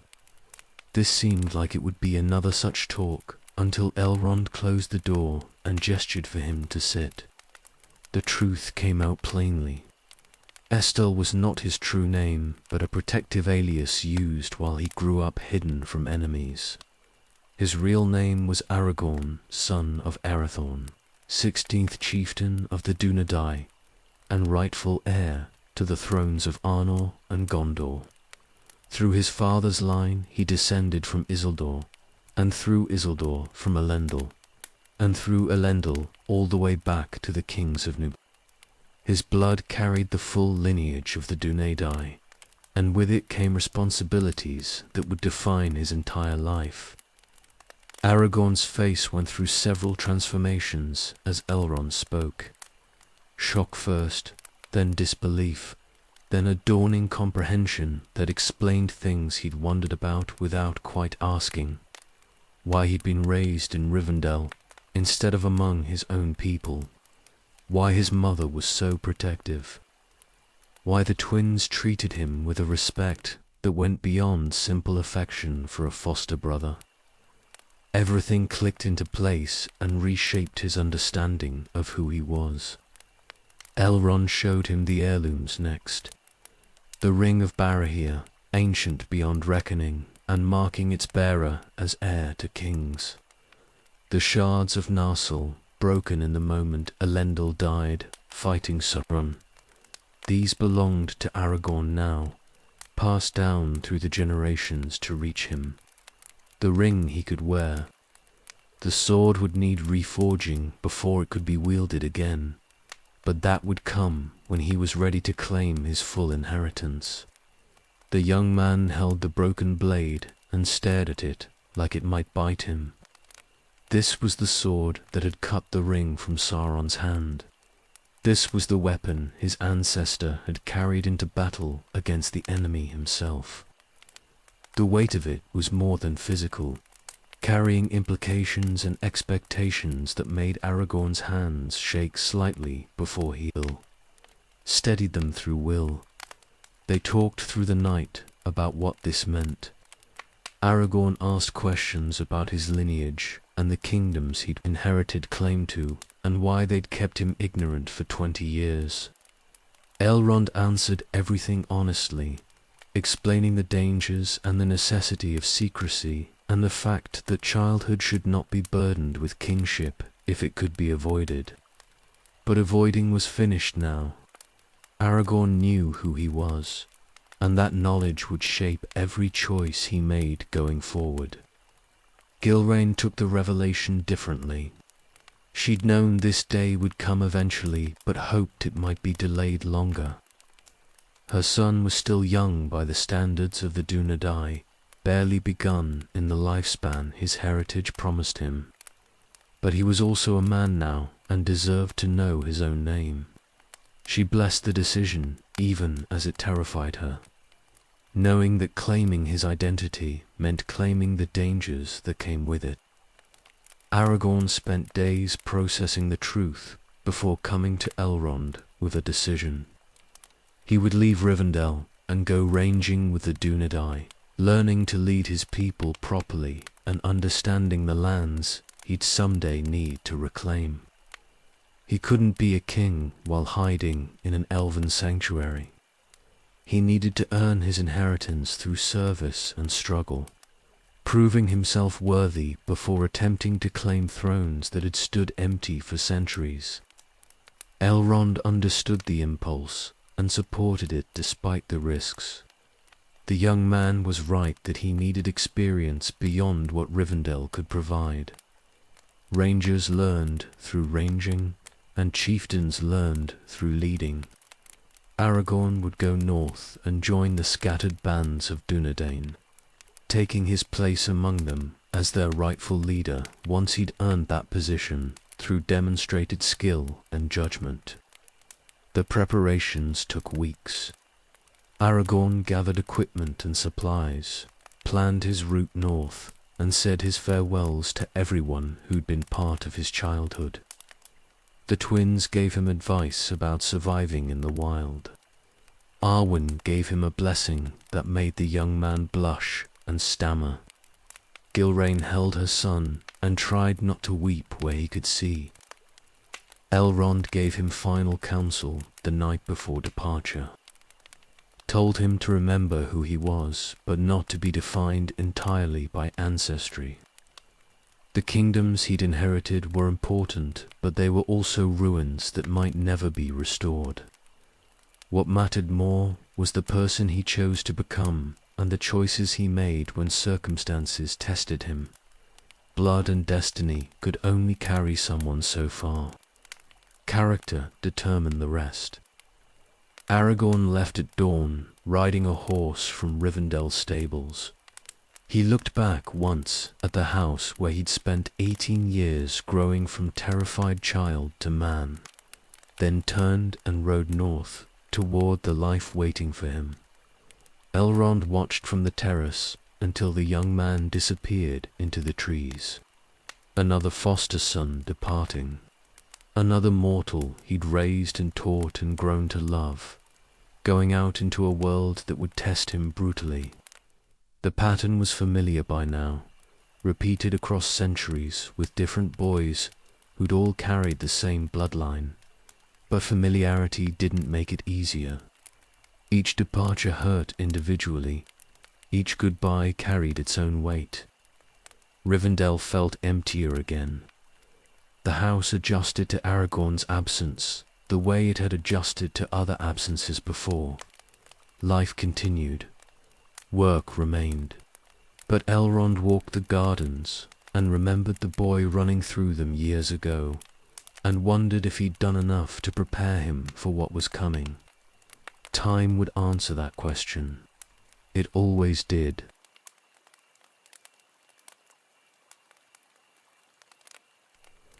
Aragorn returned to Rivendell in the spring of Third Age, 2980. He'd been ranging for 29 years, leading the Dunedain through campaigns against Sauron's servants and earning his place among them through skill and judgment rather than birthright.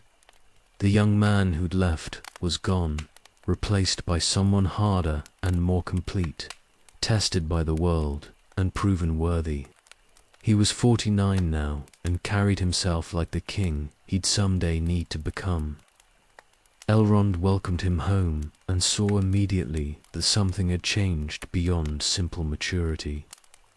Aragorn moved through the house with a restlessness that suggested purpose beyond rest and recovery.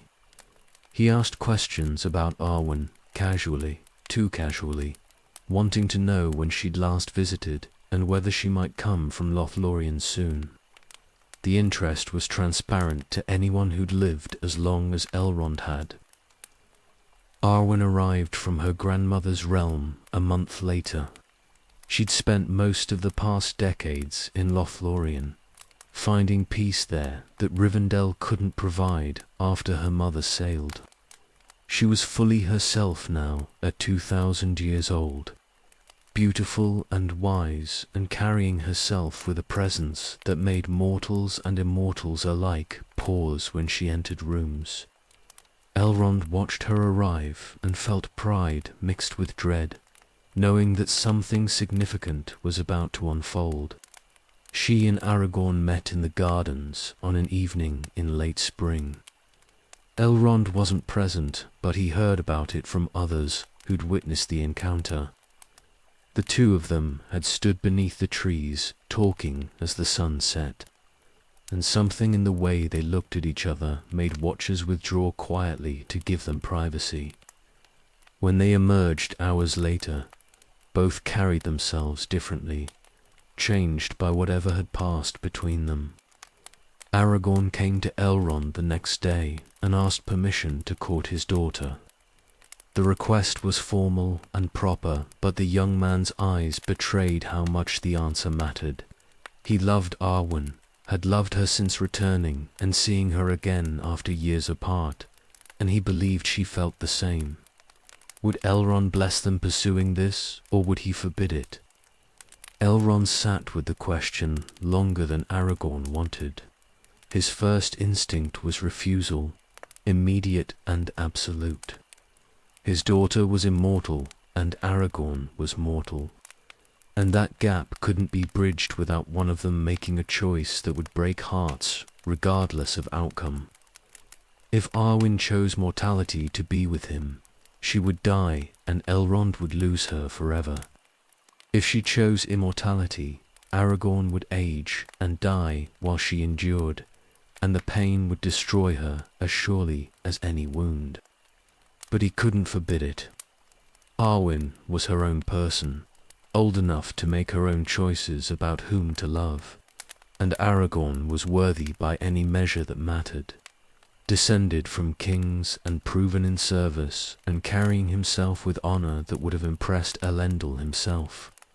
The problem wasn't unworthiness, but the fundamental incompatibility of mortal and immortal trying to build a life together. He told Aragorn about the choice, explained how Arwen was half-elven like her father, and would someday need to decide between mortality and immortality. If she chose mortality for love of a mortal man, she would be giving up eternity for a brief span of years followed by death and whatever came after. If she chose immortality, she would watch that man age and die while she remained unchanged. Either path led to sorrow that couldn't be avoided or minimized.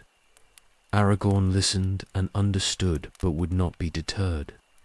He loved Arwen enough to accept whatever choice she made, would spend his mortal span with her if she chose mortality, or release her to immortality if that was her decision. The love was real regardless of how the choice resolved. He would not abandon it just because the future looked complicated.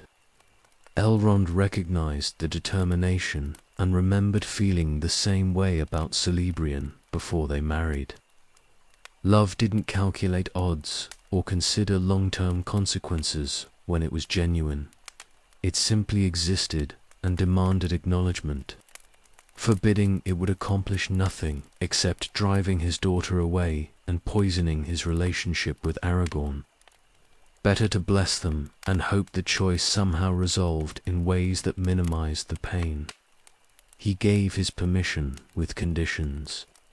Aragorn must prove himself further before they could marry, must reclaim at least one of his kingdoms and establish himself as king in fact rather than just blood. If he could do that, if he could achieve what his ancestors had failed at across centuries, then he would be worthy of Arwen not just as a man but as the king she deserved. The standard was impossibly high, but Elrond needed time to accept what was happening, and Aragorn needed to understand that loving his daughter came with responsibilities beyond the personal. Aragorn accepted the conditions without argument.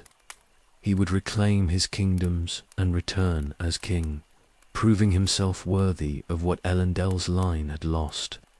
It might take years or decades, but he would accomplish it. Arwen was worth any effort and any weight. Elrond watched them together after giving his blessing and felt his heart tearing in different directions. Joy that his daughter had found love with someone genuinely worthy. Terror at what that love would cost, regardless of how the choice resolved. Pride that Aragorn had grown into someone exceptional. Grief that this would end in pain, no matter what path they took. All of it mixed together until he couldn't separate one feeling from another. Arwen had not yet declared her choice formally, but Elrond could see which way she was leaning. She looked at Aragorn the way mortals looked at things they knew wouldn't last, with desperate intensity that suggested she'd already decided mortality was worth having if it meant having him. His daughter was going to choose death. She would give up eternity for love of a mortal man, exactly as Lethene had done millennia ago, history repeating itself through the bloodline. He blessed them again privately, telling Arwen he would support whatever she decided, even if it destroyed him. She was his daughter, and he loved her beyond measure, and that love meant accepting her choices, even when those choices led nowhere he wanted to follow. If she chose mortality, he would lose her as he'd lost Celebrian, but through death rather than departure. The pain would be different, but equally absolute. The lovers spent the summer in Rivendell before Aragorn returned to his ranging and Arwen went back to Lothlorien. They were together as much as propriety allowed, walking and talking and building something that would have to sustain them through long separations ahead. Elrond watched and tried to find joy in their happiness while knowing how it would end. Love between mortal and immortal always ended in grief. Always. There were no exceptions in all the long history of the world.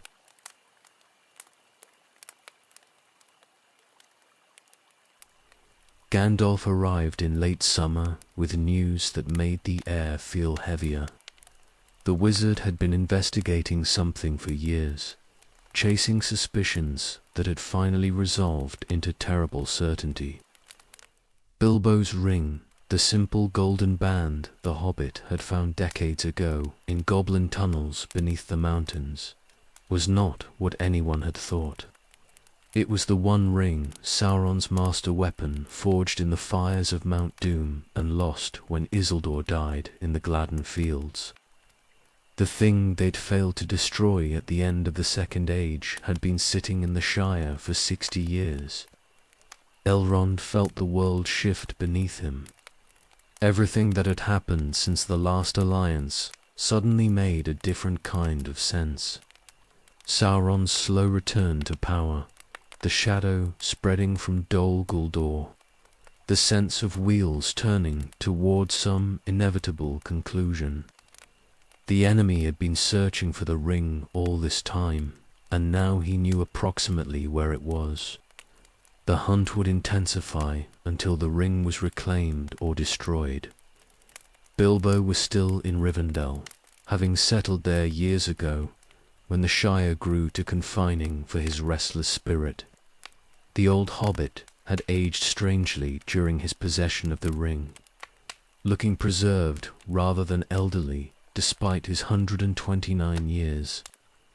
Gandalf told him what he'd been carrying, and Bilbo's face showed the horror of understanding. All those years keeping it secret and safe, not knowing he'd been harboring the most dangerous object in Middle-earth. The ring had passed to Frodo before Bilbo left the Shire. The wizard had arranged it carefully, knowing the old hobbit needed to be separated from the thing before it consumed him entirely. Now young Frodo bore it without understanding what he carried, and Gandalf had sent urgent messages telling him to flee the Shire immediately. Sauron's servants were hunting for Baggins in the Shire, and the hobbit needed to reach Rivendell before they found him. Elrond prepared the house for what was coming. This wouldn't be a simple matter of hosting refugees or offering counsel on minor matters. The ring itself was coming to Rivendell, bringing Sauron's full attention with it. His sanctuary would become the center of the storm, whether he wished it or not. Every power that remained free in Middle-earth would need to be summoned for the council that would decide the ring's fate.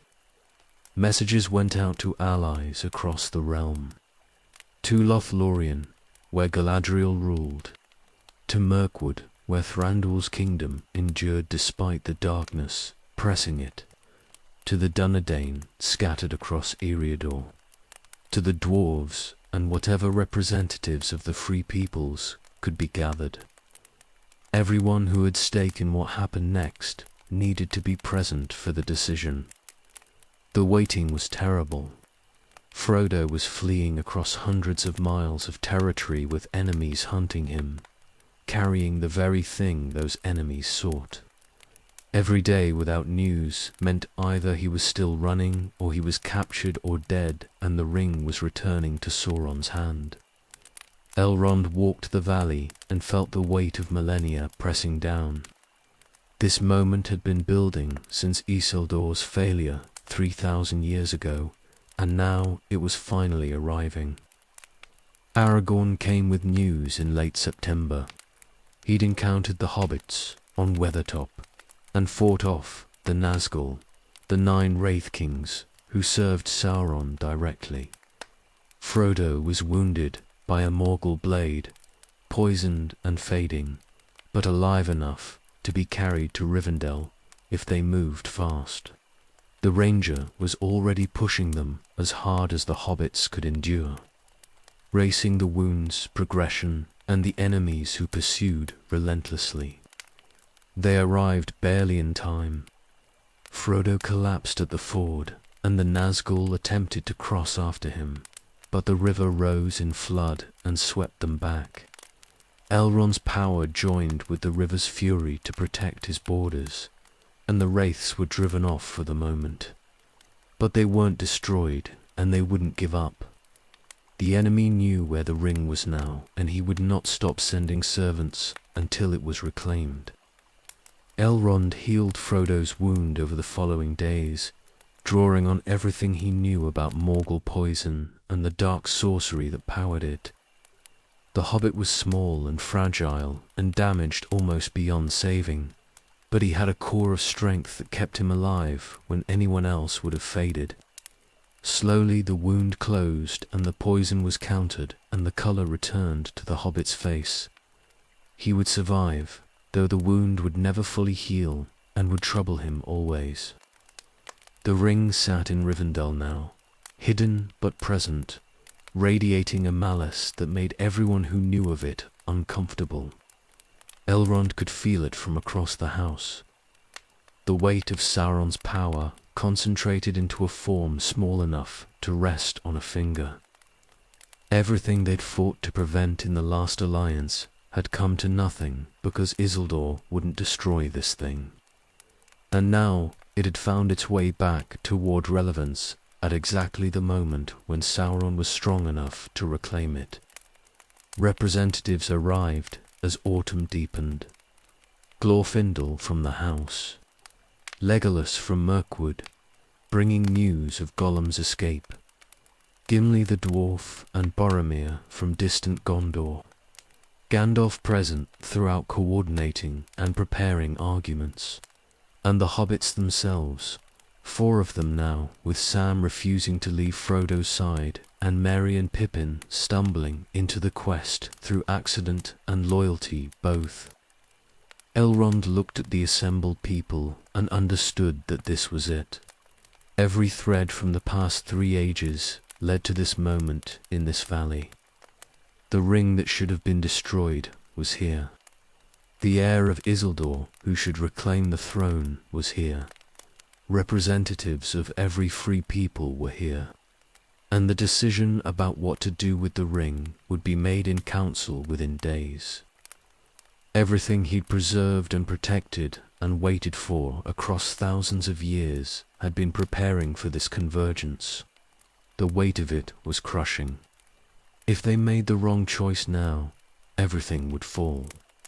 Sauron would reclaim the ring and become unstoppable. The age would end in darkness and enslavement. But if they chose correctly, if they could actually destroy what Isildur had failed to destroy, they might end the threat permanently. Might being the operative word. The odds were terrible and getting worse. Rivendell had been sanctuary for 2,000 years, a place of rest and healing and peaceful preservation. Now it was the center of the storm, the place where the fate of the world would be decided. Elrond stood on his terrace, watching autumn deepen into gold and red, and felt the weight of prophecy fulfilled. This was why he'd endured. This was why he'd maintained the house when easier paths beckoned. Everything had been preparation for this moment. Now he would see if that preparation was sufficient.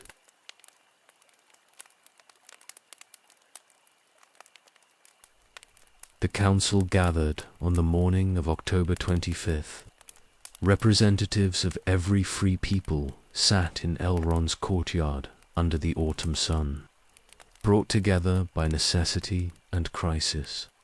Elves and dwarves, and men and hobbits, ancient enemies and uncertain allies, united only by the common threat facing them all. The ring lay on a pedestal where everyone could see it, small and golden and radiating a wrongness that made the air feel thick. Elrond opened the council by laying out the situation plainly. Sauron was rising again, and his power grew daily. The ring he'd forged in the Second Age, and lost when Isildur died, had been found and brought here. Now they must decide what to do with it, knowing that every choice led through danger, and that wrong decisions would doom everything. The stakes could not be higher. The history was recounted for those who needed it.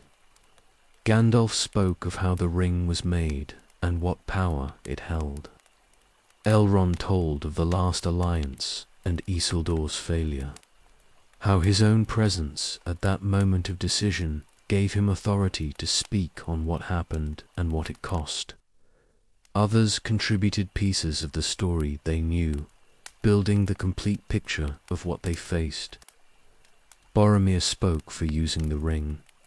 He was Denethor's son from Gondor, raised in a kingdom that had held the line against Mordor for centuries, while others hid or faded.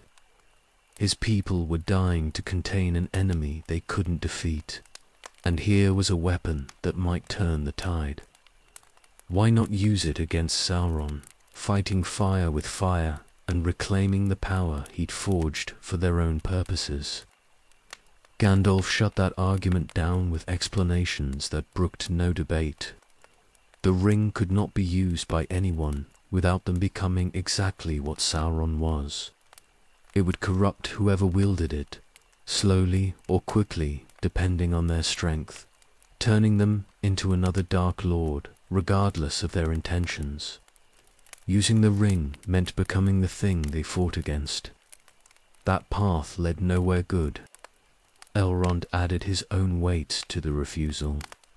He'd seen what the ring did to Isildur in the moment of victory, watched a good man become possessed by the thing's influence. No one was strong enough to master it. The ring served only Sauron and would betray anyone else who tried to claim its power.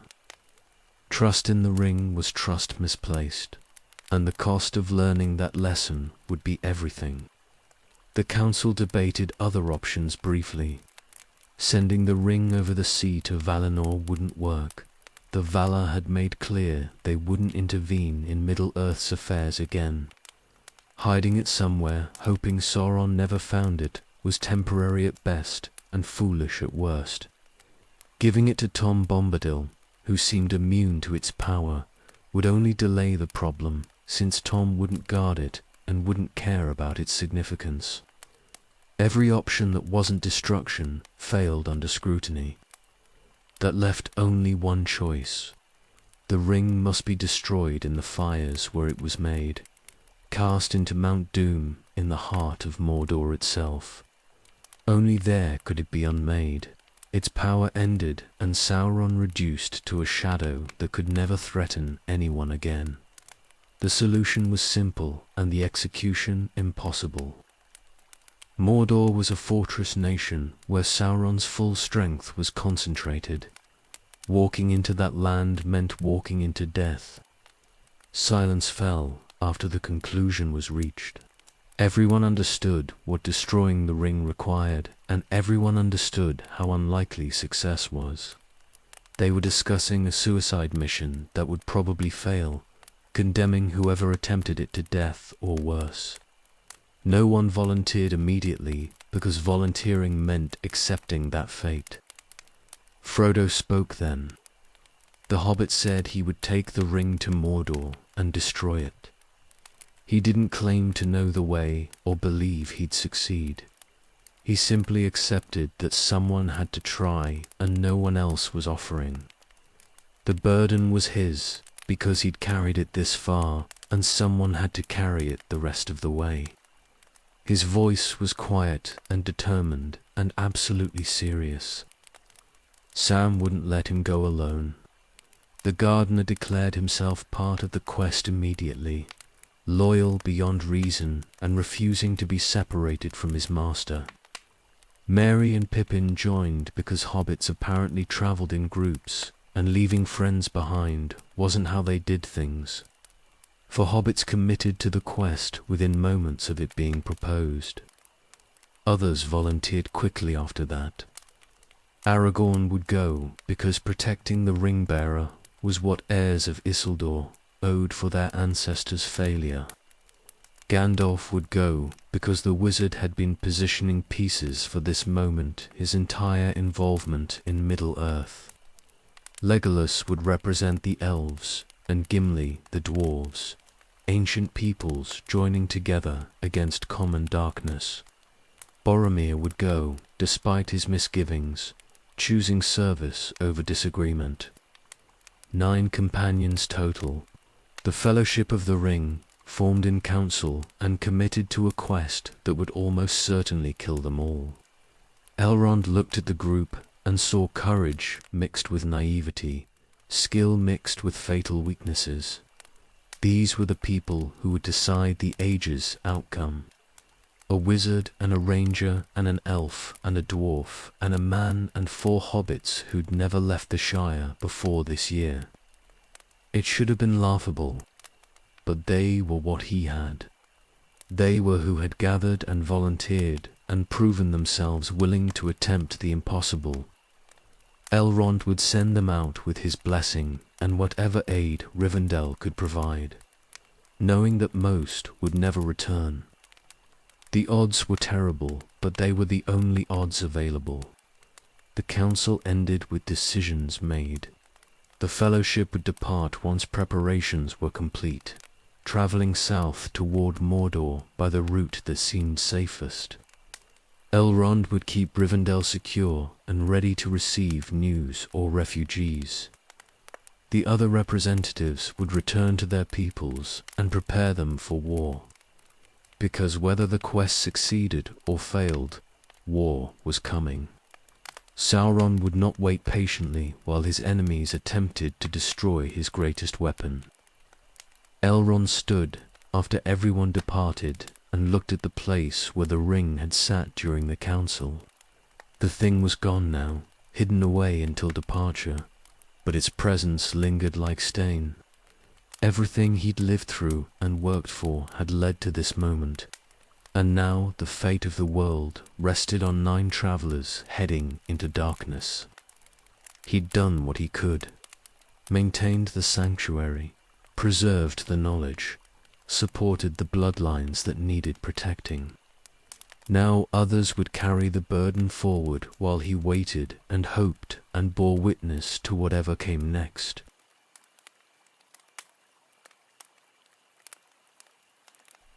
The Fellowship departed in late December, 9 figures walking south from Rivendell toward a quest that would almost certainly kill them, carrying the fate of the age in a hobbit's pocket.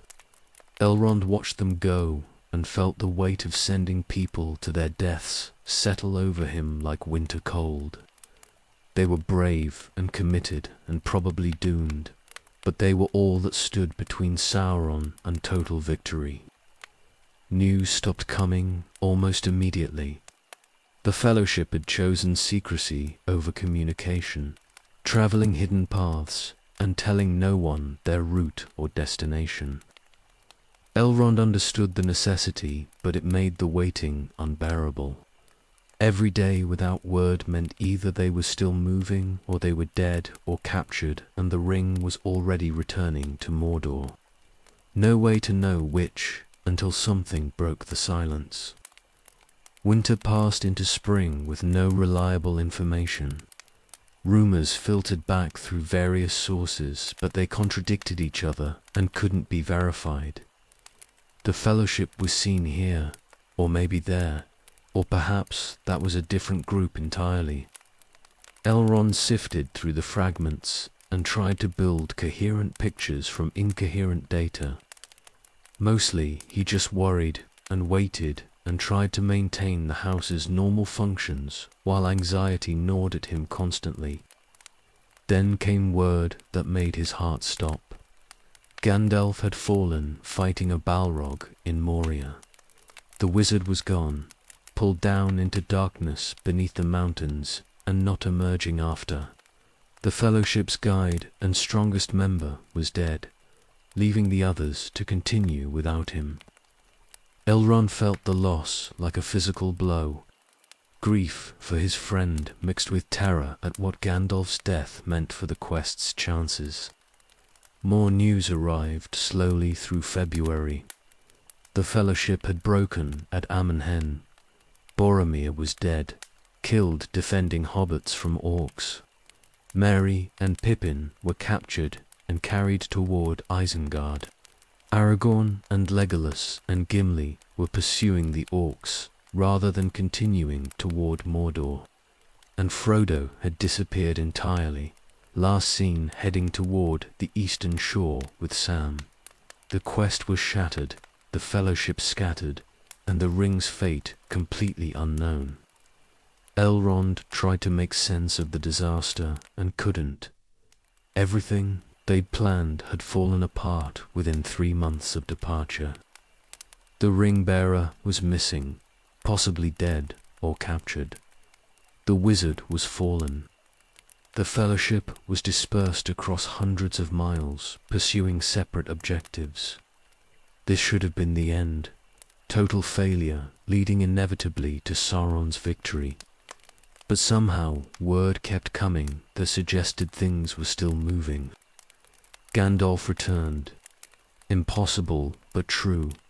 The wizard appearing at Edoras and leading Rohan's forces into battle. He'd fallen, but not died, or had died and been sent back. The details remained unclear, but the fact was undeniable. Gandalf lived and fought again, more powerful than before. That single piece of news gave Elrond hope when everything else argued for despair. War erupted across the realm in March. Rohan was besieged at Helm's Deep and held. Through desperate battle with Gandalf's aid, Isengard fell to the trees, Saruman's power broken by forces he'd never anticipated. And Sauron launched his full assault on Gondor armies beyond counting, marching on Minas Tirith to crush the last major kingdom that stood against him. Everything was happening at once, too much to track clearly.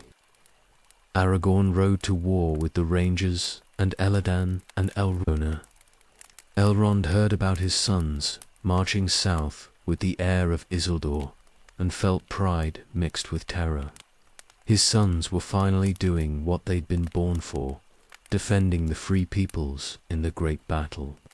But they might die doing it, and he would never forgive himself for letting them go, even though he'd had no choice in the matter. The battle for Minas Tirith lasted days. Reports came back fragmentary and horrifying. The Witch King leading Sauron's armies, breaking the gates with sorcery and might. The Rohirrim arriving in desperate hour and breaking themselves against superior numbers.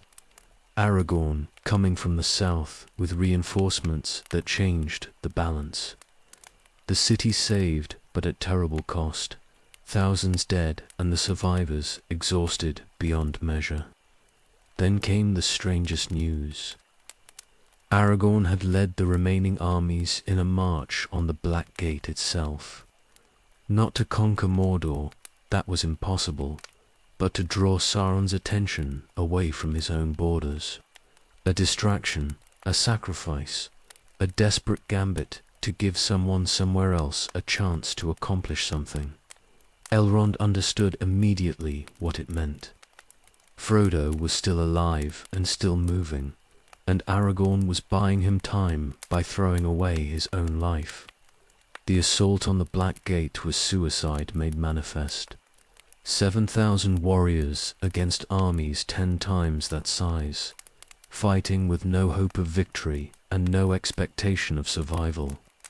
They fought because someone had to hold Sauron's attention, while the real objective was accomplished elsewhere. Elladan and Elrond were there. Elrond knew, dying beside Aragorn in the hopeless battle. His sons would fall, and he would lose them like he'd lost everything else. The thought was unbearable, but he endured it, because enduring was all he had left. March 25th came. Elrond felt something change in the world during the afternoon. A fundamental shift in the fabric of reality that made him pause in the middle of routine tasks. Something massive had happened somewhere, but he couldn't identify what or where. The feeling persisted through the evening and into the night.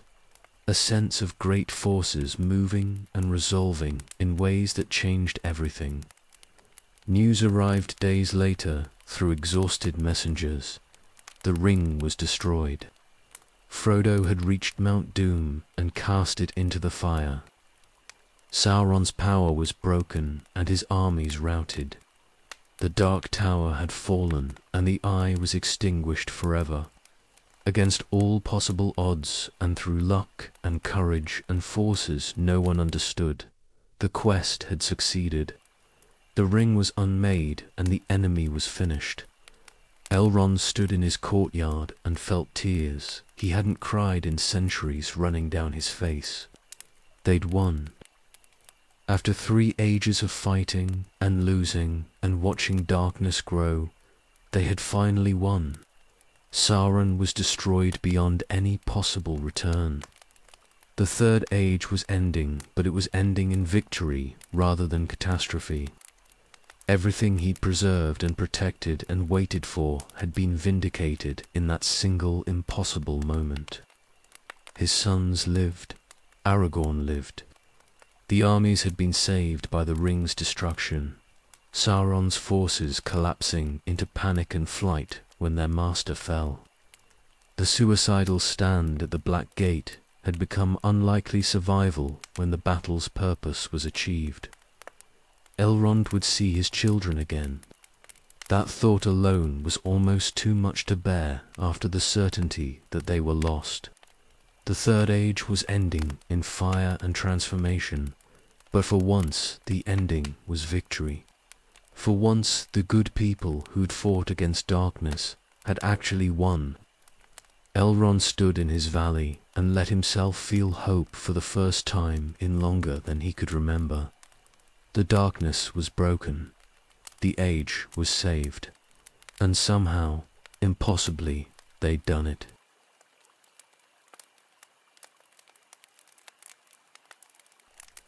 Elrond travelled to Minas Tirith in late spring with Arwen and a company from Rivendell.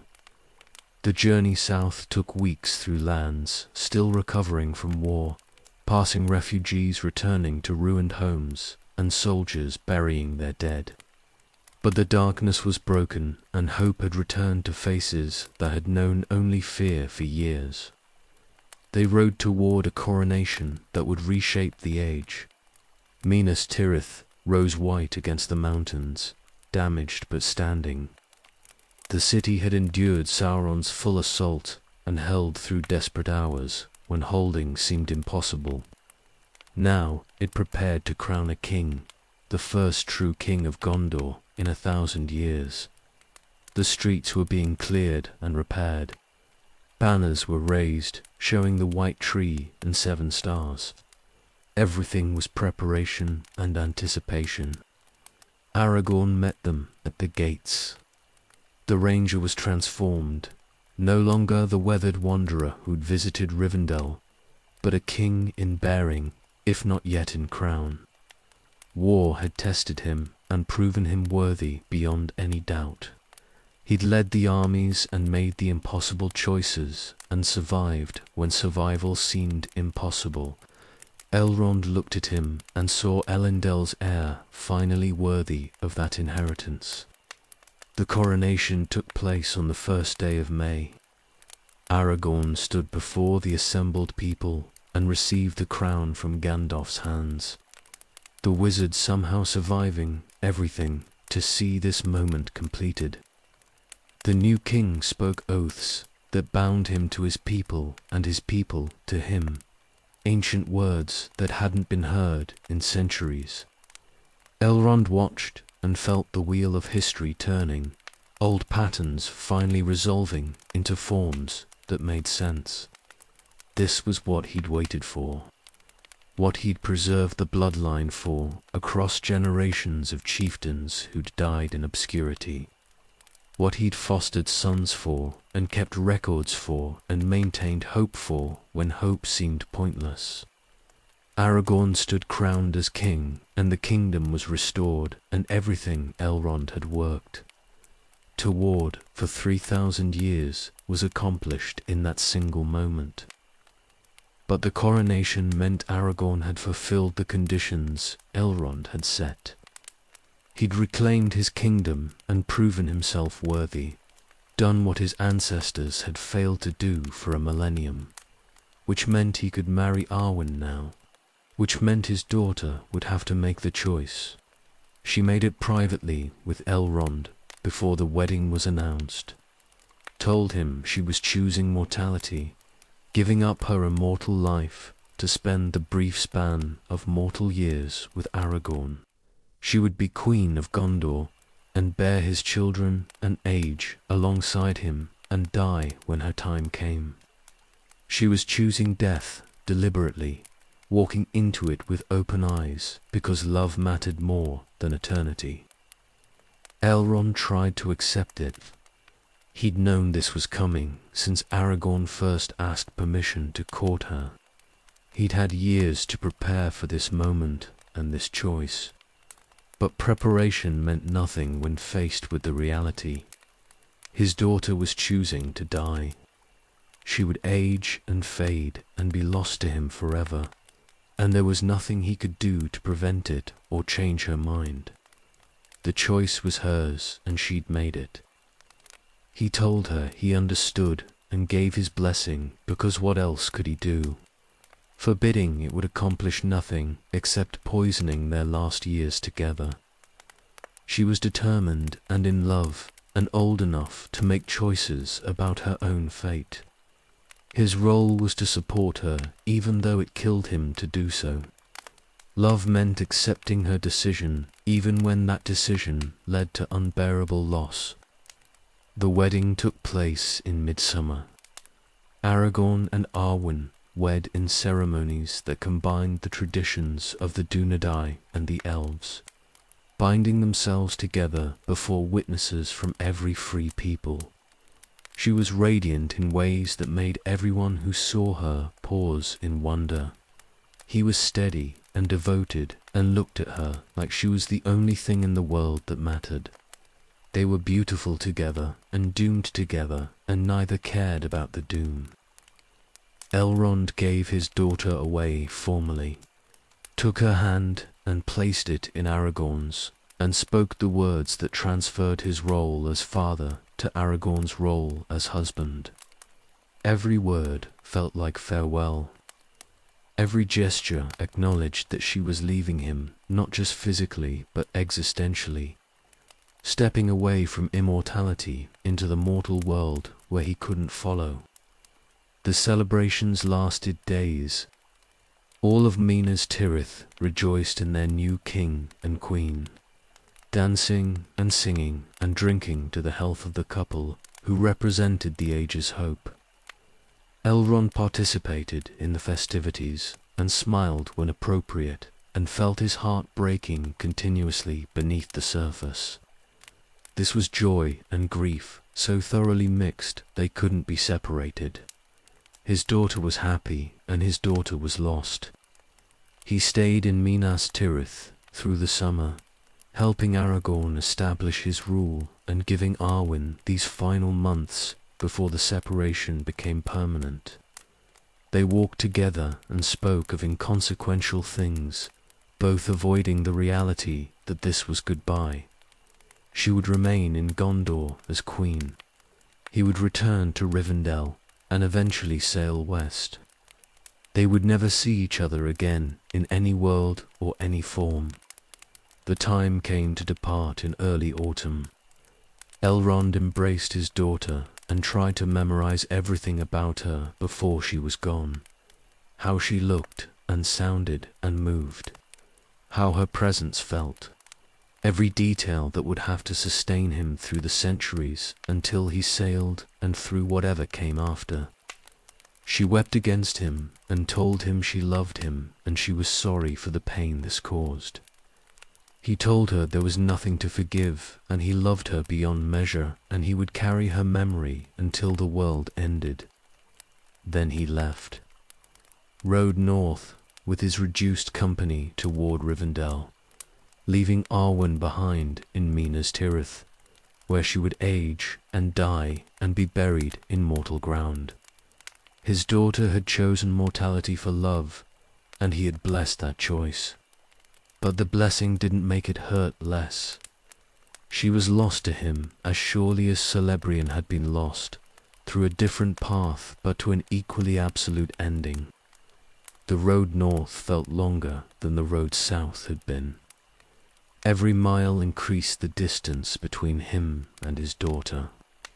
Every day made reunion less possible and loss more permanent. Elrond rode and carried grief that would never fully heal, knowing he'd given away his daughter to death and that her choice had been right even though it destroyed him.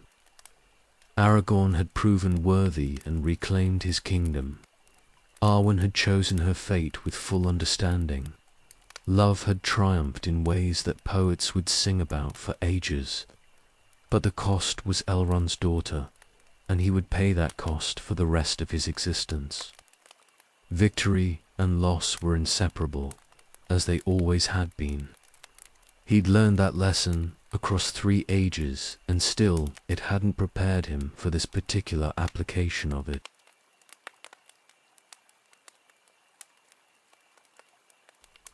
Rivendell felt different when he returned. The house stood unchanged, the garden still bloomed, the library still held its ancient texts. But something essential had shifted in the months he'd been away. The place felt more like monument than home, beautiful and timeless and somehow hollow at its core. Elves were leaving.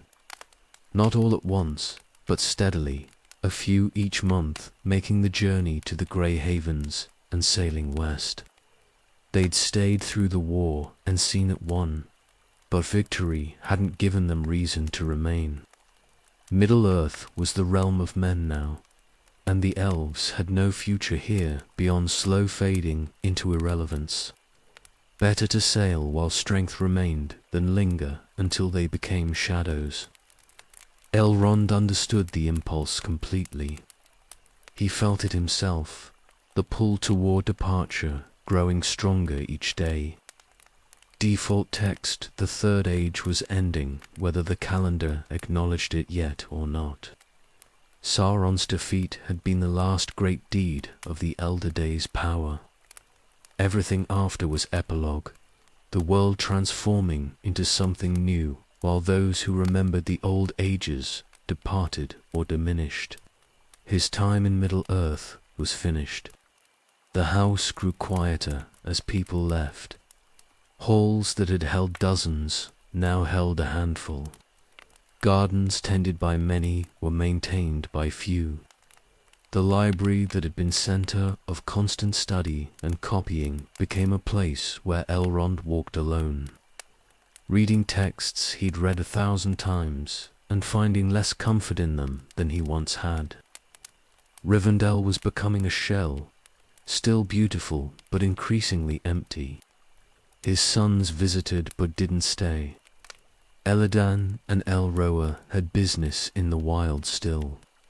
Orcs to hunt and places to patrol, and the restless energy that had consumed them since their mother sailed. They were damaged in ways that wouldn't heal in Middle-earth, carrying griefs that only Valinor might ease if anything could. But they weren't ready to sail yet, so they ranged and fought and returned occasionally to check on their father before disappearing again. Celeborn came from Lothlorien and stayed a while. Galadriel's husband had decided to remain in Middle-earth after his wife sailed, but he found little peace in it. They were both widowers now, in a sense, both separated from wives by choices that couldn't be undone. They sat together in Rivendell's halls and spoke little, finding comfort in shared understanding rather than words.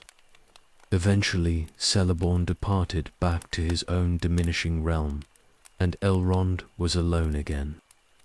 The decision to sail came gradually rather than suddenly. Not a single moment of clarity, but a slow accumulation of recognition that nothing held him here anymore. His children were grown and gone, Arwen to mortality in Gondor, and the twins to their endless hunting. His wife was across the sea and had been for centuries. His work was finished, the kingdoms restored and the enemy destroyed. What remained was just continuation without purpose. He began preparing for departure in small ways, deciding what would go with him and what would be left behind. Most would be left. Only a few precious things could cross the sea, and most of what he'd collected mattered only in Middle-earth. The library would remain for whoever might use it in ages to come. The house would stand empty or perhaps be claimed by men. The valley would endure regardless of whether elves dwelt in it.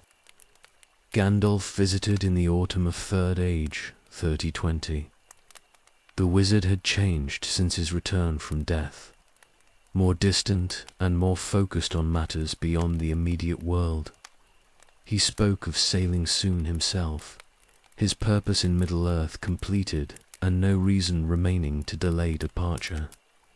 They discussed the journey west and what might await them there. Two old friends, preparing to leave everything they'd known for an uncertain destination. The final year passed in a haze of farewells and preparation. Each departing elf meant another friend gone ahead. Each empty room meant another piece of the house given up. Elrond walked paths he'd walked for 2,000 years and tried to memorize them, knowing he'd never walk them again. The valley that had been home longer than anywhere else was becoming memory even before he left. He thought often about what he'd built here. Rivendell had been founded in war and desperation, a refuge established during retreat from overwhelming enemies. It had become sanctuary and library, healing house and council hall, the last homely house where travelers found rest.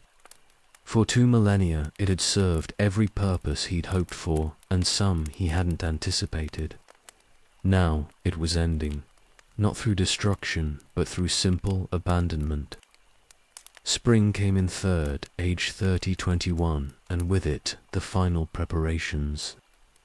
Círdan sent word that a ship would be ready in autumn, sailing from the Grey Havens on the anniversary of Frodo's triumph.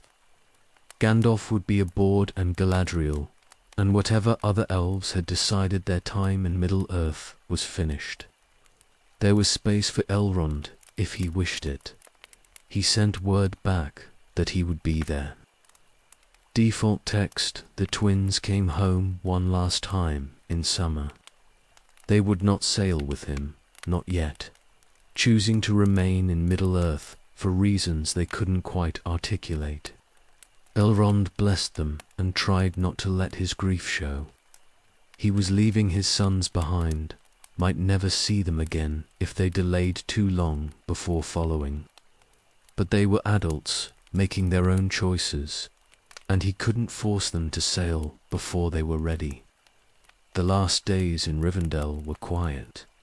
Elrond walked every path and visited every place that held memory, said goodbye to the house in private, thanking it for 2,000 years of service and shelter, closed the library for the final time, stood in the gardens Celebrian had tended and felt her absence like physical pain, let himself grieve everything he was leaving behind.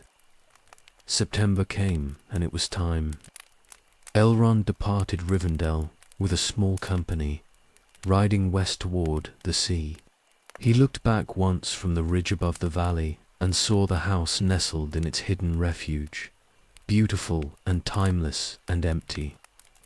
Then he turned his horse and rode toward the havens, leaving the last homely house to whatever future awaited it. His time there was finished. The age was ending. All that remained was the journey across the sea and whatever came after.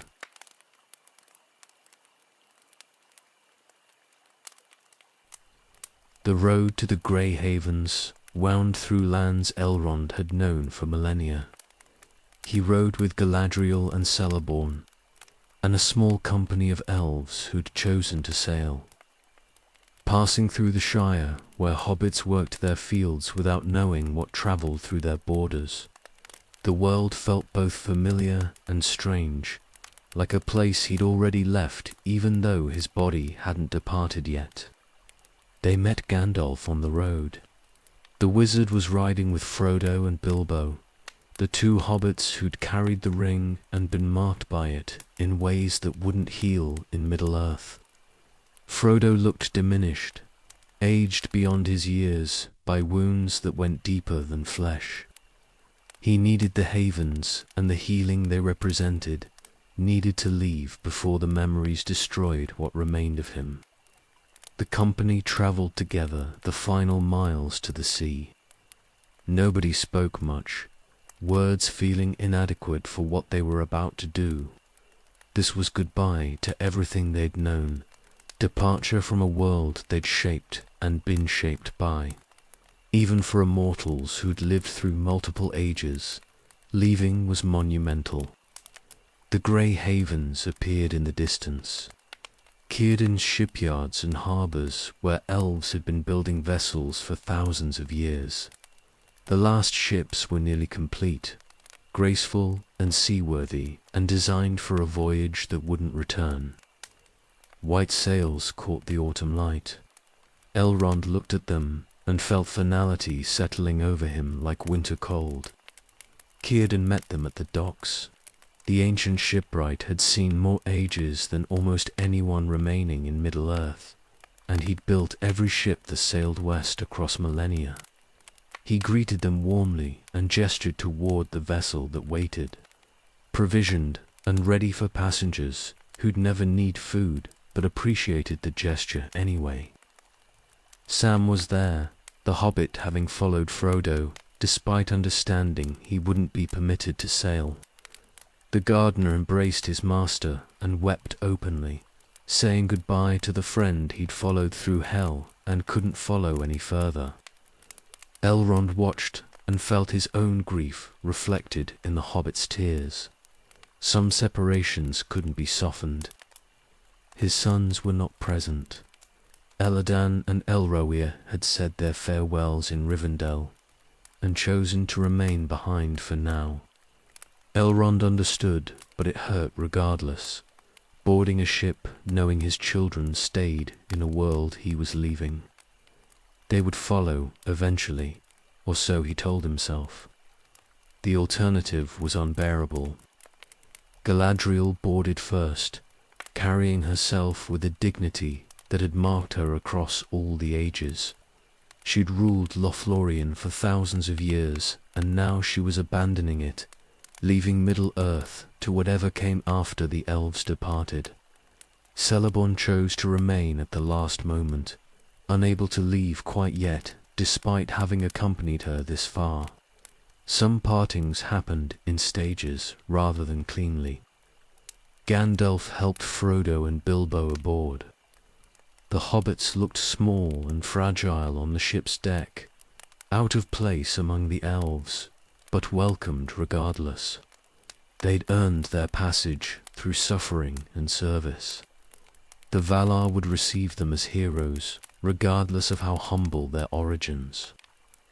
Elrond stood on the dock while others boarded. This was the moment, the final choice between staying and going. He could remain in Middle-earth, like Celeborn, like his sons, finding purpose in the diminished world. But there was nothing left for him here. His wife was across the sea. His daughter was committed to mortality in Gondor. His work was finished. Only leaving made sense. He thought of Arwen as he stepped aboard. She was in Minas Tirith with Aragorn, building a life and a kingdom and accepting the mortality she'd chosen. He would never see her again in any form, never know how her life unfolded or how her death came. The separation was absolute and permanent, and it destroyed him even as he accepted its necessity. This was the cost of her choice and his sailing. They'd both chosen their paths, and now they'd live with the consequences. The ship cast off as the sun set. Círdan waved from the docks, and the few elves remaining on shore stood silent as witnesses. The vessel caught the wind and turned toward open water, leaving the grey shores behind. Elrond stood at the rail and watched Middle-earth diminish into the distance, every mile increasing the separation from everything he'd known. The journey would take time, days or weeks by mortal reckoning. Though time moved differently on these voyages, he would have hours to think and remember and process everything he was leaving. 6,000 years of memory to sort through, experiences and losses and victories all jumbled together. He carried it all with him across the sea, because memory was what immortals had instead of peace. But peace waited in Valinor, or so the stories claimed. Celebrian was teary-healed or healing from wounds that Middle-earth couldn't touch. He would see her again after 5 centuries of separation, find her whole or nearly whole, and they would have eternity to rebuild what the orcs had broken. That hope sustained him through the grief of leaving. The stars emerged as night fell. Eärendil sailed overhead, bearing the Silmaril. Elrond's father transformed into light millennia ago. The familiar star marked their path west, toward lands removed from the circles of the world, toward the undying lands where the Valar dwelt and the elves who'd sailed before them waited. Toward home, though home was a concept that had grown complicated across ages of wandering. Elrond stood at the rail through the night and let Middle-earth fade completely behind him. Arwen remained there, mortal and beloved, and lost to him forever. His sons remained there, hunting and ranging and delaying their own departure. But he was sailing at last, leaving the world of his long service for whatever waited beyond the horizon. The Third Age was ending. His time in Middle-earth was finished. All that remained was memory and the journey ahead.